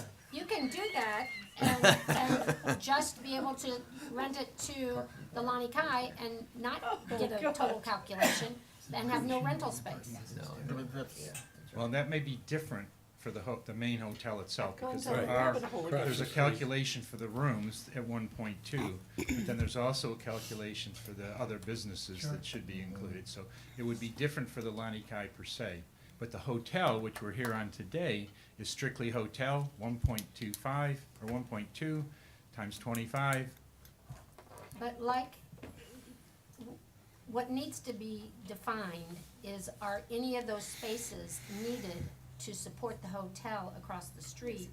Jason's very clear on And if you are that. not willing to have a total, parking lot calculation, then we aren't interested in moving it forward, because we need to know that those spaces aren't needed for the businesses that are there.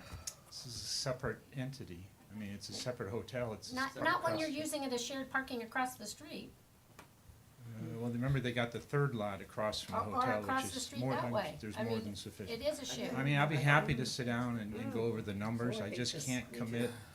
I think Okay. this variance is for this lot with the little 25 parking spot. That's it. That's what I hotel. understood. That is it. That's Sorry, it. I- So we Yeah. have to That's decide it. that. Correctamundo. Yeah, but Agreed. you don't know that there weren't guarantees for that space to be overflow. I for- don't. And if You're you right. have that, if you have that doubt, vote no. Yeah.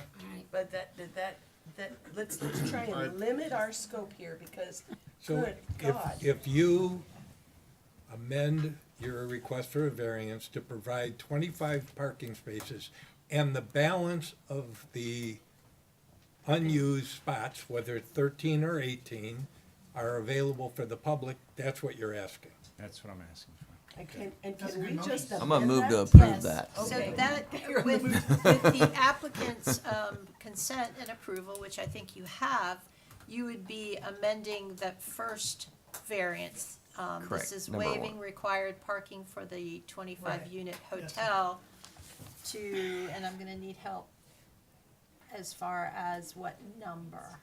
So that it would be based off the total number and then waiving some of the, and this Yep. is a technical issue, so honestly, you really should hear some testimony from Jason Smalley. Yeah. But then the other three, the parking lot configuration, the landscape requirements, and the driveway width reduction, it sounds as if the LPA is okay with waiving that. Yeah, That's it. right. Because that Correct. would allow what's currently in existence to Just to remain. stay that way. To- We haven't voted yet, but I Yes. am, yeah. Yeah, yeah. Okay, Yep. that's what I'm hearing, John, Jason, wait, John. sorry. So I'm not sure if I've oversimplified this, but if we're looking at it as strictly the motel lot, and we remove the variance number 1, which is associated parking for that unit, but approve 2, 3, and 4, I think we've accomplished what we need, with the exception of the unified parking plan, She's yet to come. Right. which That's is yet to different. come, Yeah. and I don't think we Not need to part of it. decide upon Correct. that right now. Is that not fair? Jason, do you agree with that? Because he wants to, Now he wants to finally rent, got the he wants the ability to rent Right. to non-hotel guests something, Right. some number, 13, 18, whatever. I'm a bit confused because Mr. Brandt mentioned Welcome that to they my don't life. want to rent to other people. They just want these spaces to be available for their people, but they say they also want 13 spaces available to rent to people. It's a bit of, Which is why they got the special exception. Right. so the point is, and They're changing my the numbers request. are 30, and I'm basing the number of spaces on a 2022 approved LDO, the number of spaces. If there's a discrepancy that there's more spaces today, we'll deal with that, but they are not approved. Right. I'm basing this on 30 spaces attached, 25 motel units, hotel motel units.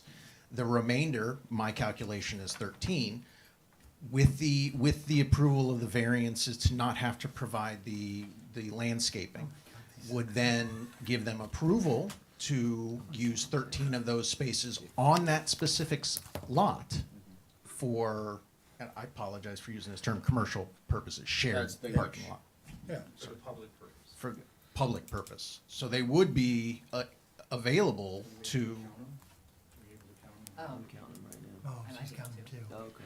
So what we need to do is rephrase the first variance request. Rather than waiving required parking for the 25-unit hotel requirements for, I don't know where that came from, but we would be asking to waive how many parking spaces? None, because they would be providing the full load of 30 parking spaces to accommodate the 25 units. Unit hotel on that site. So that entire We don't variance need number request one then in that case. Can be eliminated. Right, and they would be asking today for the variances to remove the landscaping and other aspects, and then be able to rent the additional overhead, the 13 And would that spaces. change your recommendation from denial to approve, or you would still want them to come into compliance? I take the comment that these are 3 independent sites, 3 independent straps, so I'm okay with dealing for this one issue. Okay. But I think, in my personal opinion, to avoid any of this in the future on any of their other sites, and to help with the getting their businesses back into their main site, that we are going to have to deal holistically with the rest of the spots. What would be your recommendation for variance A then? I think at this point, if they don't want to have 100% reduction of the parking lot, which is what I've heard they don't need and don't want, then number 1 is not necessary in my mind. And he can still rent out 13 or 18 spaces. Provided that the variances are approved to waive the Configuration. landscaping, the configuration, Yes. yes. And the reason he can do that is because of the code section that we have. Is that correct? So does the applicant withdraw A? Yeah, I'm fine with that. Thank you.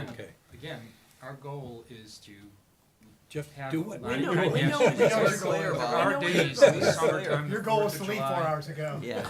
when they wanna open the parking lots up to the Got it. general public, so. We just counted them. We can It see should them all read here. that, not for commercial use, but we wanna be able to rent these extra spaces under 20-19, to the general public. That's what the code says. Got it. Thank I you would very like to much. make a Okay. motion. Any other, no, because we have to have public Sorry. input and everything else. Oh, yeah. Do you have anything else, Bob? No, and if you wanna make a Thank you. condition to meet with Jason on the whole property. Thank you very much. I'll thanks. I'll offer that up. Anybody else have any questions for Bob? Okay, go back and sit down. Anything else for Jason or Judith or Sarah? No. All right, I'm gonna open this up to public comment. Is there any public comment on this case? God save you if you've got something, because I tell you. I have a question. Okay, No, I'm kidding. all right, thank you, Bob. Okay, Sit anything down. else for anyone? Yeah, I want you to, Sit down, sit and down. I don't wanna Please. ever see you back here. Please quite sit down. All right, so, any other questions? If not, is anyone clear enough to make a motion? I believe I am. Okay, Wonderful. Good. all right. I'd like to So make a proud of motion you, to John. approve the variance, variance 2024-0233 with the removal of variance number 1, which removes the required parking associated with the use of the lot of the 25-unit hotel, but includes variance 2, 3, and 4, and add a stipulation that the applicant will work with town to develop a holistic parking strategy. Second. Excellent, excellent. So we are not identifying the 30 spaces that have to be, That's correct. Correct. I can't support that. Okay. Is there any discussion on the motion? Your vote, John? Yes. Don? Yes. Jim? Yes. Jane? No.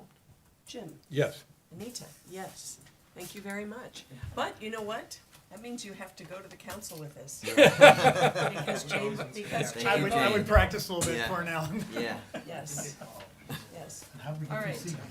Woo. Okay. More billable hours. Conversations outside, please. Next item on the agenda, sorry for the delay. Would it It's- be possible to take a break? Yes, certainly. Thank you. Go right ahead. Sorry. We'll take a 10-minute break. So. These guys have been here That pizza forever. better be here. 146. I do have a 3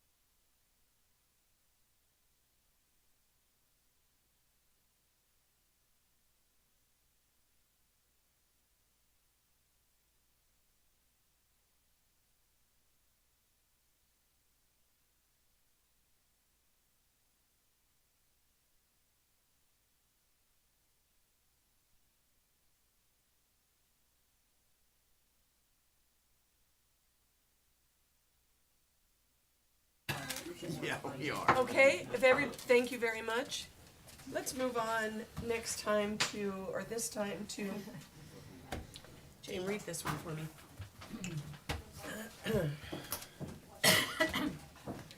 The resolution of the Town Council of the Town of Fort Myers Beach, Florida, approving with conditions, denying special exception SEZ 202-40257 to allow repair of pool deck, fencing, grill area, footprint station, and the beach access stairs in the EZ zoning district, seaward of the 1978 CCL line, or CCL, for the property located at 2654 Estero Boulevard, providing for scrivener's errors and severability and the effective date. Any ex parte, Jim? None. How about you, Dawn? None. Jane? None. Jim? None. John? None. Anita, none?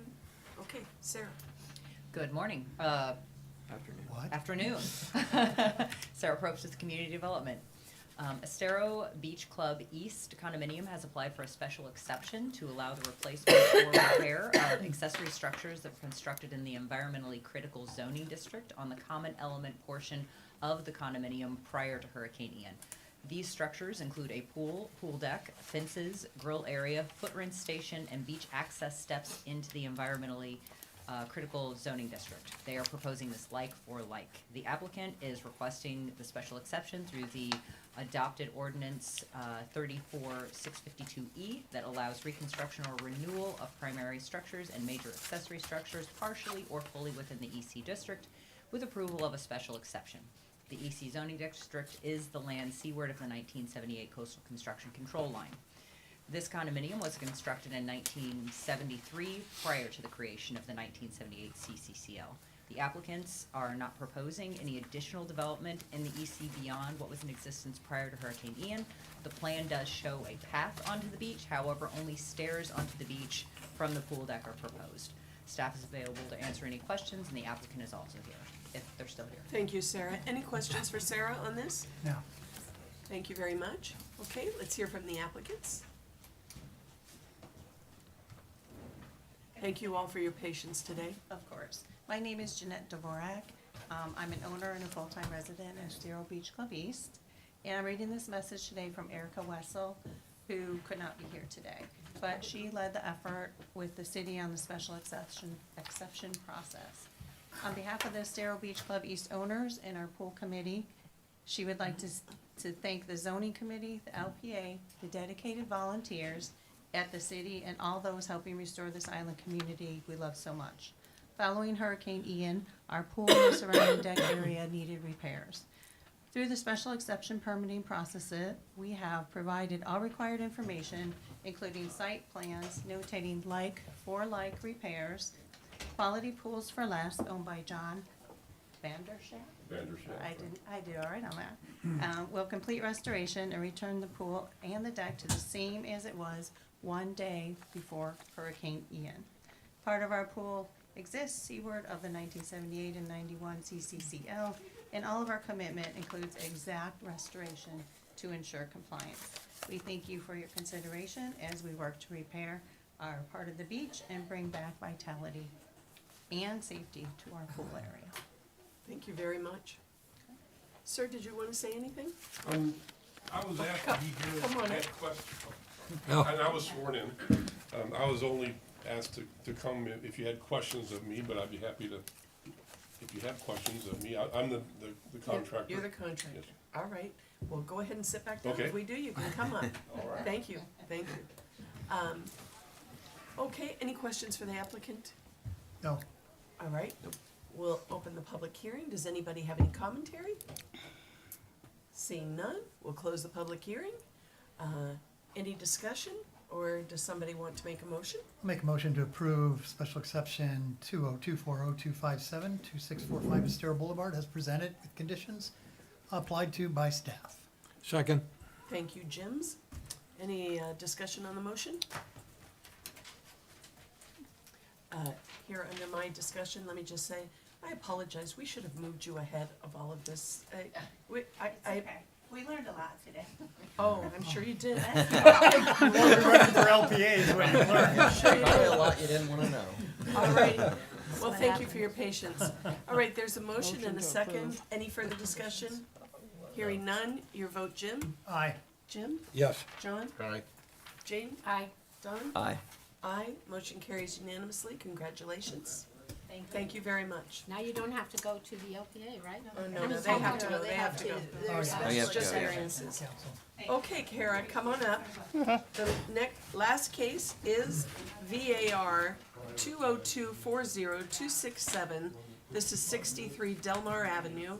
A resolution of the Fort Myers Beach Local Planning Agency approving with conditions variance 20240-267, requesting 3 variances from the Land Development Code Table 34-3 for the property located at 63 Delmar Avenue, generally referred to as strap number 194624W401000H.0010 in Fort Myers Beach, to vary from required side street setback and side setbacks to build a new single-family structure in the RM zoning district, and providing for other clarifications as necessary, providing for conflicts of law, Scrivener's errors, severability, and providing for an effective date. Any ex parte communications? Jim? None.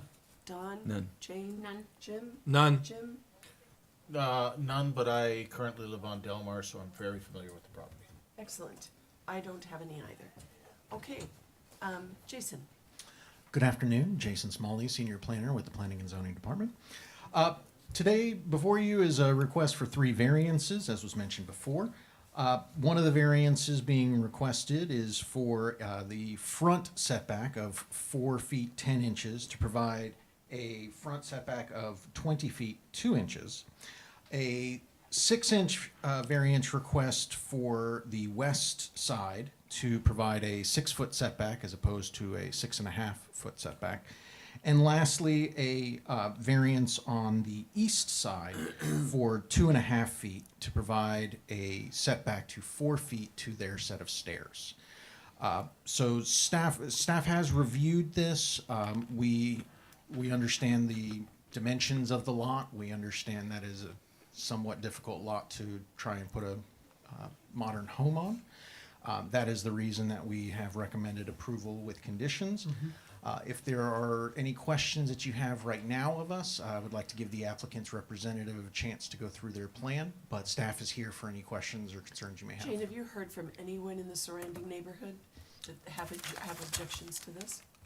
So I wasn't initially on that project. I saw Eli was. I've not had anybody say I anything. have not personally seen it. Okay. Okay. Thank you very much. Questions for Jason right now? None. Thank you. Thank you, Jason. Kara?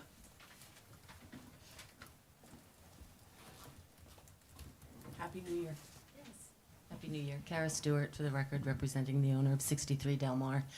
In reference to that question, I touched base with Eli yesterday, and as of yesterday, we had not heard anything from anyone out in the public, so I think we're good on that being.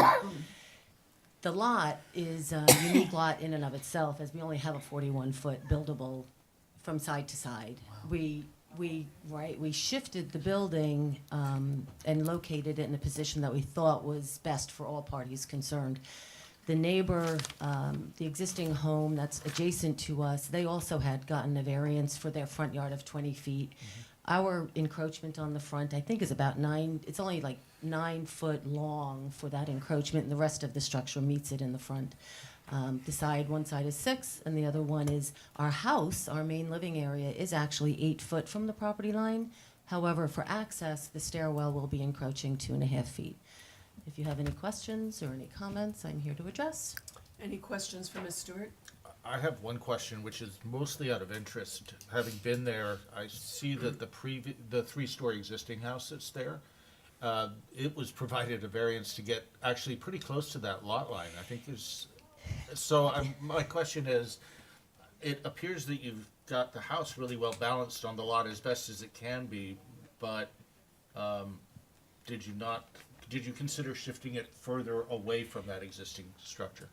The structure you're speaking of is the one that received a variance for the front of the property and Yeah. also had received a variance because they are on the road as well. I think that's Delmar that It way is as well. Delmar, yep. So they had received a variance that way as push well, them to off of push them Delmar. over. The code at the time, I believe, also was for a 5-foot side yard setback. We are now in a 6.5-foot side yard setback. We chose to keep it closer in that direction because when we looked at that home is elevated, as you know, and further towards the 78 line, which is where we'll be. And we felt that it would not be as obstructive to them as perhaps the condo. So we kept the condo at the 6 inches because now the house is going to be elevated as well. So we just thought that might have been a better approach. Okay, appreciate it, thank you. Thank you, welcome. Kara. Any other questions for Ms. Stewart? Okay, thank you Thank you. very much. Good morning, or good afternoon. Good afternoon, Chair and members. I'm Richard Durling with Marvin Homes. I'm the builder for the owners on this project. The Griffin family, who's owned this home for many, many years, just reconstructing, of course, a home after Hurricane Ian destroyed it. And just to reiterate what Kara said, we wanted to balance the home between the condo project on the west side and then the existing home on the east. So we felt it was best to just offset it slightly to the one side and then ask for the variance of only 4 feet to the stairs on the east side. That house, in addition to the variances that were granted for that house on the east side of this property, that setback to that house is only 4 feet and 4 inches. Very short, yeah. I see it. So it's very, very tight in there. And again, it's the uniqueness of the lot that it's not at least a 50-foot wide lot, Right, which is what I'm building on with some of the other ones up on the north end. So we'd appreciate any consideration and the granting of the variance. Thank you. Thank you, sir, very Thank you. much. Okay, I'll open the public comment. There is nobody here, so we'll close the public comment. Any questions for staff or the applicant? And if not, may I have a motion to approve, please? Unless you don't want to. I'll make a motion to approve variance 2024027 63 Delmar, subject to the staff recommendations as conditions. Thank you, Second. Jim. And a second by John. Any discussion on the motion? Hearing none. Your motion, Jim? Yes. John? Yes. I'm a yes. Jane? Yes. Yes. Don? Jim? Yes. That's a complete answer. You're finished. Thank you very much. Sorry for the delay. Okay, administrative agenda. Anything? I have, oh, no. No, that's, I you know. have to become Yeah, next. thanks. All right, LPA members' items and reports. Jim? Just 2 quick ones to Attorney. So when we have a situation like we just had, we get a unanimous that goes through the waiting period? You know, I'm sorry, which situation? when we get a unanimous approval for the Oh, on the variance, it variance, goes through yes. the waiting period? Yes. How do we know how that turned out? Do you let us know that there were no objections and therefore it's adopted? I put Yes. notes in the ends of what No, is. no. It's a very good question, and it's good for everyone to be aware of. So basically, it's Amy as the town clerk. Uh-huh. She's counting the days that 10-day period to expire, and then we will have a resolution that I Anita sign. signs, and then I Okay. countersign, and the clerk signs, and then that's provided to the property owner. So they actually have a tangible document for their records and their files, and So it's do we final I agency just signed action. the goods, Did you? thing That's last what I'm week. asking about. Yes, Good. I just signed it the other day. Yeah. Okay, That's it's the just process. interesting to know how Yes, much it of that is. goes through. I'm personally Yeah. interested because I keep my notes. Yep. Yeah. And So, I don't know if it's at posted. your subsequent, LPA meetings, do you want to have under I think that'd be administrative great. matters? Great. I'd love to see how Yes. that goes. Yes. It gives me a Okay. sense for the reaction of the public that's not here. It's just Okay. in the packet. That So right? maybe I what think we that's a could great do idea. to make it easy is just that when we sign them, that we attach to That'd be the so great. next agenda. Then we can even congratulate the applicants when we see them on the streets Yeah. there. Yep. One last thing then, and I don't really know how to best describe this, but we spend a lot of time in these meetings making sure we understand the context that staff has recommended and negotiated to a lot of the applicants. I watched the MMPs with the town council, and I see how much momentum they get on complex subjects by having, in a non-voting but an instructive environment, they have a conversation about what's up to the point where we have to do something. I'm just wondering if we couldn't consider some sort of a meeting where we get updated by staff on what's coming before us, and we have a chance to have a conversation on those more technical issues, and therefore are better prepared to ask more appropriate questions when we hear public comment, et cetera, as well as for me, education and up the learning curve on it from what they're trying to convince us we need to pay attention to. I don't know how something like that would work or exist, but it would just seem a lot of time in the live sessions to me if we didn't be redundant by trying to learn at the same time we're trying to act. So you have a vehicle already where that can be accomplished. Okay. And that vehicle is your agenda right now as we're in administrative conversations.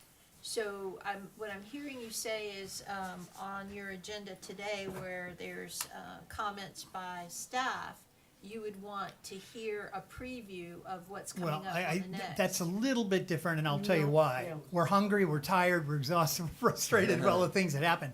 I was thinking more something fresh and clean that was specific only to that, where there was no other activity or actions. Yeah. Where, and An maybe it's actual meeting. voluntary. So it would be a workshop? Exactly. Form of a Exactly. workshop. Some of these Now- require something like that in my mind to help us get to the place the staff wants us to get to. Yeah.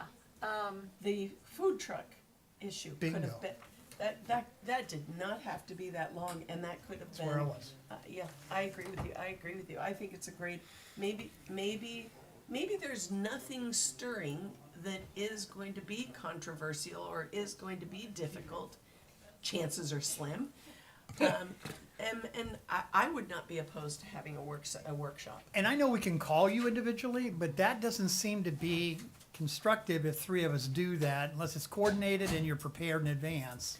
So I'm just offering it up as a concept for the Yeah, LPA. so my request would be that we do that perhaps on a case-by-case basis, if there is a specific planning topic that you're concerned with. And I only say that because this week we've had, I think, 4 public hearings, we've had to do these agendas. I can apologize to you for some of the mix-up perhaps at the onset of our meeting regarding those, the fact that you've got some revisions today.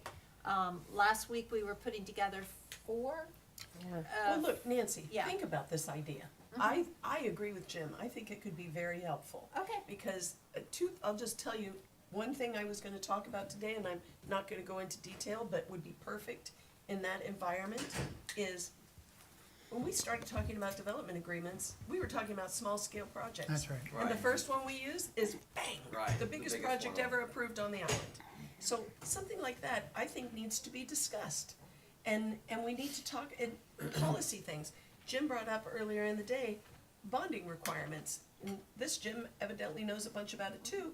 I don't know anything about it. Okay. That would be great to talk about in a work session. And in all due respect to the opportunity we have to trigger that conversation, we know the workload you're under, and we know our responsibilities, and I think we all take it very seriously. We got this information on Saturday morning, which was great after a long weekend kind of a thing, but that is enough time for me to look through and say, I want one of those sessions now before we hear from the applicant. Yeah. So we need something more, I think, purposeful and Big advanced. picture topics. Yeah. So, if I may, I was gonna bring this up when we got to the community development items. In thinking about this, cause I heard a lot of frustration from the public, and this is a separate topic, but it's in the land development code about noticing. And, they're frustrated because they wanna participate in the process, and we want them, I'm assuming, to participate in the process, right? Because that makes the process better, it can make the projects They better. also think that that card is official, and that is not official It's not. notice. Well, It's a so, courtesy. that's a, But it would be good to talk about that. to Yeah. talk about, that is an issue. Okay, There's, thanks. the food truck issue, my preference would have been to bring you an ordinance first, to say, do we want food trucks in Absolutely, general? absolutely. The problem we're sitting in right now, is, and we can do that individually, but we need a final comp plan. And then we need to look at the land development code, because there's a number of small changes that, in my mind are not necessarily controversial, that we can accomplish when we're doing the land development code review. it doesn't make a whole lot of sense from our perspective to do these smaller, or do these ordinances now without looking at the kind of big picture. So, Sarah's working on that, getting the comp plan and moving that And Judith, I'm forward. sorry to interrupt, but I think that's scope creep on what I'm asking about. We have real live candidates coming to us with real issues that we need to be good at adjudicating how we do it. All those other sessions, I assume you'll afford many chances to participate. I know this isn't ideal, but I just want to be better.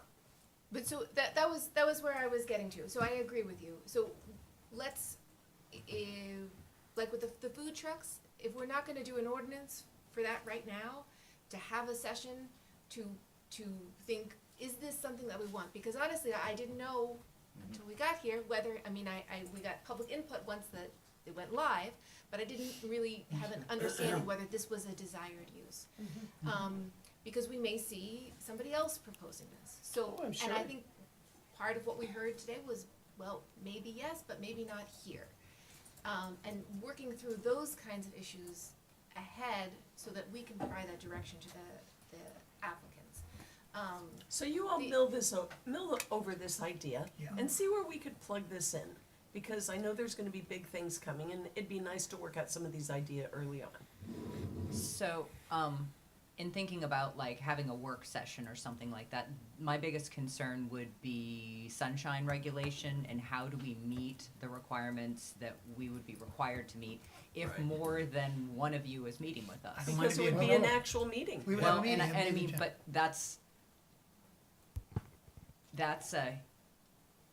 a heavy lift. Right. Just to be really clear, for staff, that's gonna be a real heavy lift, cause you're talking about in the couple of days between when the agenda goes out and when the meeting No. happens. No, I'm not talking about it. So, Doesn't even have to be agenda So- imminent, just so- have to be potential. It's, Well, and I think- after it's filed with you, well, and I think one of the before it biggest. goes to the agenda. There you go. Okay, but There I you go. think one of the biggest issues that we have is that we don't always have all of, like with Pink Shell, we've been working and working and working to get all those details and trying to figure out And where you it's still at. don't have them. Yeah, so, I think that I understand where you're coming from. For me, for the time being, I appreciate the one-on-ones if you reach out to me.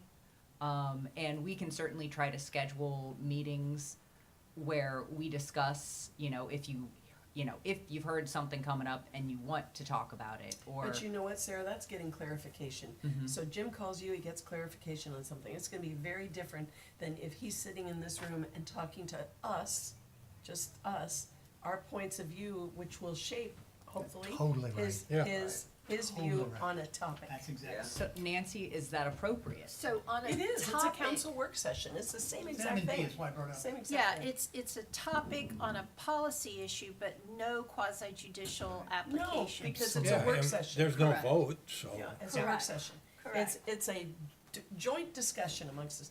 I think it's a great idea. I'll talk to you, Jim. We Thank could you. all individually talk to you to see how we could formulate it, because I I think trust it's a you, great but idea. You get it, Anita. Yeah, Have in, it. a, in I an get it. informal way that's not a heavy lift of staff, right? Yeah, Is there a way no, to no, You've already we got don't it all wanna- right here. We don't wanna create, You got it all. No, which we're I know, just which trying to, sounds to me difficult as well, to not be a Okay. heavy So lift. can I, It does. yeah. so are we talking, obviously it can't be anything that's specific project variance driven because that would violate sunshine and be Well, heavy it wouldn't lift. violate sunshine if you're in a legitimate meeting. Okay, Public then it meeting, would yeah. be the heavy lift because we'd be asking them to basically have a Do it packet twice. available. Yes, Right. So that's we right. would be looking at it beforehand. And I would argue that's, even though it doesn't violate sunshine, it's not as transparent as what the public expects. I'm sorry, you were, But- I don't know if I heard you correctly, even though I'm sitting right next to you. No quasi-judicial matters, however. Correct. Just policy questions, Just policy policy questions, yes. topics. Correct. Totally. Okay, Correct, no Yeah, problem. I have this Totally. problem where I speak and I assume that people understand what I'm Oh, talking yeah, about. I have the same problem. And I just don't seem to be able to get my point across I just properly. believe there's a big percentage of what we do together that we can do together, not live Much action better. fire, and doesn't interfere with the public or people sitting here having to be put through that while we're learning. Agreed. It's a very good issue to raise. Dawn, anything? Only thing is, like today, and I think it was already mentioned, but I think we should look at the agendas, and if we've got pretty simple variances for setbacks or whatever, put them on the front of the agenda so we can give people their Jim their said day something back. to me about it in the Yeah, break, and we okay. absolutely Yeah. should. Yeah. We should. Okay, Jane, Nothing. Jim? Jim brought up a while ago, we have, at least Facebook, I believe, is showing a project in Times Square. And Jim asked earlier, and I asked your colleague once, is can we tie the review, approval, recommendation on a specific project to a landowner's other properties that may be in disrepair or may be under code violations, Could fines, you do or that in anything else? Illinois? What's that? Could you do that in Illinois? Well, let me tell you about selling them. If a property is for sale and you go to do the title search, if there is a lien on that property or any other properties that are owned by that person, you can't sell that until that one is met.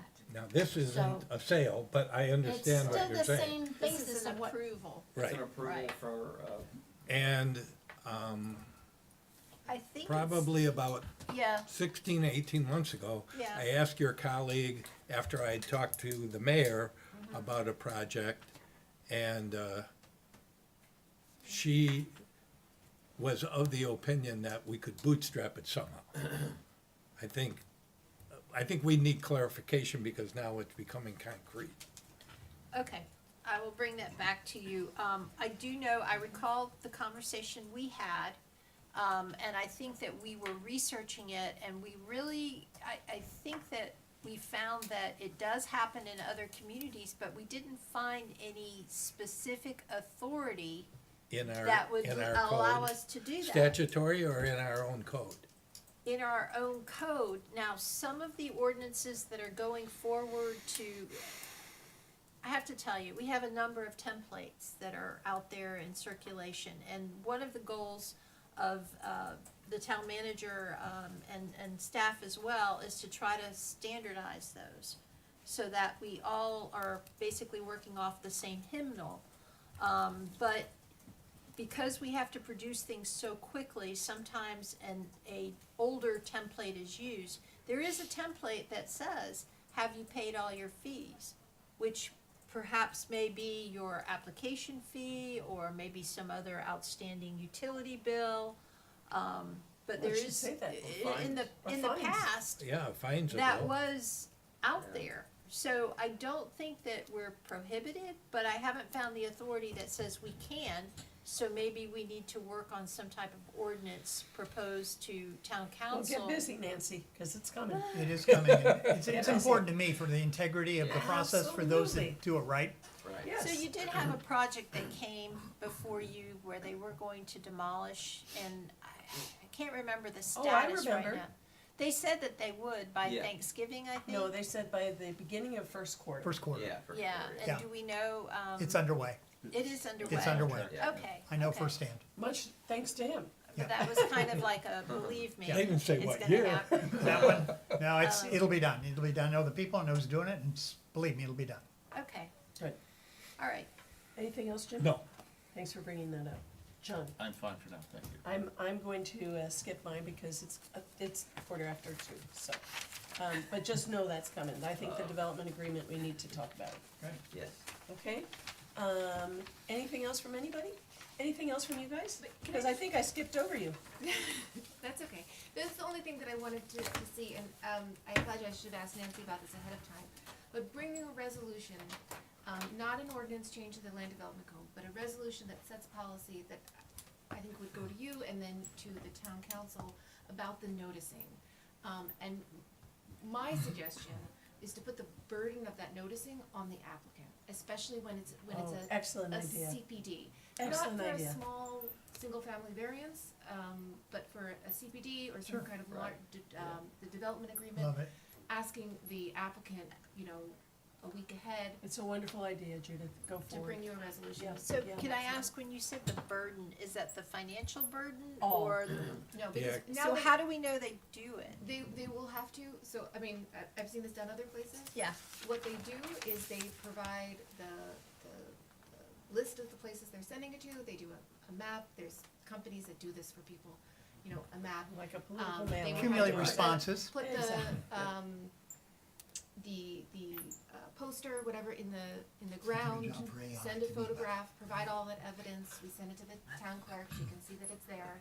Somebody might have to go check and see that it's physical, I mean, and things blow away, but, you know, that they've made the effort to It's a to great provide idea. this, and they provide us with the evidence. We need to make sure that we have, And in other communities, they allow it to go certified mail, and then they have to bring in little certified slips showing that they sent them out, and then you have the, like, okay, they have 50 slips, so we know that that's correct. So maybe we look at the noticing code that we currently have in effect for discussion?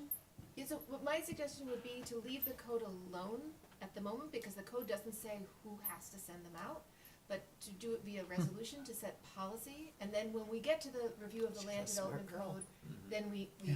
add it in as We've got the code, ordinance. make them follow. Good, good, good. I think you need to provide them with a company that does it and. No, we don't need to do that, they can do that. Well, Why do we I mean, need to you do can that? do it yourself, Yeah, they could do it themselves, or they can, you know, they can look it up. There's yeah. services. well, I mean, on the statement on the board that they gotta put on the property, I think we need to have certain things that are required to be on there so that that is Yeah. Our consistent. code For does, sure, sure. for sure. Yes, so what I can do is next meeting, bring you a draft, you can look and see. Great idea.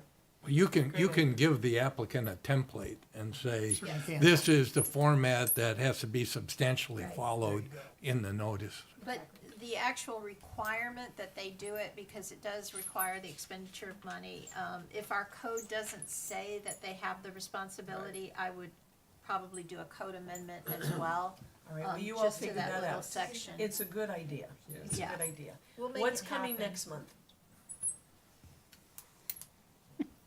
February. February 11th, 9 a.m. Back to Tuesday. Well, the food truck's gonna be You coming. know that it's gonna come back. It's only one food truck now. It's only gonna be up for 30 days. Yes, Yeah. 30 days at the parking lot. You don't know what's coming. No, we're, sorry, That's one okay. thing that she said, Because I'm just thinking that items for next month agenda, if you guys could, when you publish the agenda, could tell us what you've got on your schedule for next month, that would be helpful. And then when we see this, if we've got something to add, we could add. That's right. Like an agenda management. Correctamundo. Okay. maybe that one, maybe that one, I see something, probably that one. but they haven't I'm told us. still waiting, yeah. So maybe is it helpful for you all just to know what's in the queue? Yes. Yeah, actually. And Because then the then at our meeting, they can tell you based on the queue, which ones. A radar. And to go one step further, it would be nice if somebody would say to you, we believe that our case is going to take 2 hours, 3 hours, 1 hour. Because, you know, we need to limit the time. It's not fair to everybody else in the room, so. Okay, so any idea what's coming? So it looks like we may have the church on Connecticut. Oh, okay. So that's a rezoning. So it would, well, the church is proposed in one location and there's a rezoning to residential on the other parcel. Okay. So that's Beach in the Baptist. works. Beach Yes. Baptist, yeah. Potentially a smaller hotel, potentially another smaller hotel, potentially a large North end of the island? hotel. Yes, there's a small one at the north end of the island, Yep. there is a smallish one towards mid to south end, but those haven't moved, so Okay. we're not sure. Then potentially a very large development that you heard a lot about early on, that got very delayed, but we're not sure, we're still waiting on that one. Okie dokie, so we don't know. All right, anything from anybody else? Motion to adjourn.